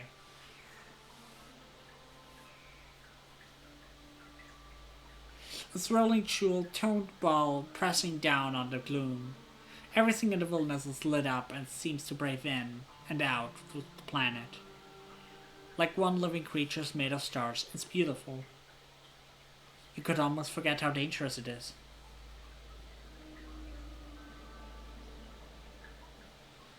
I'm feeling great, happy to be through all this cold crap. Was it this cold where you were? How cold was it? I'm curious.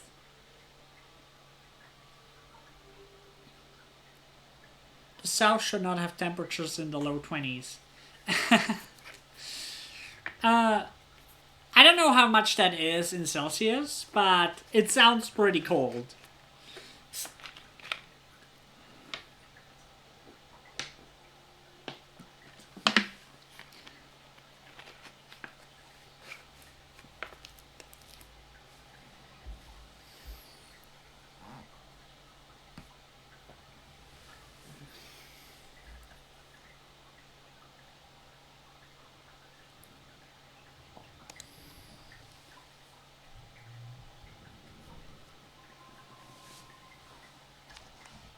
Yeah, let's forget this one.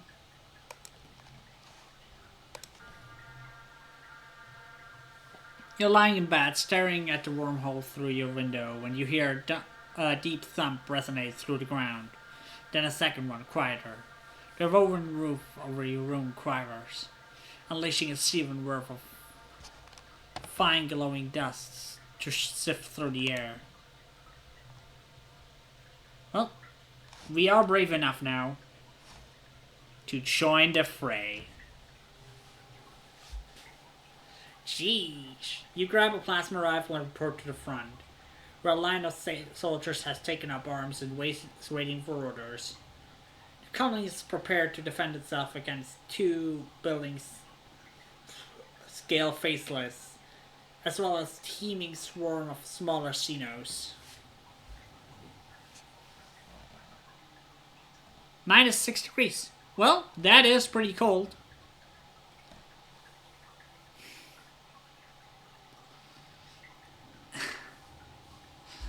Thanks for doing the math for me. Hold steady, orders Security Chief Red. Keep the line.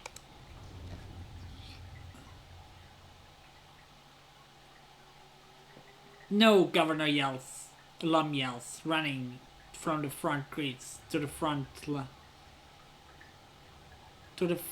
of the defensive line. He elbows Red out of the way and waves his arms wildly. Bring them closer, draw them in.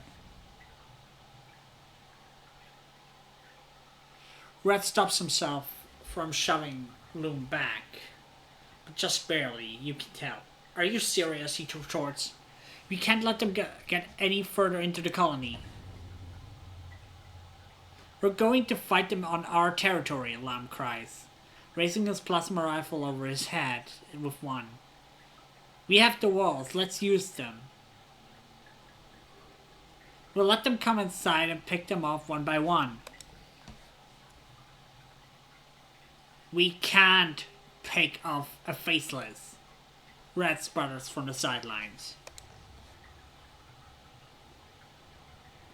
Lam smiles maniacally. You can see the gleam of his teeth from here. I have a plan, he roars. Just follow my lead.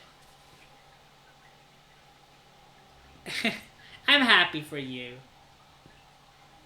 Enjoy the warm temperatures.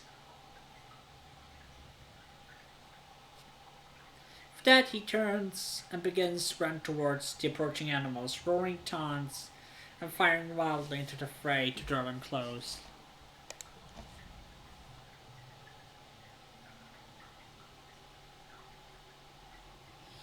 At a loss, Red motions you all to fall back and let the animals approach. The area just inside the gates becomes a swirling melee of small Xenos, plasma rifles, and the two faceless, lumbering slowly behind.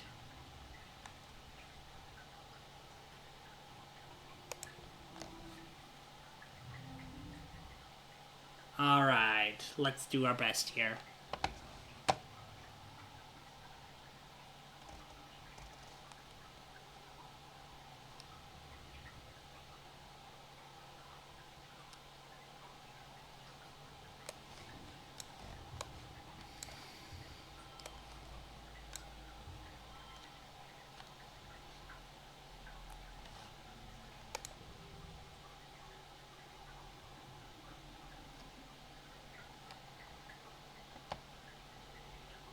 Let's see.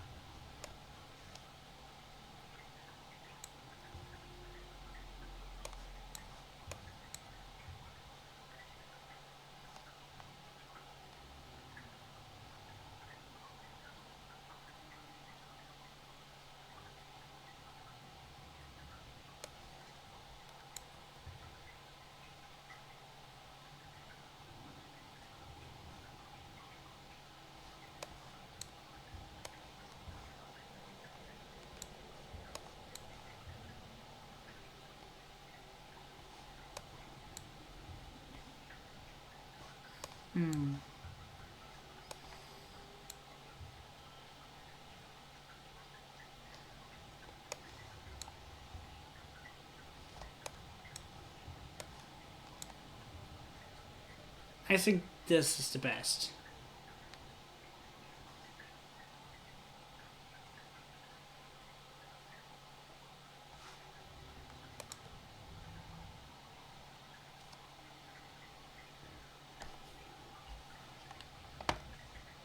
Okay, let's see.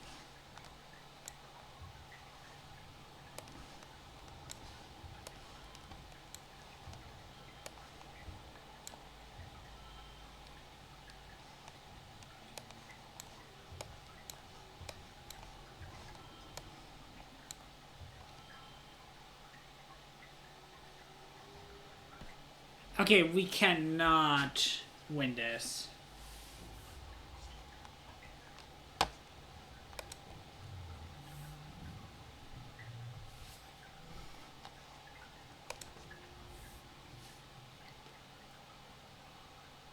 In all this organization, you get confused. You fire the melee, screaming, rotating. When some creatures get too close, you mostly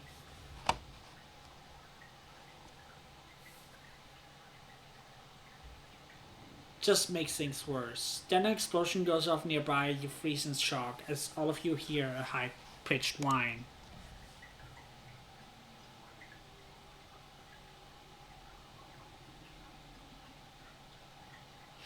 Out of the artillery smoke wafting over the battlefield, Lum comes running. Here they come, here they come, he shouts joyfully.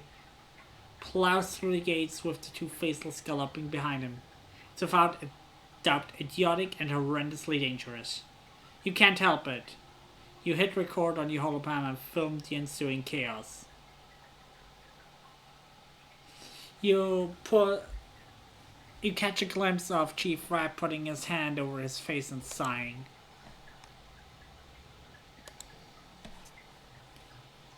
A squad of Helios soldiers takes up the charge and helps to shepherd the Faceless into the open area in the middle of the colony.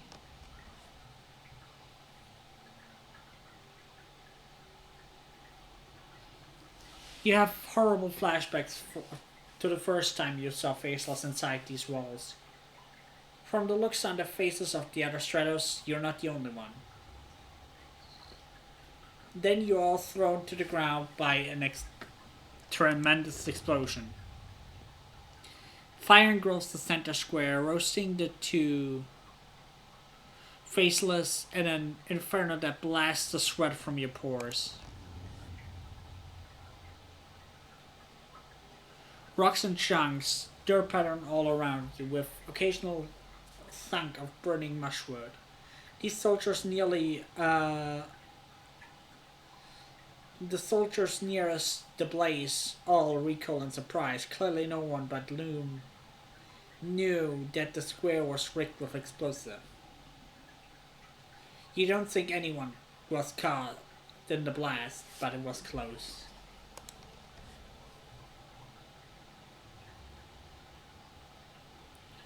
Loom stands before the blaze, laughing and firing at the two tortured Faceless as they're roasted to death. You raise your hologram to capture the image. His silhouette's dark against the column of flame and smoke. It was ridiculous, dangerous, and stupid. But it does look pretty cool on recorded footage. People filter out of their hiding places, shielding their faces from the heat coming off of the bonfire in the middle of the square. On the horizon, the first watery rays of quiet sunrise are struggling to make a dent in the hot, dark orange glare. The colony's fire suppression system is turned on to the square, revealing the charred corpses of the two Faceless.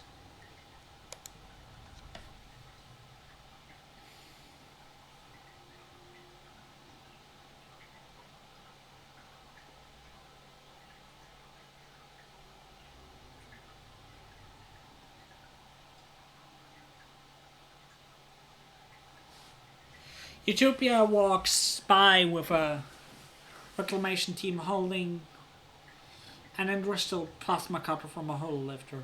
Did he use the mining explosive Utopia says and all? Mighty bold of him.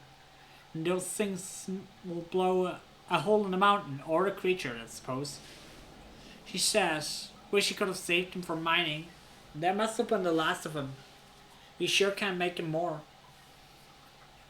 Then she and her crew out of earshot as they picked their way down the blast crater to crave up the Faceless.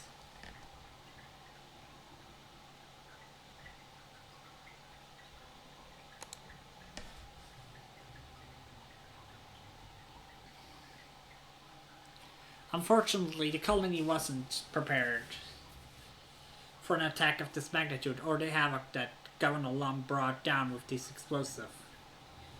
While everyone was distracted by the pyrotechnics, Genos got into one of the greenhouses and destroyed the next season's seedlings.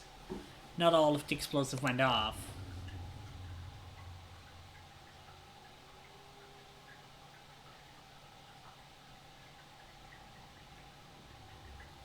As Utopia, no, starts to clean up as a stray charge suddenly explodes across the field. Sharp missiles past you, and as everyone dives for cover, a piece hits you on the side. Shivering stars, ouch. Oh no. We lost more colony defense.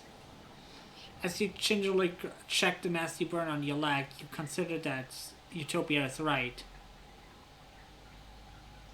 At least the garrison is out of explosives to play with. You can't just nanoprint more unstable molecules like this. But how will the colony defend itself against the next attack? Oh boy.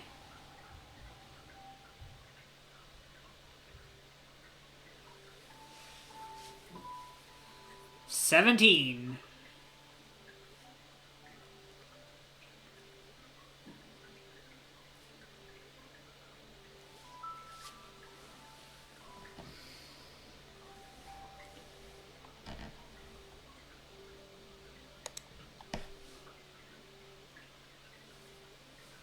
And we all grew older.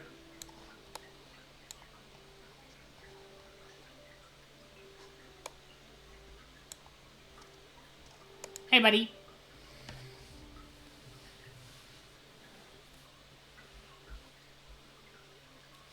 Over the years, a lot of the people have started wearing less clothes than you remember from when you were growing up in a climate-controlled stratospheric. Definitely a lot less than in the video holoids you brought from Earth. Rex, though. Rex has actually acclimated to Vertumia's hot, sultry weather. Nice, my boy.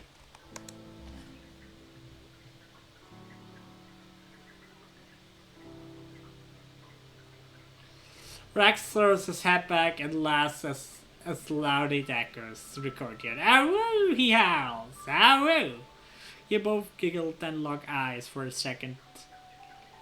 That feels like literal months. Eventually, Rex fixes you with a fangy smile and scratches the back of his head. It does nice things to us all. Chest, shoulder, bicep situations. So you like what you see, huh? He leans in like sharing a secret. Me too, he whispers, then winks at you. Oh, my boy.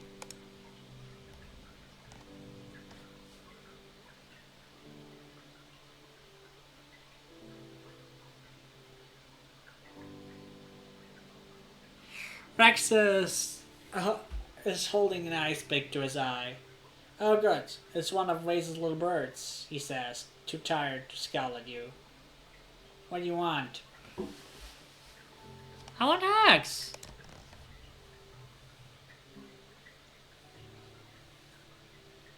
Rex folds you into his arms, bending his whole body to you. He smells warm and a little spicy. Yep, it's a good hack.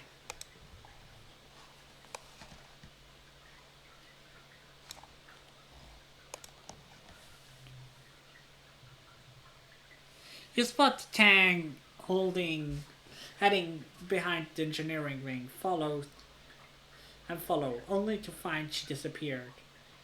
Then you look up and see an access ladder leading to a maintenance platform by an engineering turbine. Long silence starting to rust. You climb up the platform, Tang's there, lying on her back, staring at the sky. A hatch beside her leads back to engineering. That must have been how she knows about this place.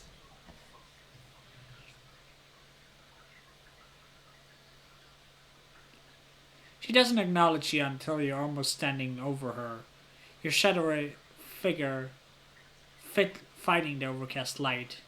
She blinks with the sluggishness of someone who's only just remembered its necessity and licks her lips before she speaks. Do they need me in there? You shake your head, and Tong doesn't sigh in relief.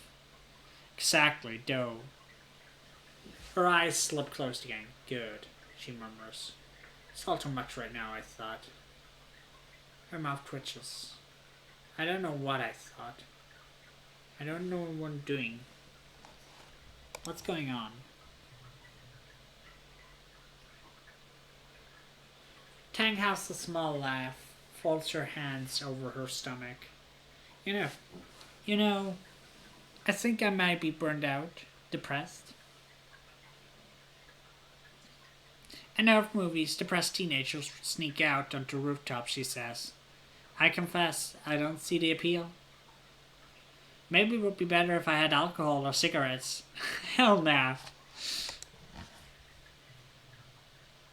She shakes her head. Blanking out with your mind with substance is what my mom used to do, not me.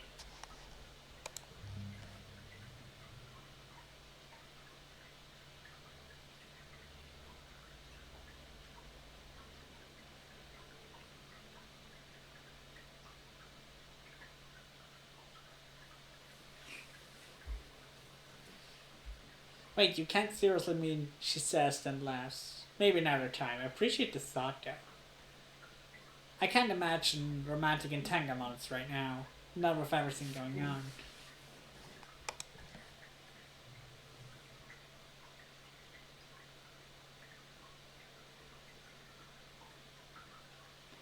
An interesting proposal, Tang says softly. Did you get the idea from the rumors about me and Marks? Tang sits up and slips her coat off her shoulders. Orgasm release endorphins that can provide temporary relief from symptoms of depression, she says, then tips her hand with you with a cheeky smile.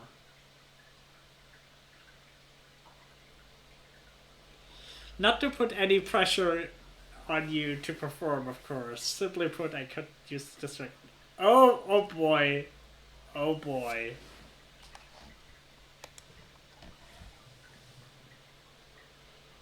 Tang extends her hand to you, pulls to your knees beside her.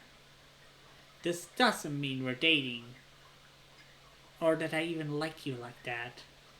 She says. This is just a mutually beneficial agreement. Oh boy.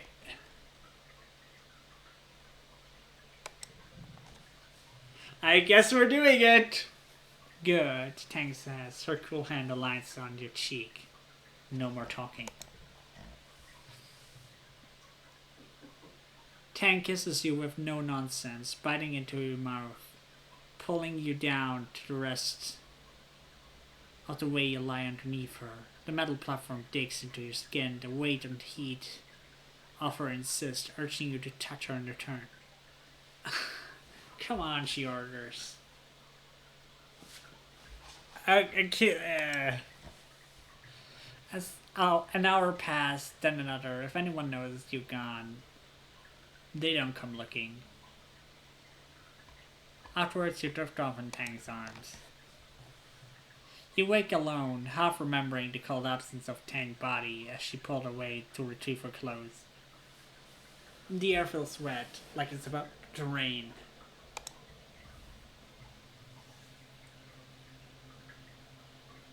Dang, Tang is good looking though. A roof hatch leads into the lab where you spot Tang and Instance in deep, serious conversation. Instant face hardens into a frown when she sees you slink past. She looks like she wants to scold you, but Tang lays a hand on her arm. Tang looks at you over her shoulder, her face completely blank, though her eyes follow you as you make your retreat.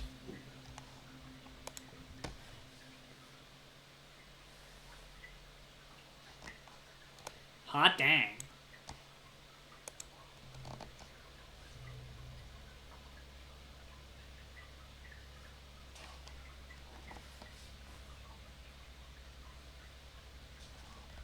see. He kept doing some tutoring. Just for some fun.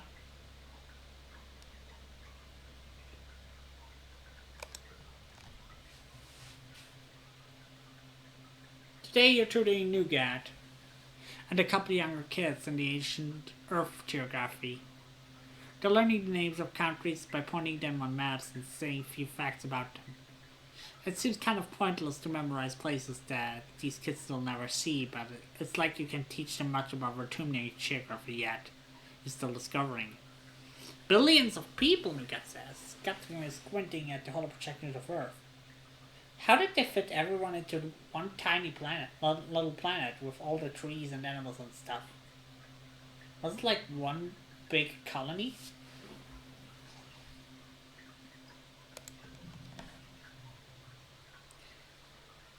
You give Nougat the little kid version of the truth you learned as a kid. You tell her that life on Earth was brutal and hard. Humanity destroyed the environment and fought over what was left. There were no trees or animals left. Not as many as there should have been. Oh boy. Most people were poor, hungry, and sick. The ones who weren't kept all the nice things to themselves. At least your parents were lucky to escape on the stratospheric, and you were lucky to born on it. You all lucky to be here now. No matter what, at least Vertumna isn't Earth.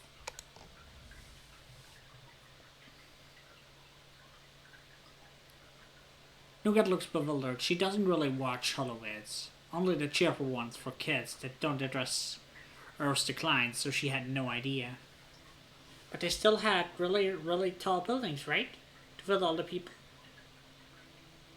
She asks and tell her they did. She nods in satisfaction and goes back to her homework.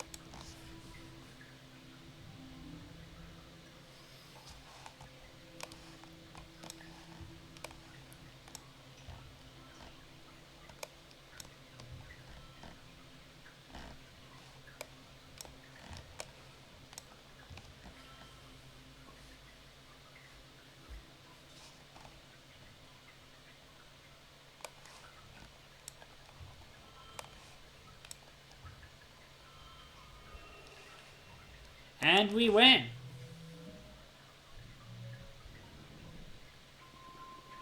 Getting some empathy. And money, of course. And making friends with Nomi Nomi.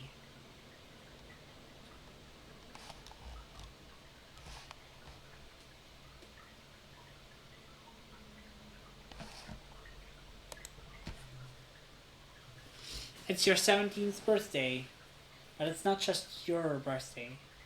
Quite a time of new growth. Celebration of life and hope. Not just this year, but for humanity presence on Vertumna for years to come. You and your friends are a symbol of that hope. Quite literally, you're the future of humanity. You're all beginning to take your place as adults in the colony. The council has decided to throw a party in your honor, the Vertumna Youth Ball. Martz is organizing it, of course. You get an embossed invitation on real plate paper. I guess I could go. You slip in some party clothes and head over to the lounge to celebrate. Well, yourself. Yourself specifically. It's your birthday after all. The lounge is decked out, the decorations expensive. Must have taken a lot of nano-wintercats. Your friends are transformed too. Everyone is dressed up. Looking like young adults you're becoming. You can hardly recognize some of them.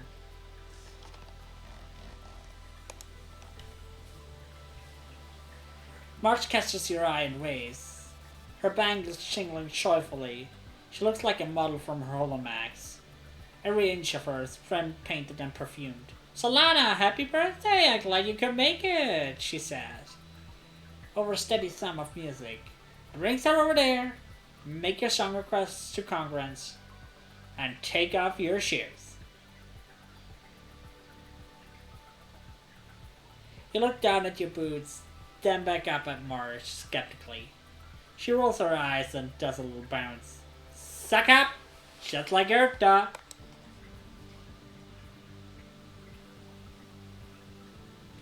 Ooh, Cal became a nice man. Not gonna lie.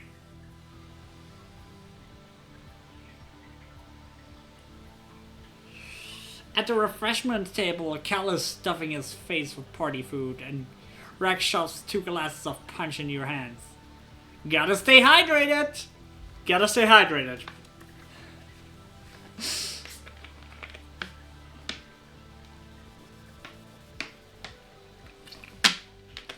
He says, pouring himself another glass. We'll be sweating it out, one way or another, he winks at you. Don't let them fool you. Tension Mother's joining you. She smears a glove of something pink and meaty looking on the cracker.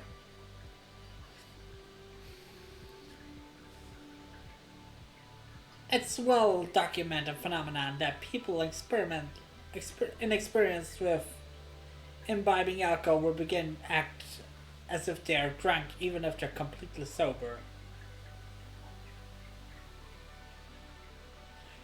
To Rex, she adds, I mean, of course, that I'm not going to suffer any bad behavior.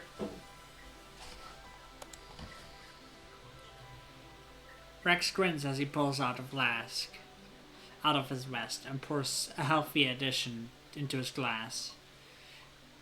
Who says gonna be an act? Let's let a little loose. Come on, it's a party. The music changes into a fast pounding beat. Rex throws his hands back and howls, woo, it's time to dance. Let's dance.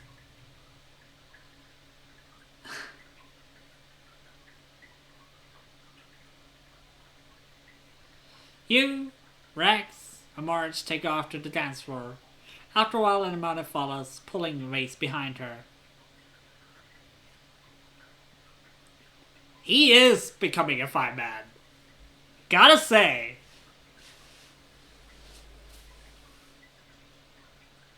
You all dance until it feels like your heart is going to burst. From excitement, from exertion, from the sheer joy of throwing yourself around the room with your friends. Naomi is playing the DJ with Congress, spins up something but slower, more romantic. She's becoming a cutie. Grab a partner and pull them close, they announce dreamily. Or whatever distance you feel both comfortable with.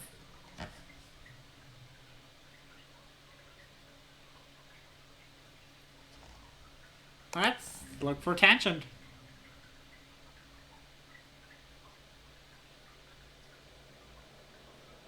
Tension is already shaking her head as you approach her for a dance. Absolutely not. I'm not going anywhere near that sweaty mess. Well, she didn't say she wouldn't dance.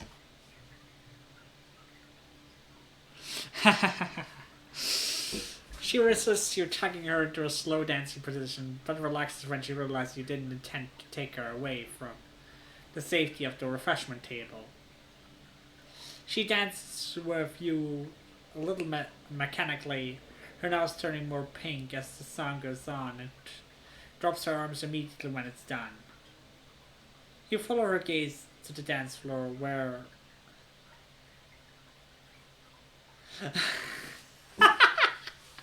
Heck yeah! You follow her gaze to the dance floor where anyone in her face seemed to have skipped dancing and gone straight to sucking face. Tag's lip curls. Thank you for not expecting me to do that.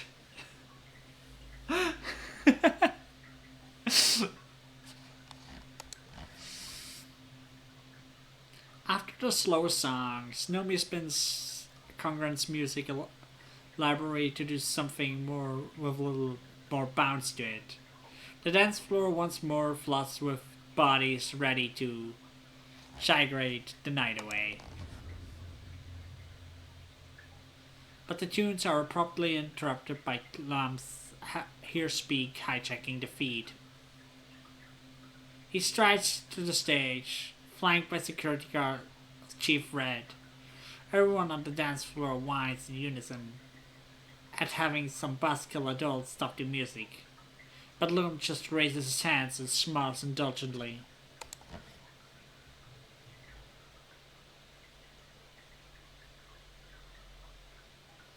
Look at you, he says, young pioneers. I look at you and see the future, not just of this colony, but of all humanity. You catch few people rolling their eyes. You've heard this before. Right here, good man, really the best of the colony. Share this poem from a grave earth poet, Lam continues. Now, I'm not one for poetry myself, but damn if it's not something I want to share with you kids tonight. On the eve of something really big.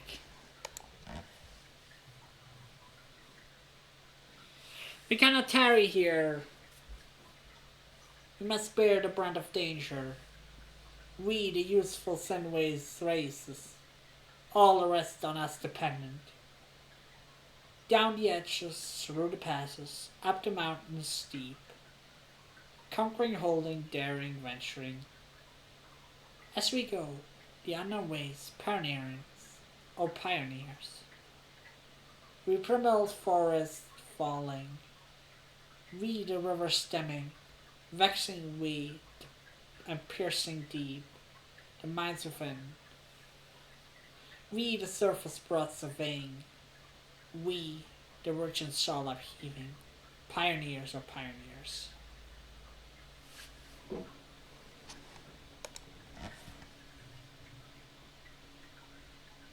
Red looks a little pained, but Lim continues. What do you think that poem means, kids? He says. He asks. Does it mean we should sit here in our colony politely waiting for this planet to make space for us? He clenches his fist evoctively. No, he exclaims. It means we need to get out there. We need to grab our tuna by the balls and make it respect us. He points at you specifically. I need you, the next generation, to lead the charge. This is your planet, and you're old enough now to defend it. I'm asking all eligible fighters to join squads massing at expeditions to get out there, attack those monsters where they live. We're taking the fight to them. No more hiding behind walls. To your left, Vason and Mon lead the cheering that erupts. Of course they do. Lemon Red leave. The music spins up back up again. But only the few diehard partygoers still want to dance. Everyone else is broken into small groups to discuss the announcement.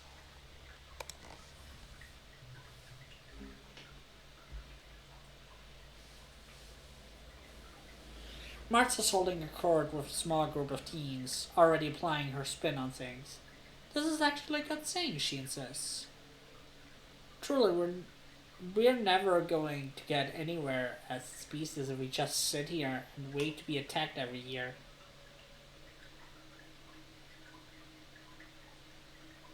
Plus, it'll give Lum something to do, so he stops bothering us.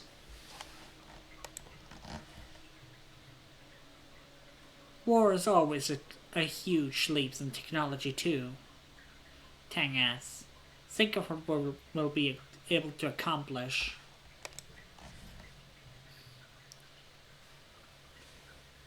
The party fizzles out as everyone drifts away from the lounge. You return to find your parents have stayed to make sure you got home safe. They've never done that before.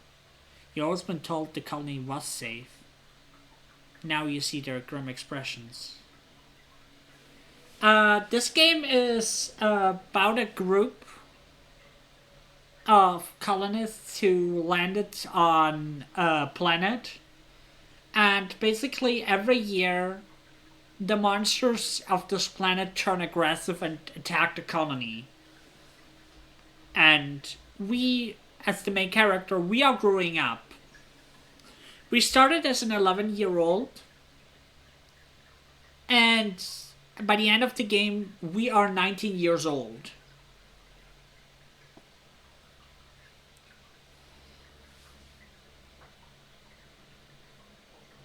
So it's a game about growing up, but also it's a game about living in a colony. Now you see the grim expressions, and you know that time is over. Yeah, it's a really good game. It's really dark though. Like, the game does not really pull punches.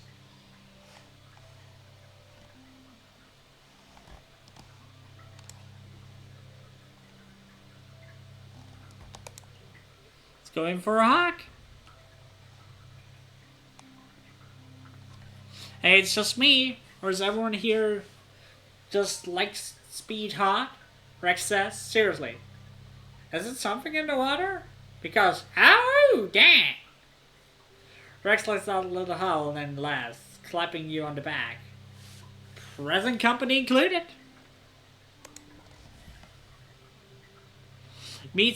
Rex meets you, your hog with just as much enthusiasm as before, lifting you off your feet.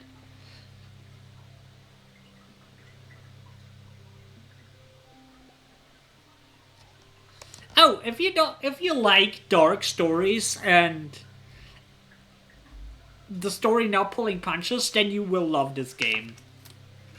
The game is called I Was a Teenage Exocolonist.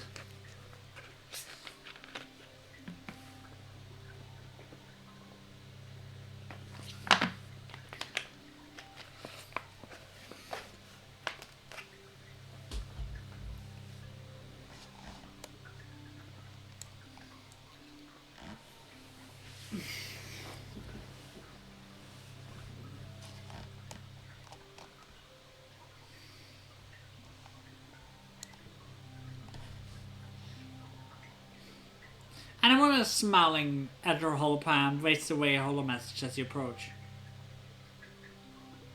I don't think I've ever talked to anyone as much as I talk to Vase. I feel like I can't talk to him about anything, you know. Yeah, girl, you are in love, I know. But you have seriously become cool looking.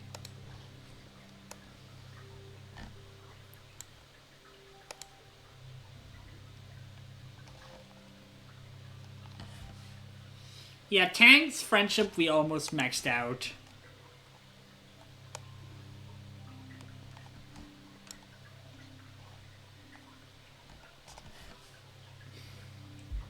Now,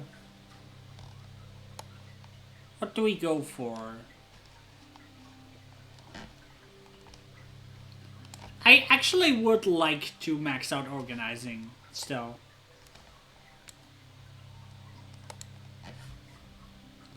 Cal is digging at the garden with even more passion than usual. Stupid sorcerer's asshole. He mutters, throwing weeds into a growing pile. They think they're so important. Well, you know, it's harder to grow stuff than it's to kill it. Not that they would know. It's good to see you. Today felt like it's been a bit. Yeah, it's been a bit. But I want to be more active again. I honestly feel like I needed this. Like, I need streaming.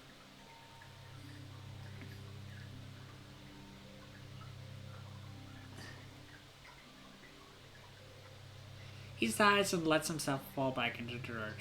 There's only war on nature, 'cause we kept pissing it off, he says, gesturing on a pile of green weeds.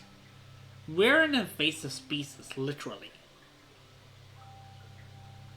We gotta figure out our niche in the ecosystem, man. Yeah, I like you.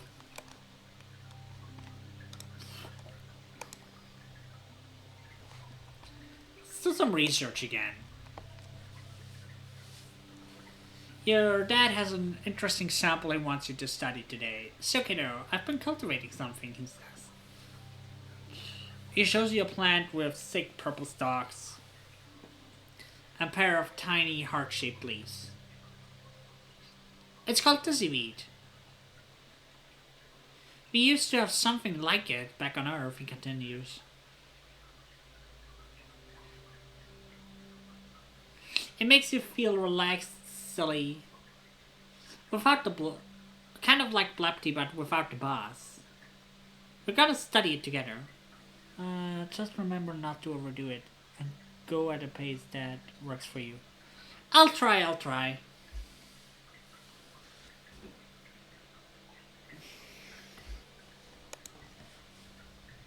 He looks at the sample. I'm sure we can find medical use for it.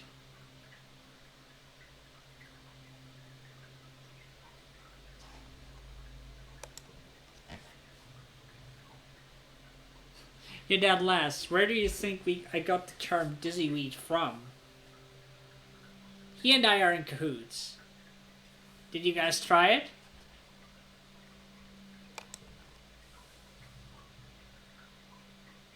Your dad chuckles. Well, you can if you want. It's safe even for teens. Just don't go too overboard with it, or you might end up like your old man. He curls his hands, doing scary impression of a monster. Doing what you love on an alien planet with a great kid.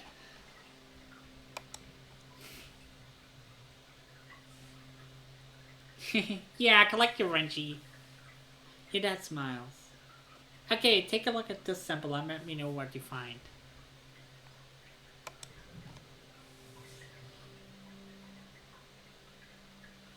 You correctly assume your dad would be cool with you getting some hands-on experience with dizzyweed. He explains to you how to chew the stem to ingest the funky tasting juices and warns you to spit them out after or else it will make you feel queasy.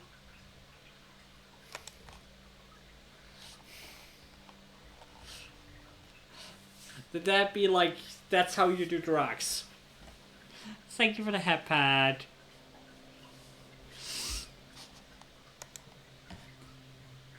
You do as he says, and within minutes you feel a head rush that makes you feel so dizzy you need to lay down your head. Down on the research bench. Hence the name, you guess. Your dad chuckles and drops your bag. Don't worry, this part is over fast.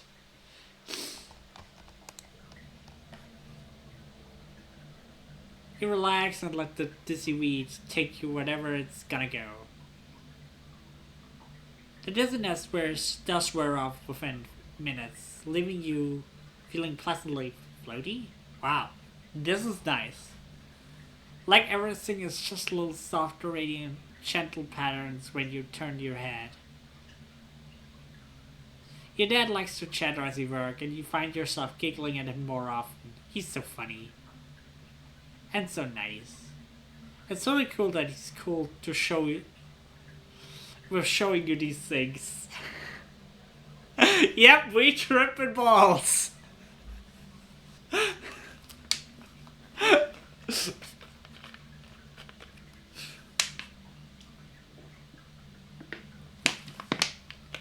And mind you, the guy who gave us this stuff is our own dad.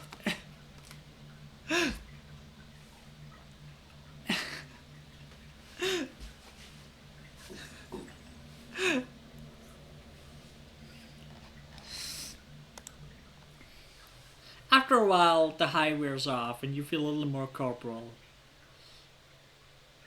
While you were circumventing the wormhole, Conrad's helpfully crunched a few numbers and provided you with a report on the plant's chemical composition.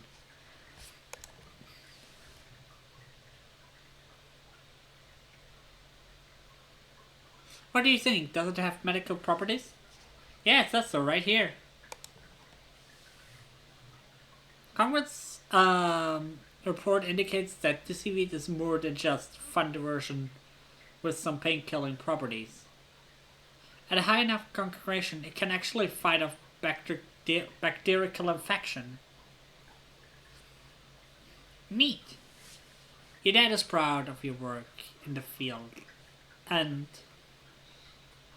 work in the field of pharmaceutical science. He floats you with a few kudos and warns you to definitely not to ingest to concentrate.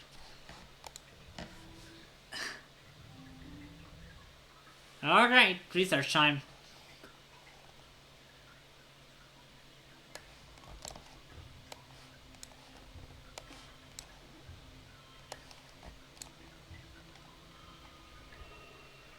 That's a pretty good hand.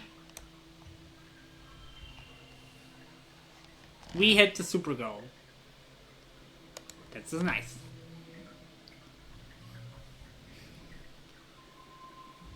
Basically, what now our goal is, we want that blue bar. Yes, it says 100 of 100, but the blue bar is actually what gives us the perks. So basically, we want to max out the blue bar.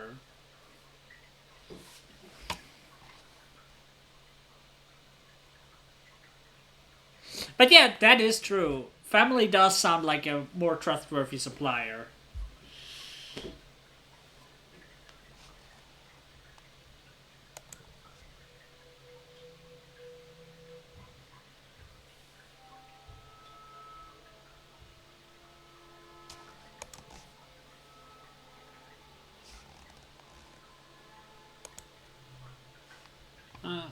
Let's see.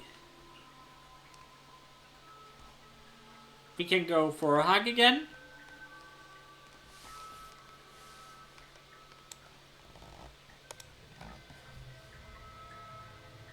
I'm coming for another hug. Rex meets you with a hug as much as...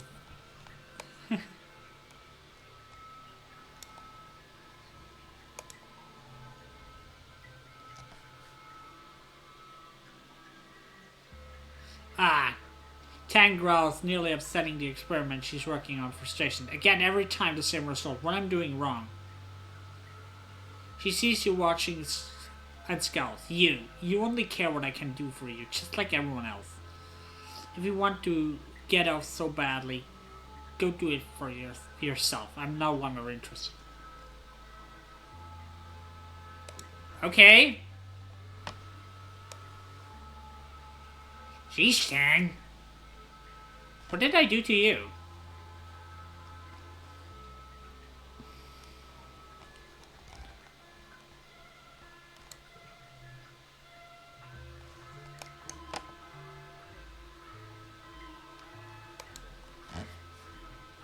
You compare samples of spores to samples of other spores. Yeah, nothing special this month.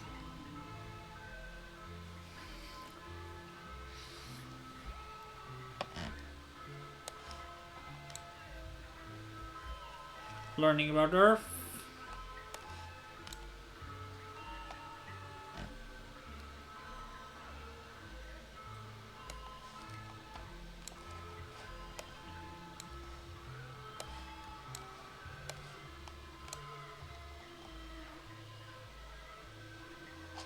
Seriously?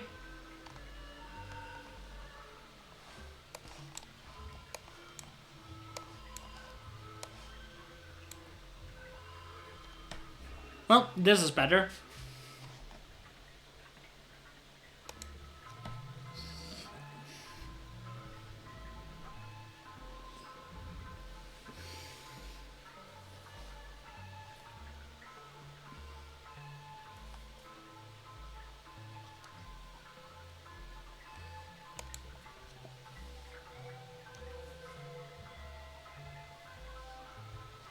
Early pollen.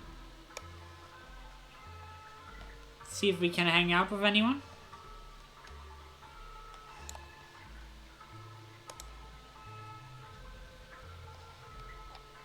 Actually coming.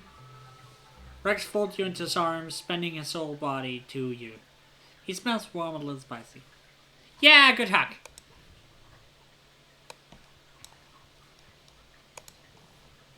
As much as I would love to make friends with her, we do not have the stats to be friends with her.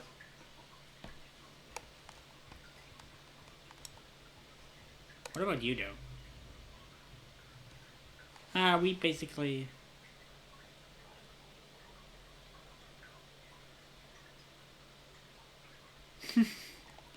Rex.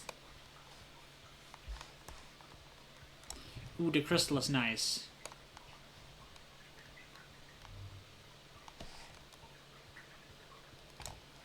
Tang! He bumped into tension after a routine checkup in the map base. Solana, could you wait a moment? It's almost done. Let's walk out together.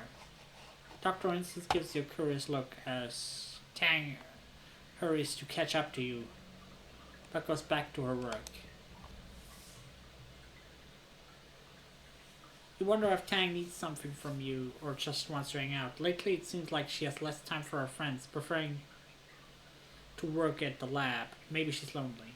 Nice weather we're having, she says as she walks outside.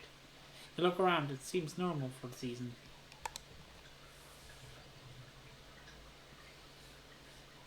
So different here than it was in space. Growing up in the spaceship was clean and tidy. Here I'm constantly sweeping ponds or dust or spores or what have you off of everything. There was a mushroom growing in the corner of the bathroom the other day.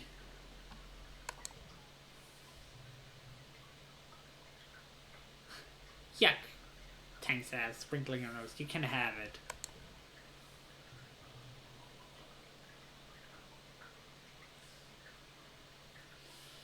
You walk for a few more minutes. Tang clearly has something on her mind. So let her sit with it until she finally steels herself. I'm not very good at this sort of thing. So, you know, I've been working on a big project with, yeah. We're kind of aware of that. You know, and she continues. Yeah, it's been going really well, and I think we're finally over the last hurdle now. Governor Lum says it's going to change everything in the colony for the better. Tang seems more at ease than you've seen her in years. Truly, I couldn't have done it without you, Tang says, a slight warming her usually expressionless face. I know I can be kind of a hard person, but I appreciate everything you've done for me and ultimately for the colony and all of humanity.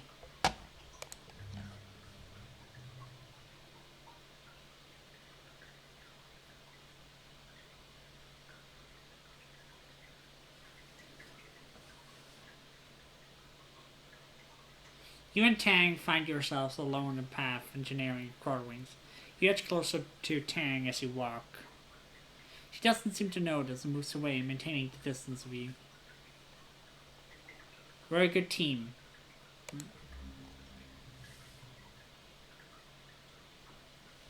You propose a formal, amorous relationship between you. The way you might propose a scientific thesis. It would have beneficial advantages to tell her, and Tang stops in her tracks. I don't know what to say. Heck yeah! We scored ourselves a girlfriend.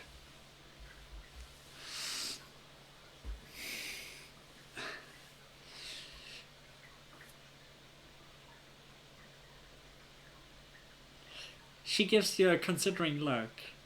You're not the first person to suggest a partnership, but I must admit, you're the first person who piques my interest in her turn. You know what? Yes, she decides. You're entirely right. I like you, you like me. There's nothing stopping us from pursuing a relationship. How should we begin?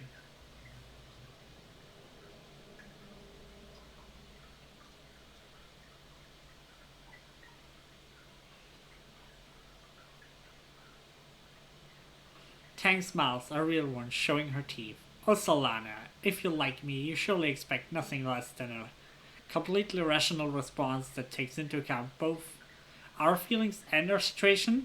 Yes.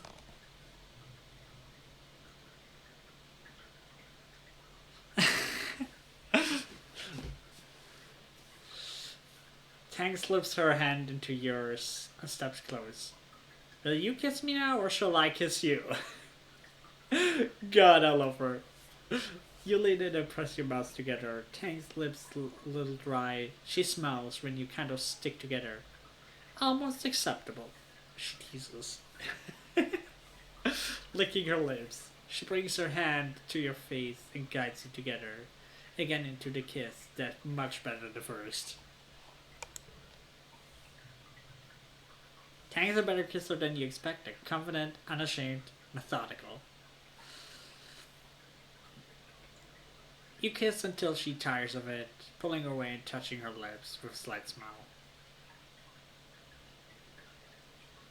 I'm looking forward to continue this turn us out. Oh, me too, Tang. Me too.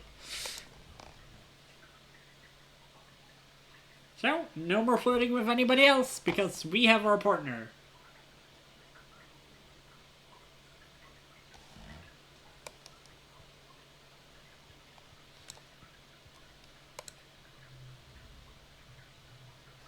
Uh,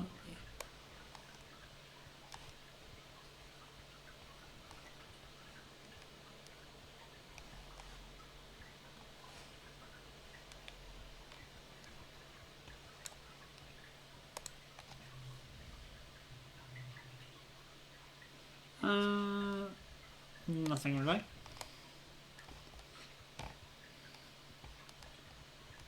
Alrighty. Let's do research. Use pliers cutting plants and various other plants, feeling like a mag that humans used to do this even before gene tech. Just a bunch of generations of smashing stuff together and hoping something cool happens.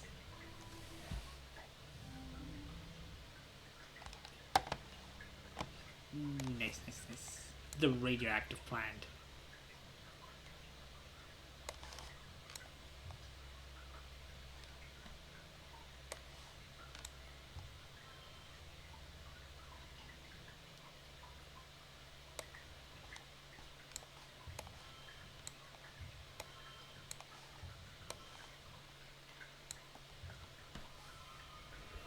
Nice, nice.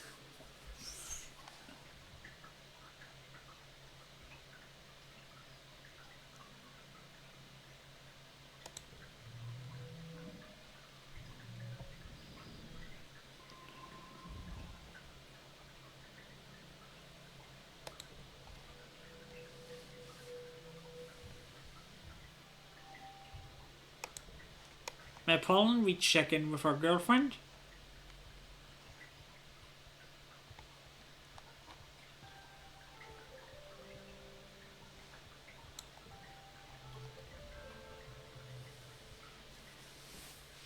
So we're at war then, Tank says, fiddling with her microscope. I'm of mixed feeling. First of all, nature has been at war with us ever since the day we landed. So, if it takes an official declaration in order to secure more resources for engineering, I accept it. Welcome to good fight, administration. She pulls back from the microscope, blinks and rubbing her eyes. On the other hand, it's ridiculous to declare war on an unintentional enemy. One may as well declare war on aging.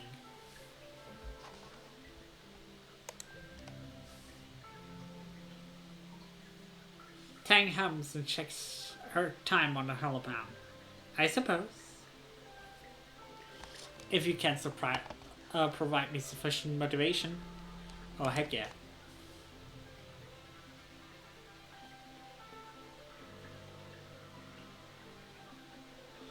You and Tang go for a walk, eventually ending up path back to your quarters. This was hardly motivation, Tang says, when she realized where you headed. I don't need sleep like as you do.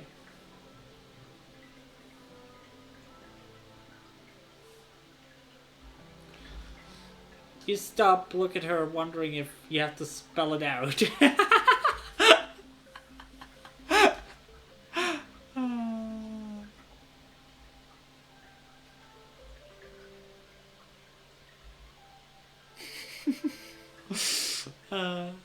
Except for a teacher kind of find the shooter lens.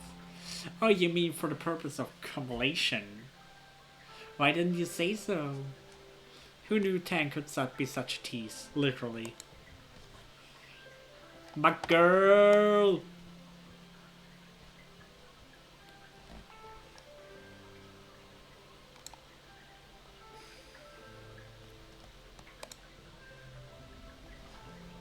Coming in for a hug! Again? Yep!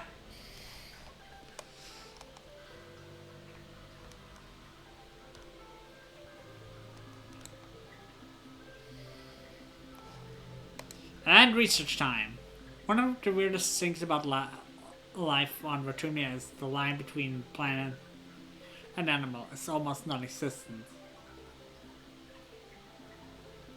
Yeah. Human technology doesn't know how to classify plants that suddenly gets up and move around, or animals that stop moving around and root themselves in dirt. There are some animals that have plant-like structures growing out of them. Not like symbiosis, but literally the same creature with the same genes. Life never evolved like this on Earth. What the heck happened on Ratuna?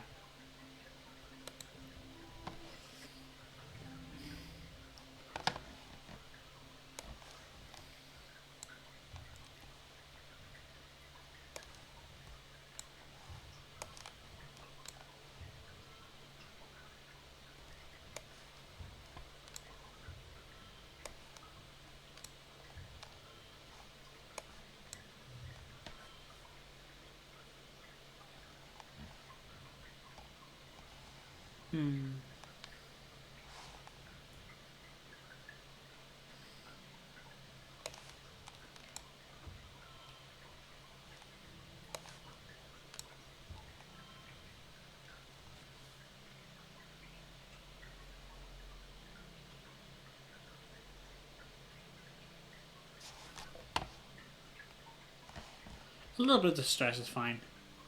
Hey, Alucard, how are you, little bro?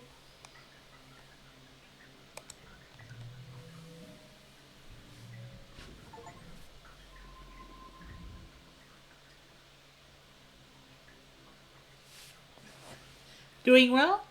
Oh, you just woke up? Hope you had a nice sleep.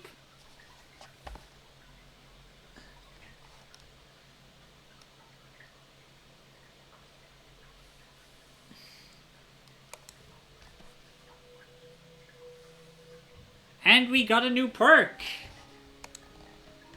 New perk? Optional card skip. Can choose not to take new cards. Oh, this is so good. That means we can now not take bad cards.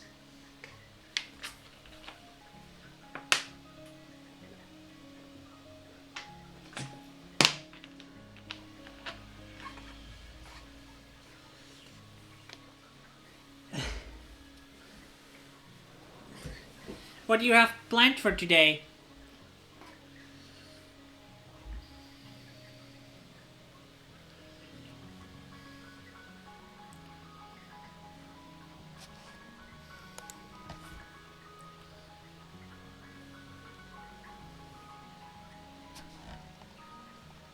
Well,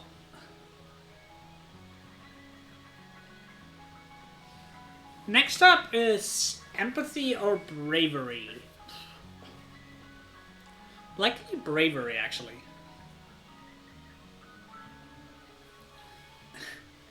Slept like a rock? That's nice. You're feeling healthy again? Fever completely gone?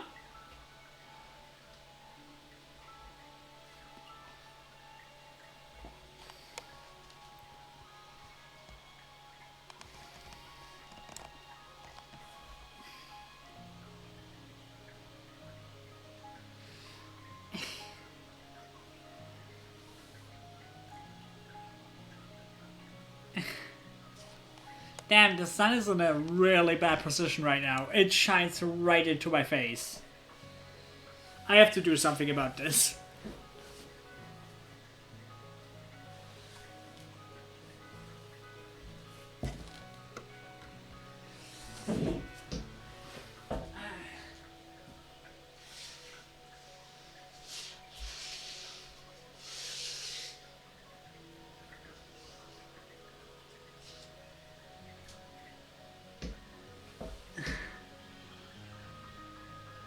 I'll be right back. I'll grab a little snack and go to the toilet.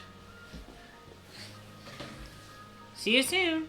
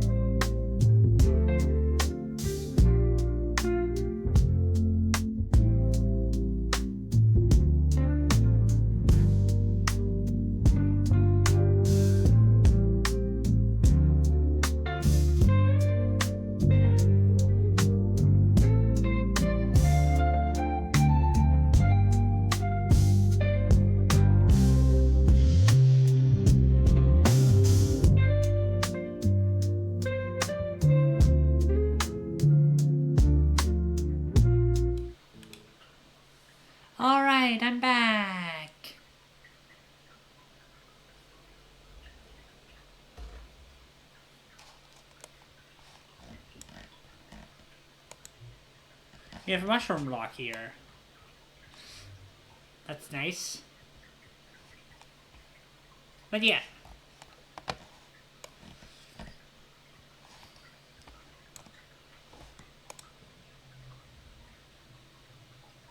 That looks kind of nice. Got some nice tattoos.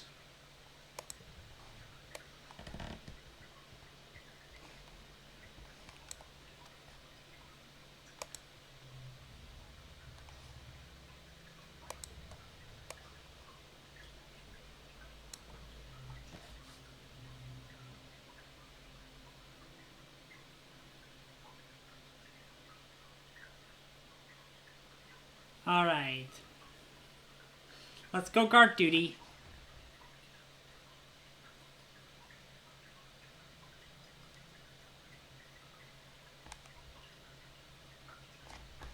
Don't. Sports ball also gives us bravery.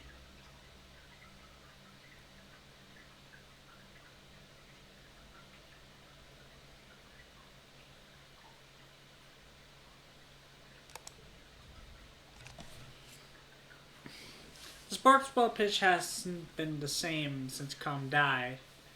Rat's the coach now, and he doesn't care as much as Com did. He's more concerned with getting sports ball players to sign up for the defense force. You show up for practice and spot Mace and Rax on the pitch, standing with a healthy distance between the two of them. Race is surrounded by a group of friends and Rex is popping a sports ball on his head and chest.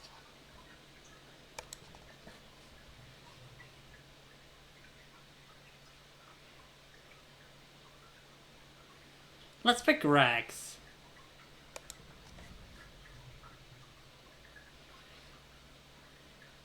Popularity doesn't matter in sports ball, you think.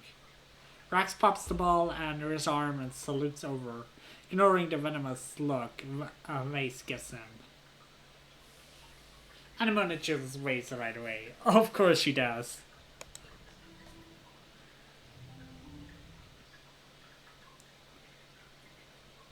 Let's see.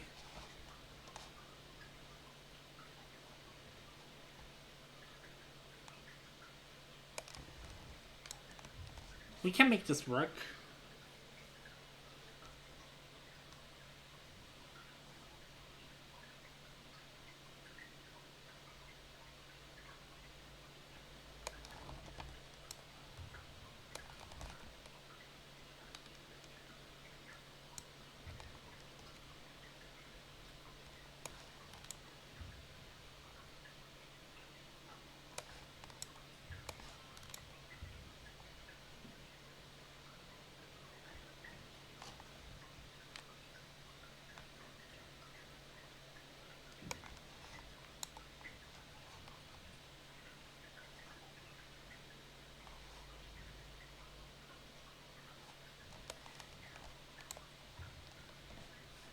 Alright, that's a good first hand.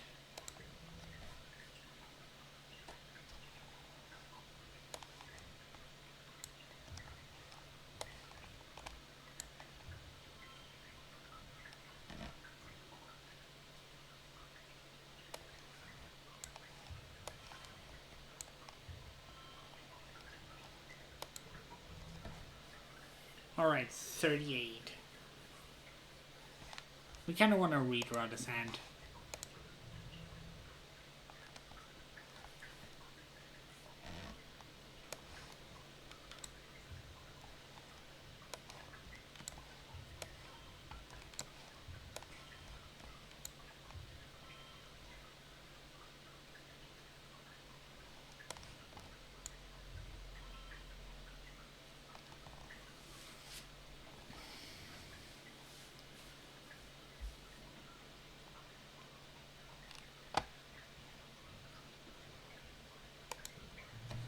Yeah, we can push through.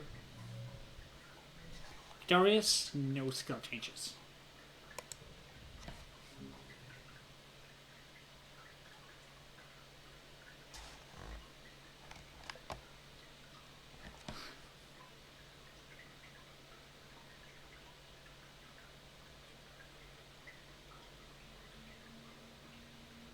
You and Rex whipped the butts of Race and Anemona and everyone else on their team.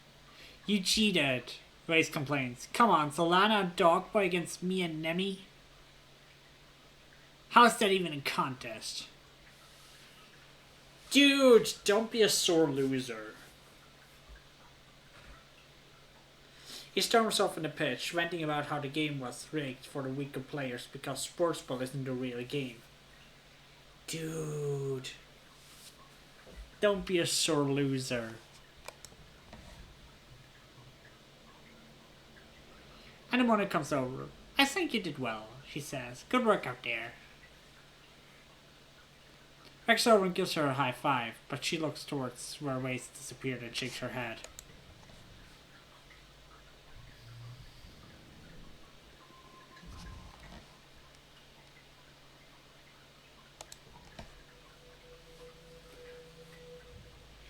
I hate sore losers.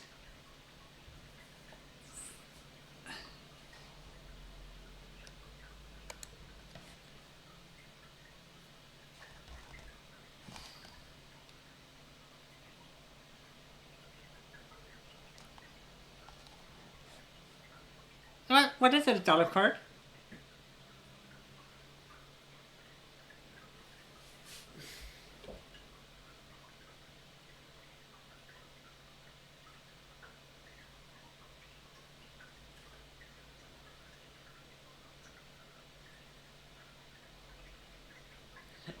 Nice! You really like the show, don't you?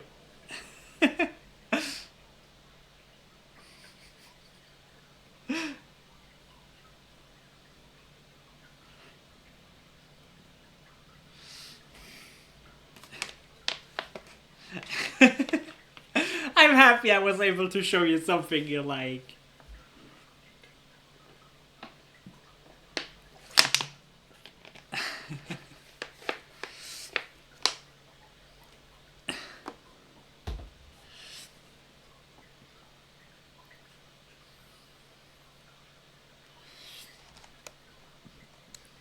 Well, then I can tell you about a character I saw clips of, who I think is an absolute hottie. Can you guess who I think is an absolute hottie? I'm curious if you can guess.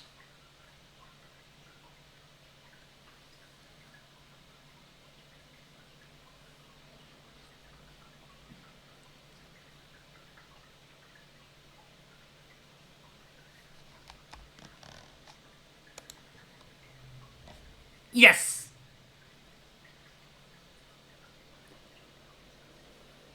If you're on season 4, then you have seen that character.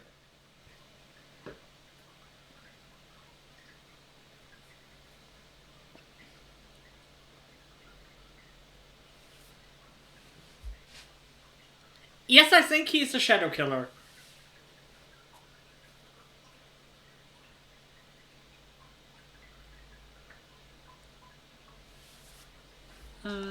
Nothing.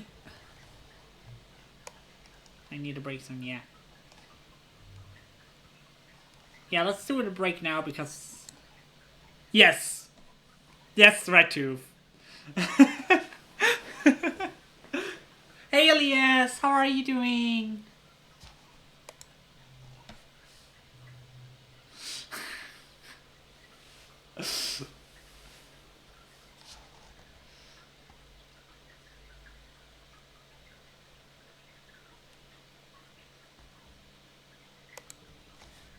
But yeah, I think Red Tooth is an absolute hottie. I'm glad to hear it, Helios.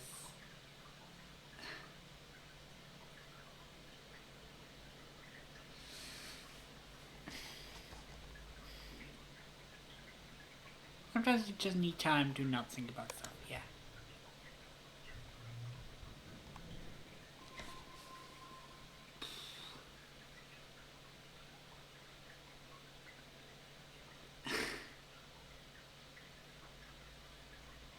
Yay, thank you for the resub.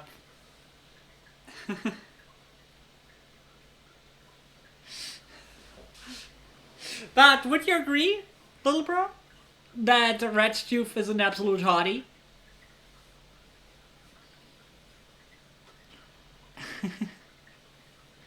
Yeah, you can use the emotes again.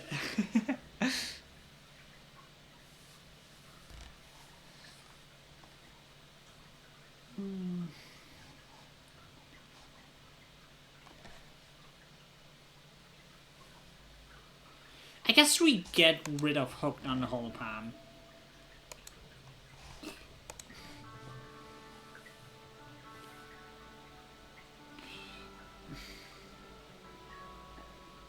This year's Terminalia is ushered by a big military band.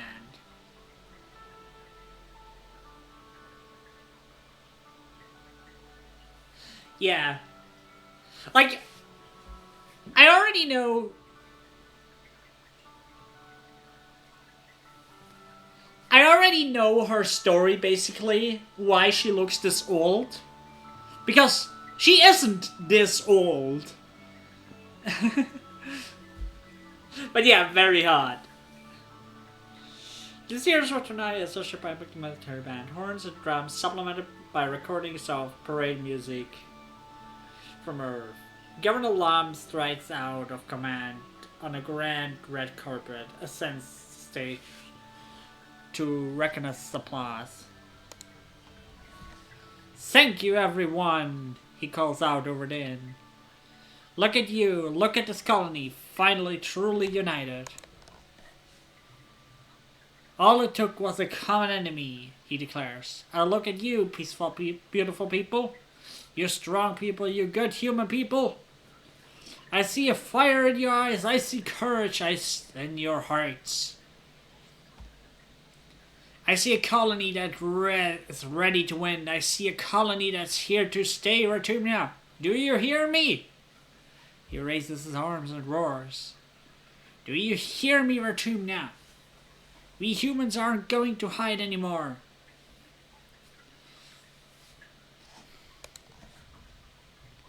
Loom gestures for Security Chief Red to join him on stage, then continues. The original fugitive colonists got it wrong. In Roman mythology, Ratumna was the god of cultivation, not of rampant chaotic growth. He clenches his hand into a fist. We need to clear the field before we plow it. Ratumna won't be safe for human life until the aliens are eradicated. Red crosses his arms and nods in agreement. Maybe there's more to this plan than Loom lets on. Loom descends from the stage, thus a revealing line of handshakes and fist bumps. In the vacuum left by his presence, Chief Administrator Seek takes the podium and clears her throat. I want to announce that this will be the last year the festival contests will be held. What? Hey! A sound of protest rises from the crowd. Near the front, Loom just shrugs periodically and mouths. Not my fault. Seeks looks down at him pointedly, then continues. This war will use our colony resources at a tremendous rate, including the most valuable time. Loom takes the stage again and suits the crowd. I do have some good news, he declares. Starting today, the colony is going to be granting requests from people who want to have children.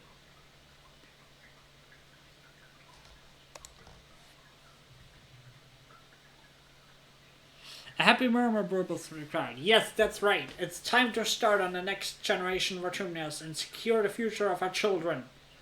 Loom bumps his fists in the air. Humans! Humans! Humans!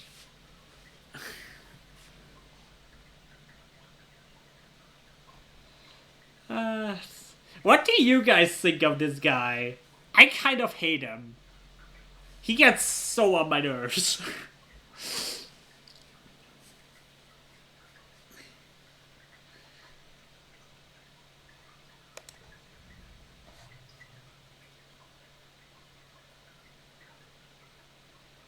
I think it's stupid, Cal says immediately. I know survival is important, but we don't have to kill things to survive here.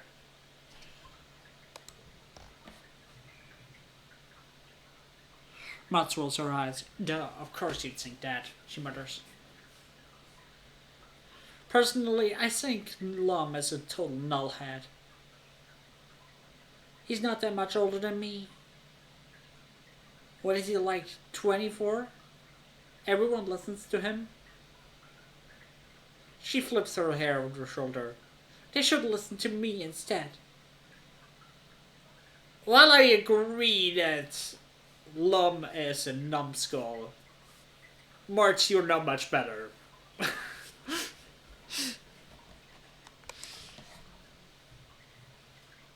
Finally, you're all called to participate to the games. The last ones, maybe forever.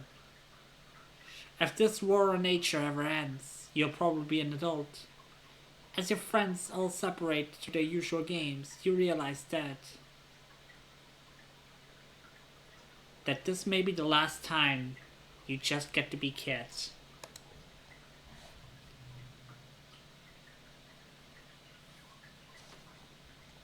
Well, we go trivia one last time. Tangent is out for blood this year. She snaps at everyone who tries to talk to her before trivia begins. Complains that she's been cramming so hard on pop culture that she feels like her brain is about to explode. Meanwhile, Nomi just bobs along to the music and hear speak as they wait, totally unbothered. Of course Nomi is like that. Trivia time!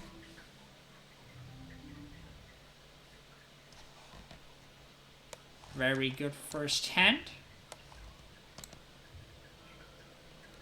For the most part, at least.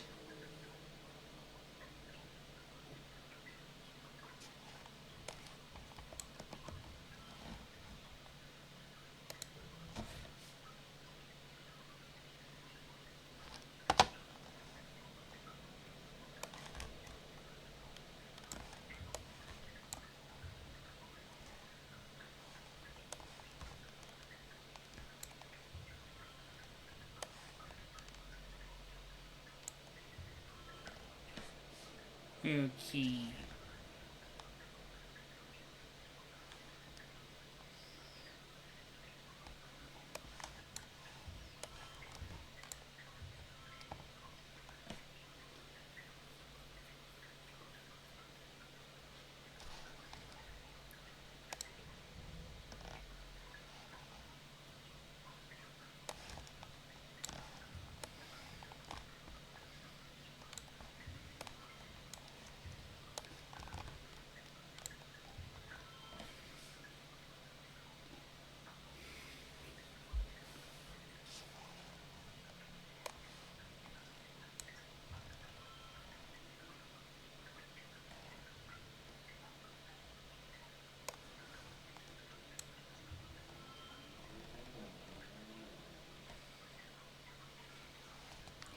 Okay, we can win.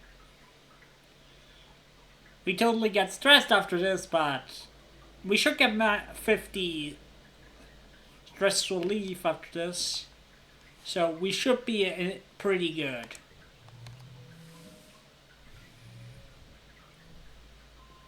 Getting a kudo.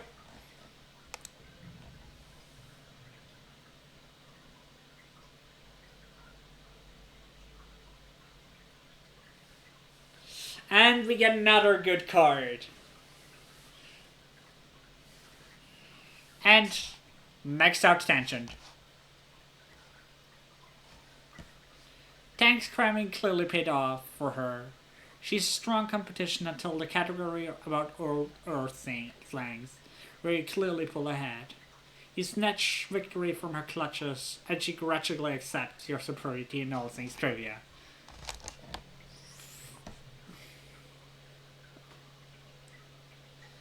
After the festivities, everyone is supposed to take a few days vacation.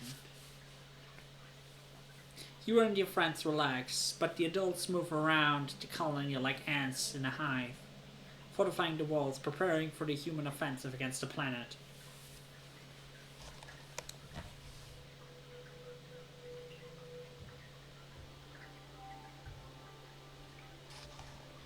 Alrighty.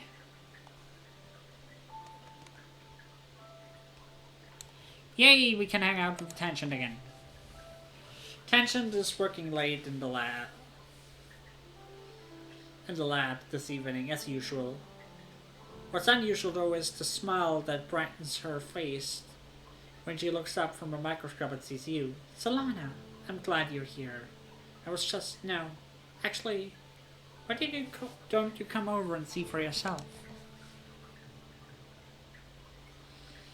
You look it through the microscope. Look at the shape of the spores, Tang says. I've only seen this before when we were studying shimmer fungus, but this fungus isn't any of these we identify capable of spreading the shimmer. She presses you aside and looks through the microscope again, then makes more notes on the HoloLens. Just when I think I got an understanding of something, Solana, this could change everything.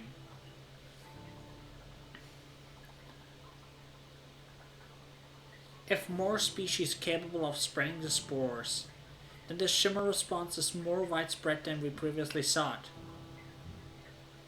Possibly even a planet-wide phenomenon.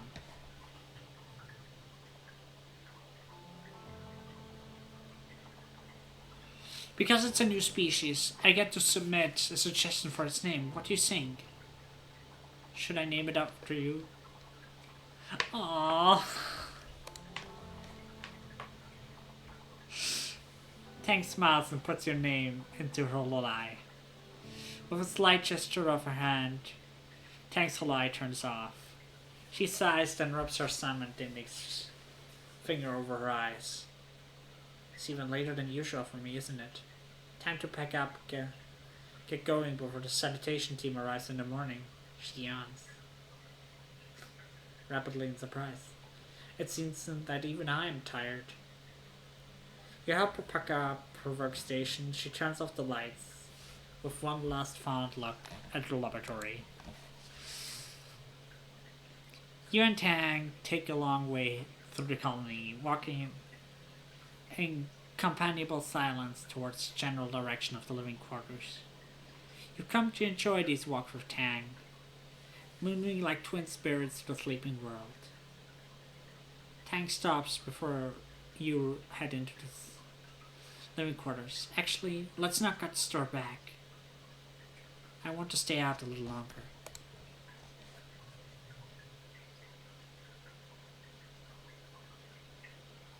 You and Tang climb up onto the walls, where the wind coming from forest is stronger, and keep walking.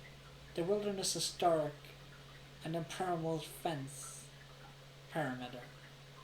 Tang keeps you on the outside edge, subconsciously or possibly consciously putting you between her and it. I hate thinking what's out there, she says quietly. Predator, dangers, disease. All the monsters that have terrified humanity since the dawn of time. And they're right outside these walls.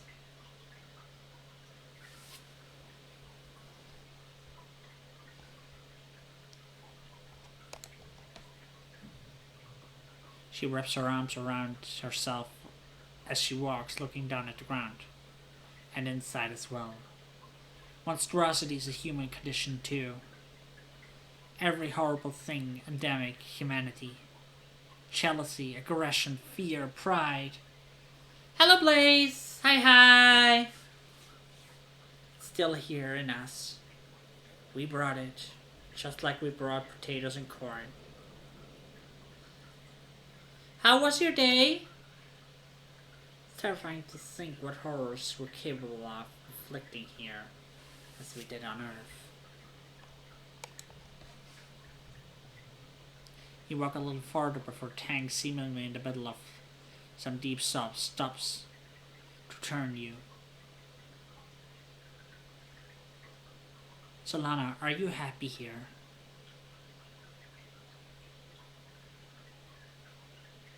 I'm doing good, thank you.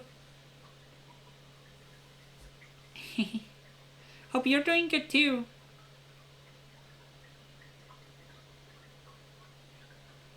She winces, then bites her lips. No, I don't mean happy, precisely. Happiness is irrelevant to a survival situation.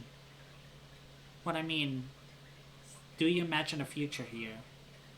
One you would choose for yourself, should you be given the option? Would you feel fulfilled?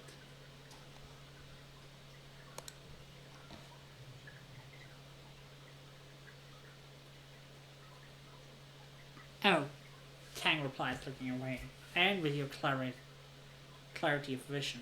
Honestly, Tang continues, I despise the physical reality of living here. The smell, the cramped quarters, the constant threat of attack, disease, everyone meaningless, interpersonal squabbles, amplified by proximity and stress. I can feel them weighing me down. She laughs humorously. But we don't have a choice, do we?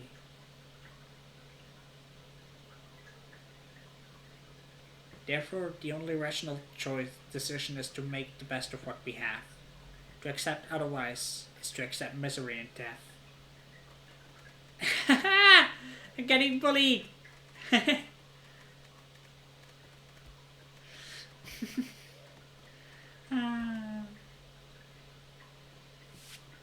Glad to have you here, Blaze.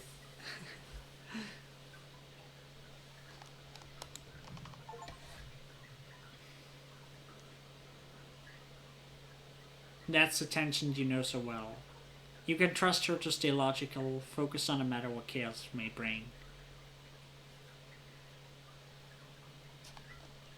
So we completed Tension's story route. You walk until the chill of the night settles into your skin. Then descend from the walls, walk back to the living quarters. Tang hesitates at the threshold. Anyone else might have noticed, but you know Tang. Better than anyone else in the colony does, even her own brother. It's nothing. Just tired, I suppose. I'm working on something with a chief engineer that's bigger than anything I've ever worked on before. It could change the fate of the colony, of humanity even. She looks at you, gives him a faint smile. It's a lot to think about, and when I'm alone, all I do is think about it. Tang awkward silence conveys that she has to consider this deeply. Yes, she says finally. I do, actually. You enfold Tang in a gentle hug. A few seconds of stunned inaction. Tang wraps her arms limply around you as well. You spread your hands wide and hold her more tightly, trying to manifest the right kind of comforting energy to resonate through Tang's shields. Either you manage or she simply relents. But Tang rests her head on the top of yours and sighs. This is where I talk about physical touch encourages the production of oxytocin, she murmurs, which is a bonding hormone that imparts the feeling of calm and security. Oh man, Tang, you're such a scientist.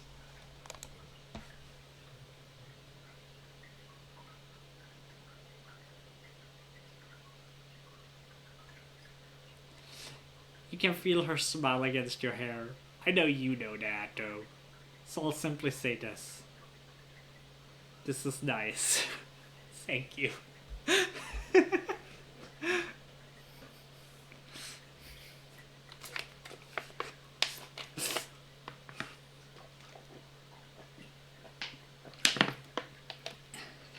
Yeah, we are very smart. Tang straightens her coat. I'm aware that I'm not the easiest person to befriend, she admits. Among my many admirable qualities, I'm also often cold, brusque, and tactless. I owe you my thanks for taking the time to see through that. I don't know why you would have bothered, but I'm grateful. You don't have to be alone tonight. Oh, an interesting proposition, Tang replies. What precisely do you mean? We could keep each other company. Tang scrutinizes your face for any hint of an alternative motive.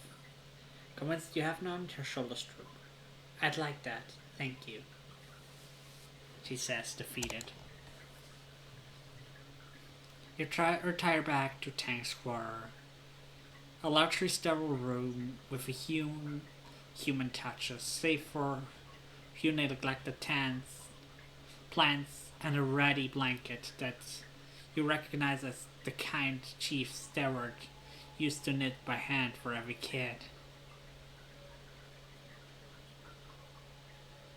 There's the physical photo of Tang and Instant posted awkwardly together.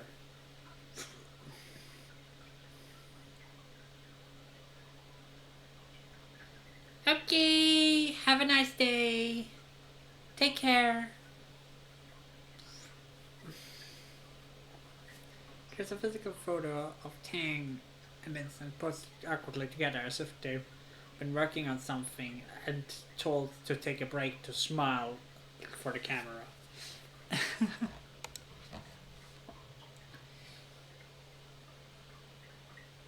You keep Tang quiet company for a few hours, trading bits of conversation until the first sun sets to rise. You look over and see that Tang's eyes have been closed. Her face has finally gone slack and much needed sleep. You pull the blanket over her, close your eyes as well, to catch a few hours before you both expect her back at work.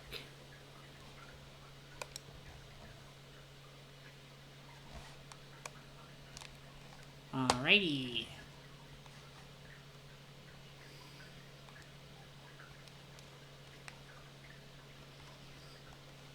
I say we keep doing sports ball. Especially because of bravery and after that for toughness.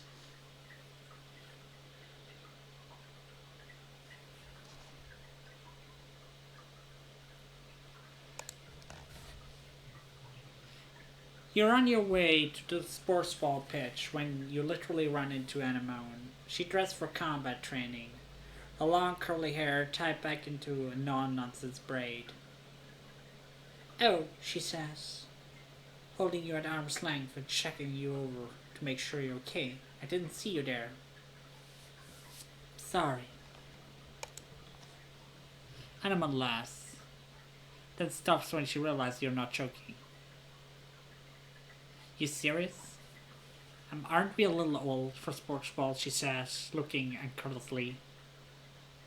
I mean, it's fun and all, but it doesn't mean anything. It's just a game. I'd rather be training for the defense force. This is actually sad because Anemone was one of the most playful kids.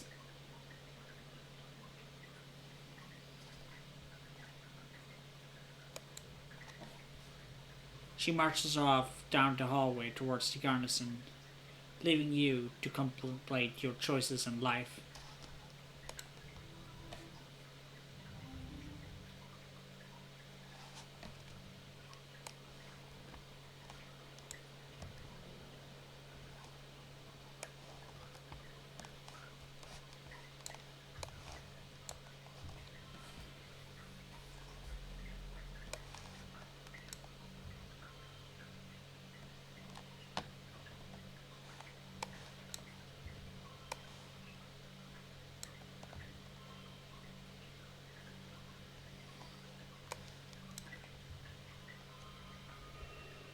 Okay, we win.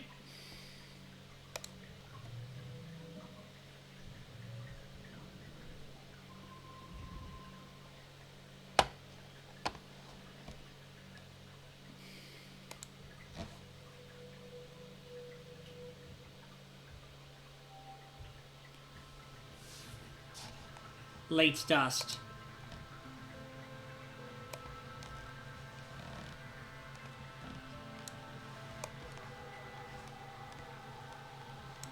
Let's get a hack from Rex. Hack's incoming! Rex folds you into his arms, spending his bold body towards it. He smells warm and a little spicy, like a clean sweat in sunshine. It's a good hack. The kind of makes you instantly just feel more relaxed. Heck yeah.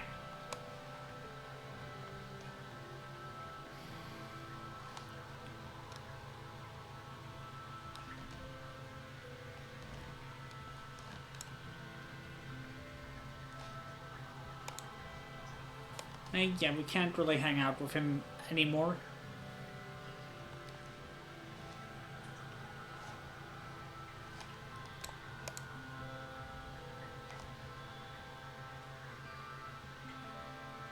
Hey, it's Rex, little buddy, he says, scowling. Get out of here before I have to send him a message about how I don't want this little gang of dickwits stinking up my garrison. He cracks his long knuckles. You're not going to like my choice of medium. Dude! Jerk face.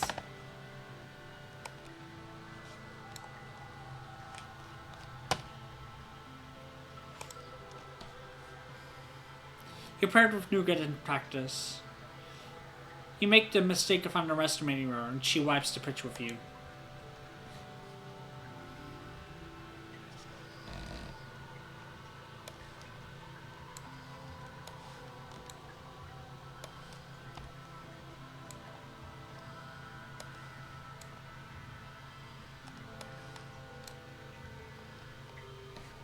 I think especially in war, simple things become very important.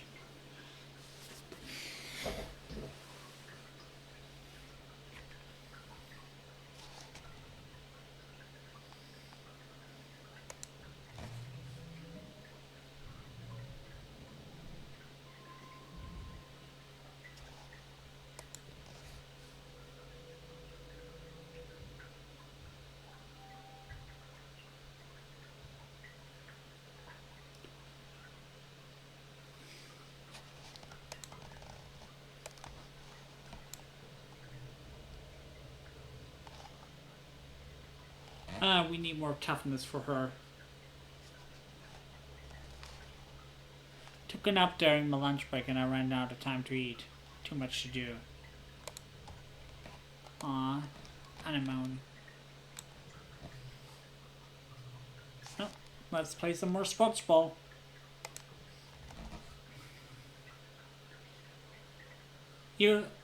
You're practicing on goal with Rex and Nougat when you're distracted by a crowd forming by the sidelines. You turn over to see what's up, and find Anemone recruiting for colony defense. It's a natural fit for your skills, she tells one older kid. So it's like doing drills, but instead of playing with balls, you get to play with guns and explosives. It's awesome. And if you're not old enough yet, you can still help out on lookout, she says to a younger kid. That's how I started. And now I get to protect the colony and the people I love.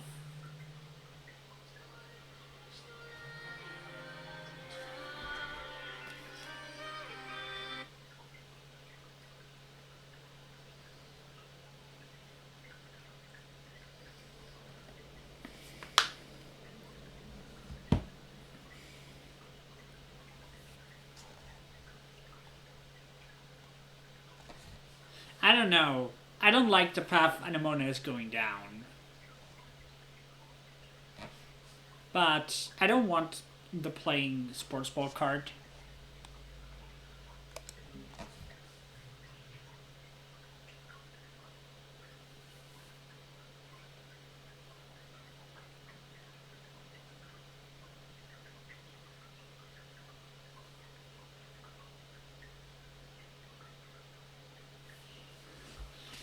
You tell Anemone that she's right. Everyone should join the defense force if they're able. She claps you on the back. I knew you'd be on my side, she cries. Everyone listens to Lana. It's okay to play games when you're a kid, but after a while you need to grow up. She points towards the garrison. Just go right through there. You don't gotta wait. Rex understands your choice, but Nougat is disappointed.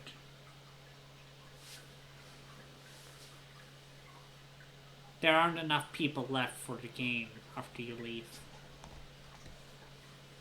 Oh.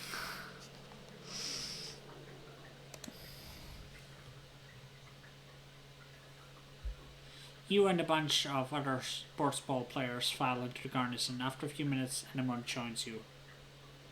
Alright, she says, clapping her hands. It's tough work, but it's nothing you're not used to. Let's get to it. The drilling is brutal, and I want to dress everybody hard. Probably weed out people who aren't cut out for it. You run sprints and do push-ups with these other soldiers until you're exhausted. It's a lot harder than kicking sports ball around the pitch, but she's right. Being ready for the next attack is life or death. It's not supposed to be fun. Hi, Oni! Hi! Have a good meeting! Thank you for lurking. That makes me happy. So happy to see you.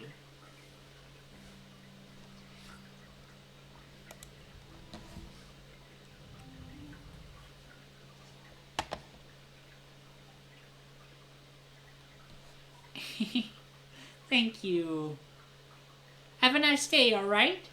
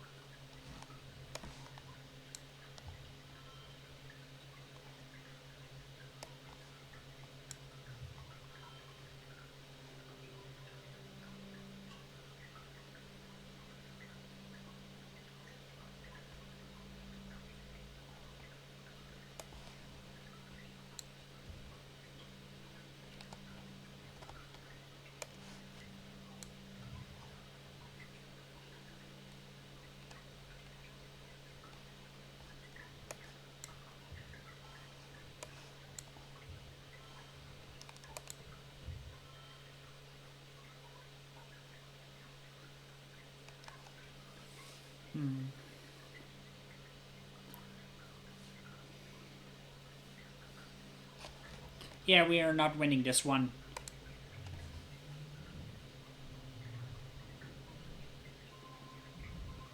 But it's enough to get the bravery perk.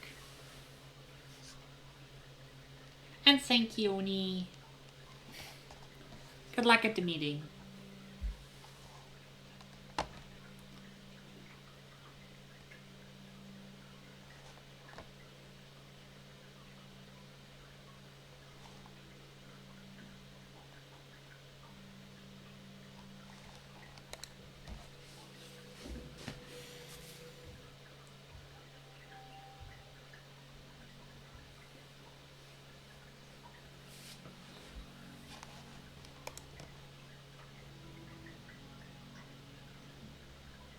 Nice. An extra card.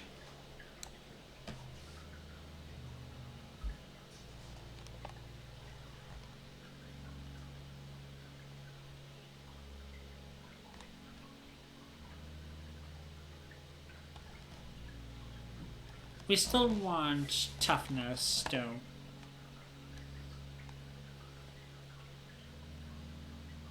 So we'll keep playing sports ball.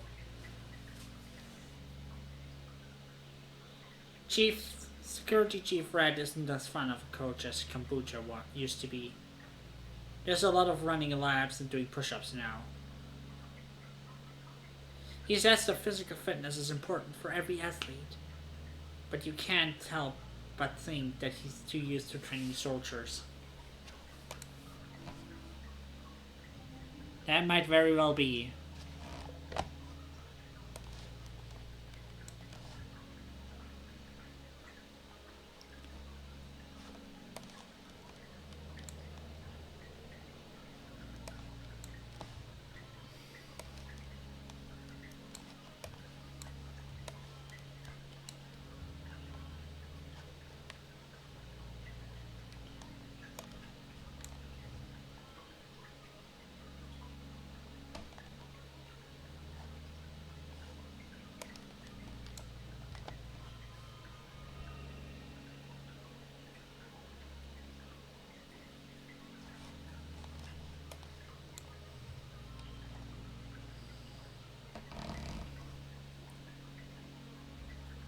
Alright. Well, we do win.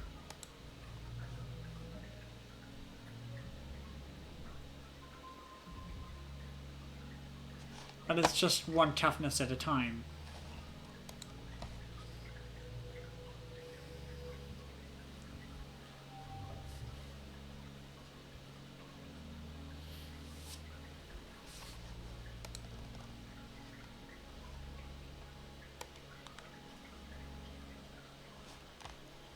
See if is there anything else that gives toughness?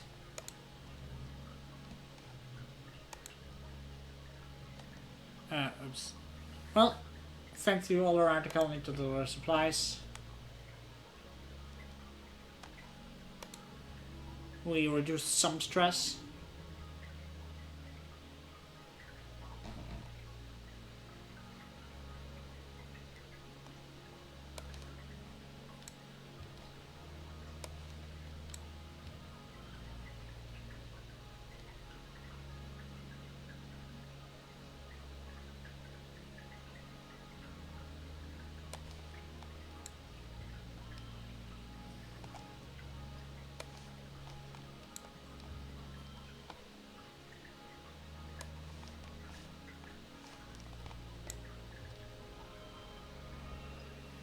Alrighty.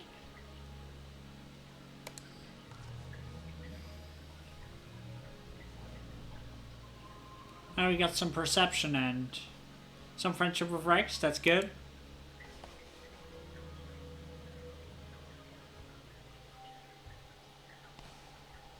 Yeah, we definitely want to relax during Glow because we might need to push through.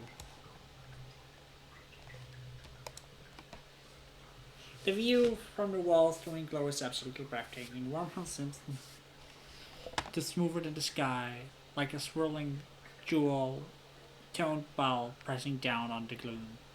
Everything in the wilderness is lit up and seems to breathe in and out with the planet. Like one living creature's made of star, it's beautiful. You could almost forget how dangerous it is.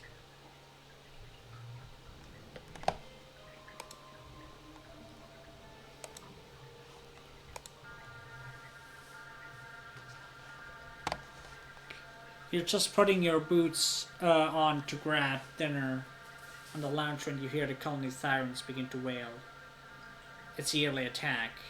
They could have waited until I ate dinner? Rude. Outside the windows you watch the colony defense begin to mobilize. Yeah, we join. You hear the garrison to grab a plasma rifle, then report to the front. Chief Red looks surprised to see you, but assigns you with a squad of Anemone and tells you to get up on the walls. Do your best. On the other side of the walls is more Xenos than you've seen in one place ever. They sieve out the forest, large, small herbivores, predatory, fungal, otherwise, flying, crawling, and hopping towards the colony with a single-minded determination.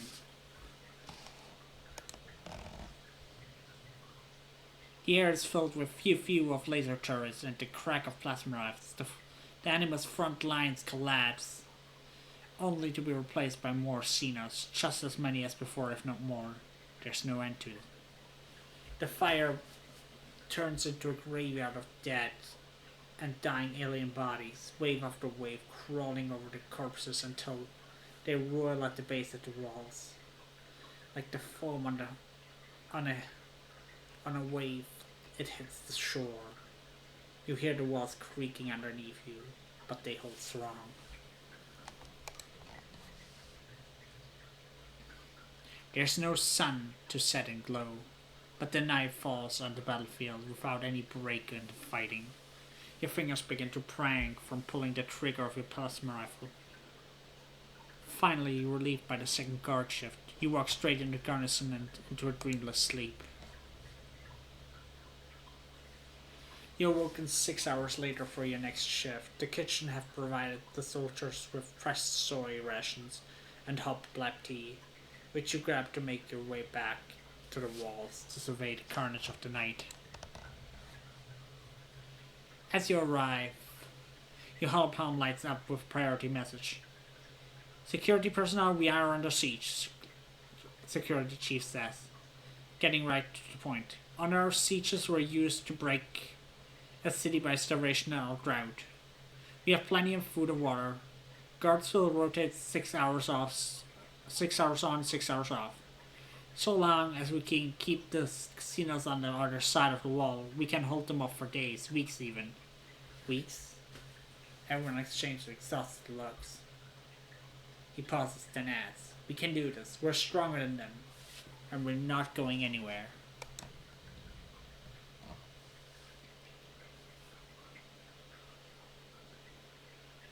You and the other soldiers fall into a fitful rhythm. Alternating shifts on the wall with brief snippets of sleep, gunfire becomes the soundtrack of your days, which begin to smear together like paste. Anemone in particular is suffering. She volunteers for a relief shift, sometimes pulling double or triples on the wall. You catch her mechanically shoving soy porridge into her mouth before seemingly falls asleep sitting up. A minute later, she jolts awake as someone's spoons clatter against her plate. The blow. Tempers grow short as fatigue sets in. 6 days pass. Dang, you're in shift. Watching the casinos batter themselves against the wall. You feel your eyes on focus at the sheer formless horde of them. In all these days, they still haven't breached the colony. Sometimes they even seem to retreat, ebbing backwards and reforming somewhere else. It's behavior you've never seen before. A group of monsters break from the tree line. Nothing new except for one of them. Almost humanoid.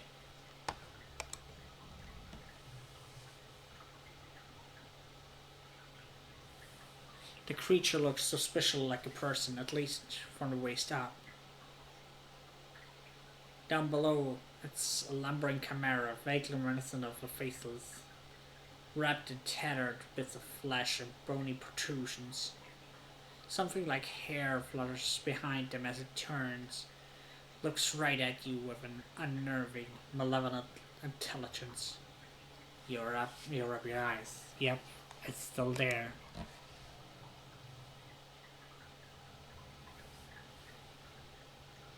It approaches you to the wall, to the base of the wall. The other monsters surge forward on the pound against the gates. Try to talk to it.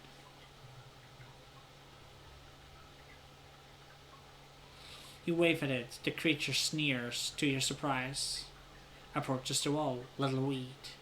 They addresses you in a halting, rasping voice. Everything seems to go quiet nearby as you strain to understand this talking horror.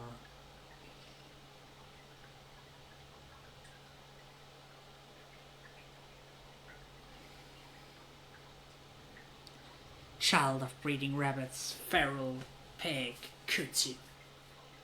Its unnerving human gaze pierces you. Introduced species, you understand? You wonder if you're hallucinating. Is it holding a gun? You slowly nod. You understand the words at least. I'm Noctisolent, the monster says through a voice box that seems better suited to guttural roars than human language. A gardener. Designation, pest control. You realize with growing horror that this creature's hair is actually alive somehow, waving in the wind that isn't there. Their clicky-clacky bits wave, snap at you as if they have a mind of their own. You can't look away.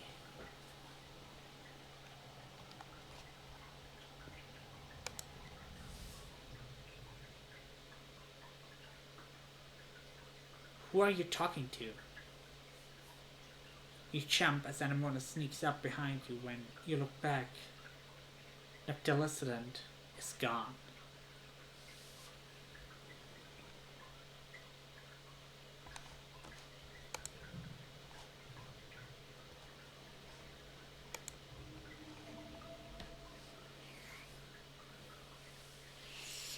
We do not need a -1 card. But that's a nice thing.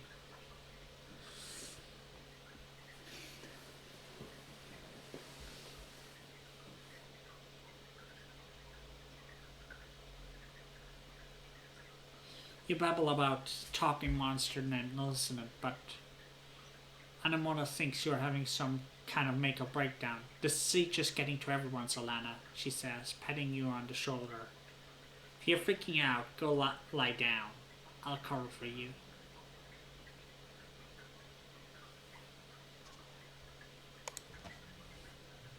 Finally, after 6 days of siege, you look down at the sights of your plasma rifle and see a curious thing. The monsters are retreating. As you gather with the other soldiers in the colony square, your holopan lights up with priority announcement from Governor Slum. The alien attackers have been defeated, he says. The siege has ended. Lum smiles broadly. He puffs out his chest. Another year, another win. You're welcome, Ratumna. You're welcome, humanity. You're welcome? You hear and see Chief Rat nearby, looking livid. What did he do? He rants to his security officer. Race out there like an idiot with his runner guard. Defend strategically unsound positions. Put himself in danger, so we had to save his overstuffed ass.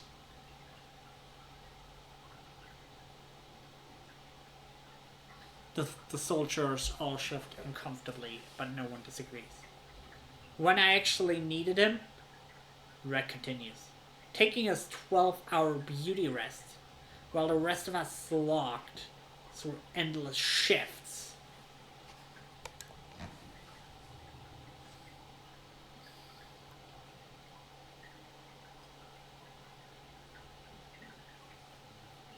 The soldiers are exhausted from the siege, so the crowd in the square disperses quickly. Only few Helios remain.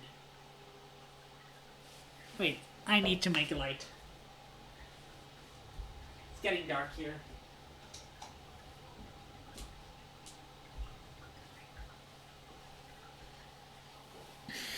On the horizon, first rays of quiet streak the sky with lavender. You watch Utopia's reclamation crew head out through the gates, begin vaporizing xenocorpses for their compound molecules.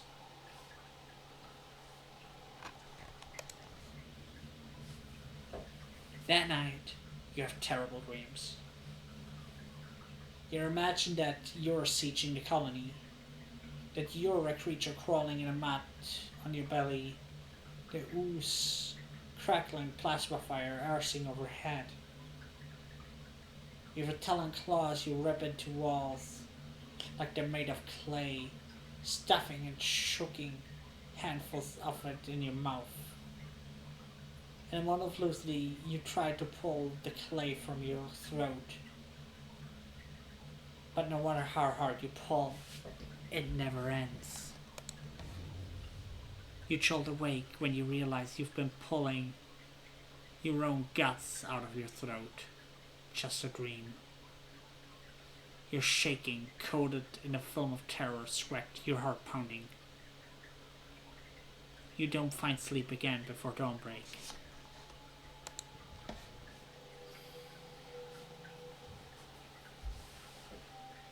Early quiet. This was year 17. 2 more years to go.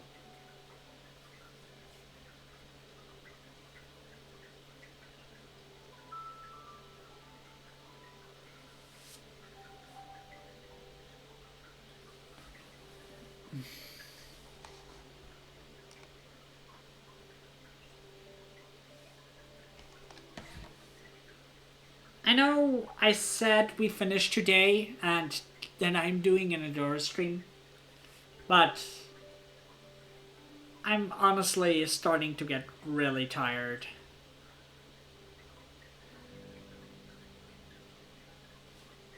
And even if I didn't finish today, I think we make good progress. And I think I'm gonna continue streams like this for the next few days. Long streams.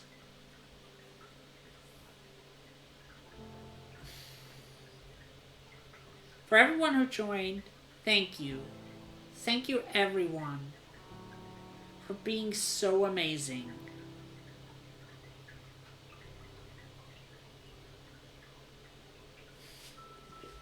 You are the most loveliest people I have the pleasure to have as my audience. Thank you.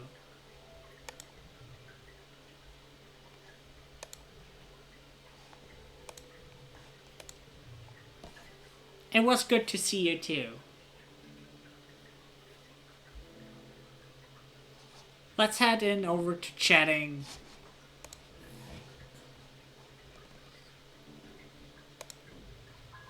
As we look who we raid. And now Tang is here on the main menu, which is nice. Thank you for that, Pat.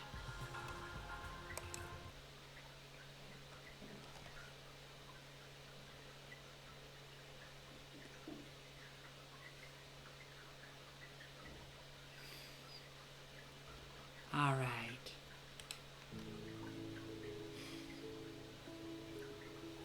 I hope you all have a beautiful evening.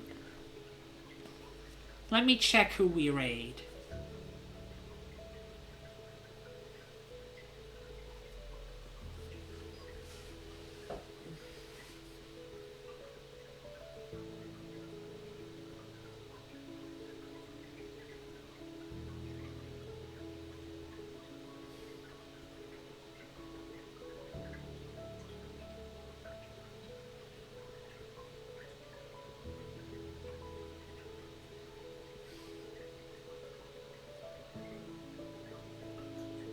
There's Looney.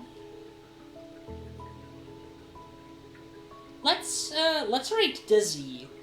Dizzy is a friend of mine and she's a lovely person. So let's go say hi to her.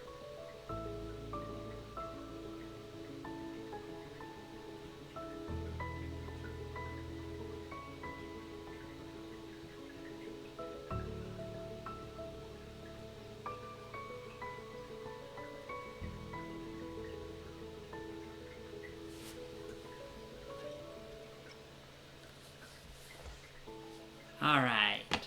Are you all ready? Let's have a good raid.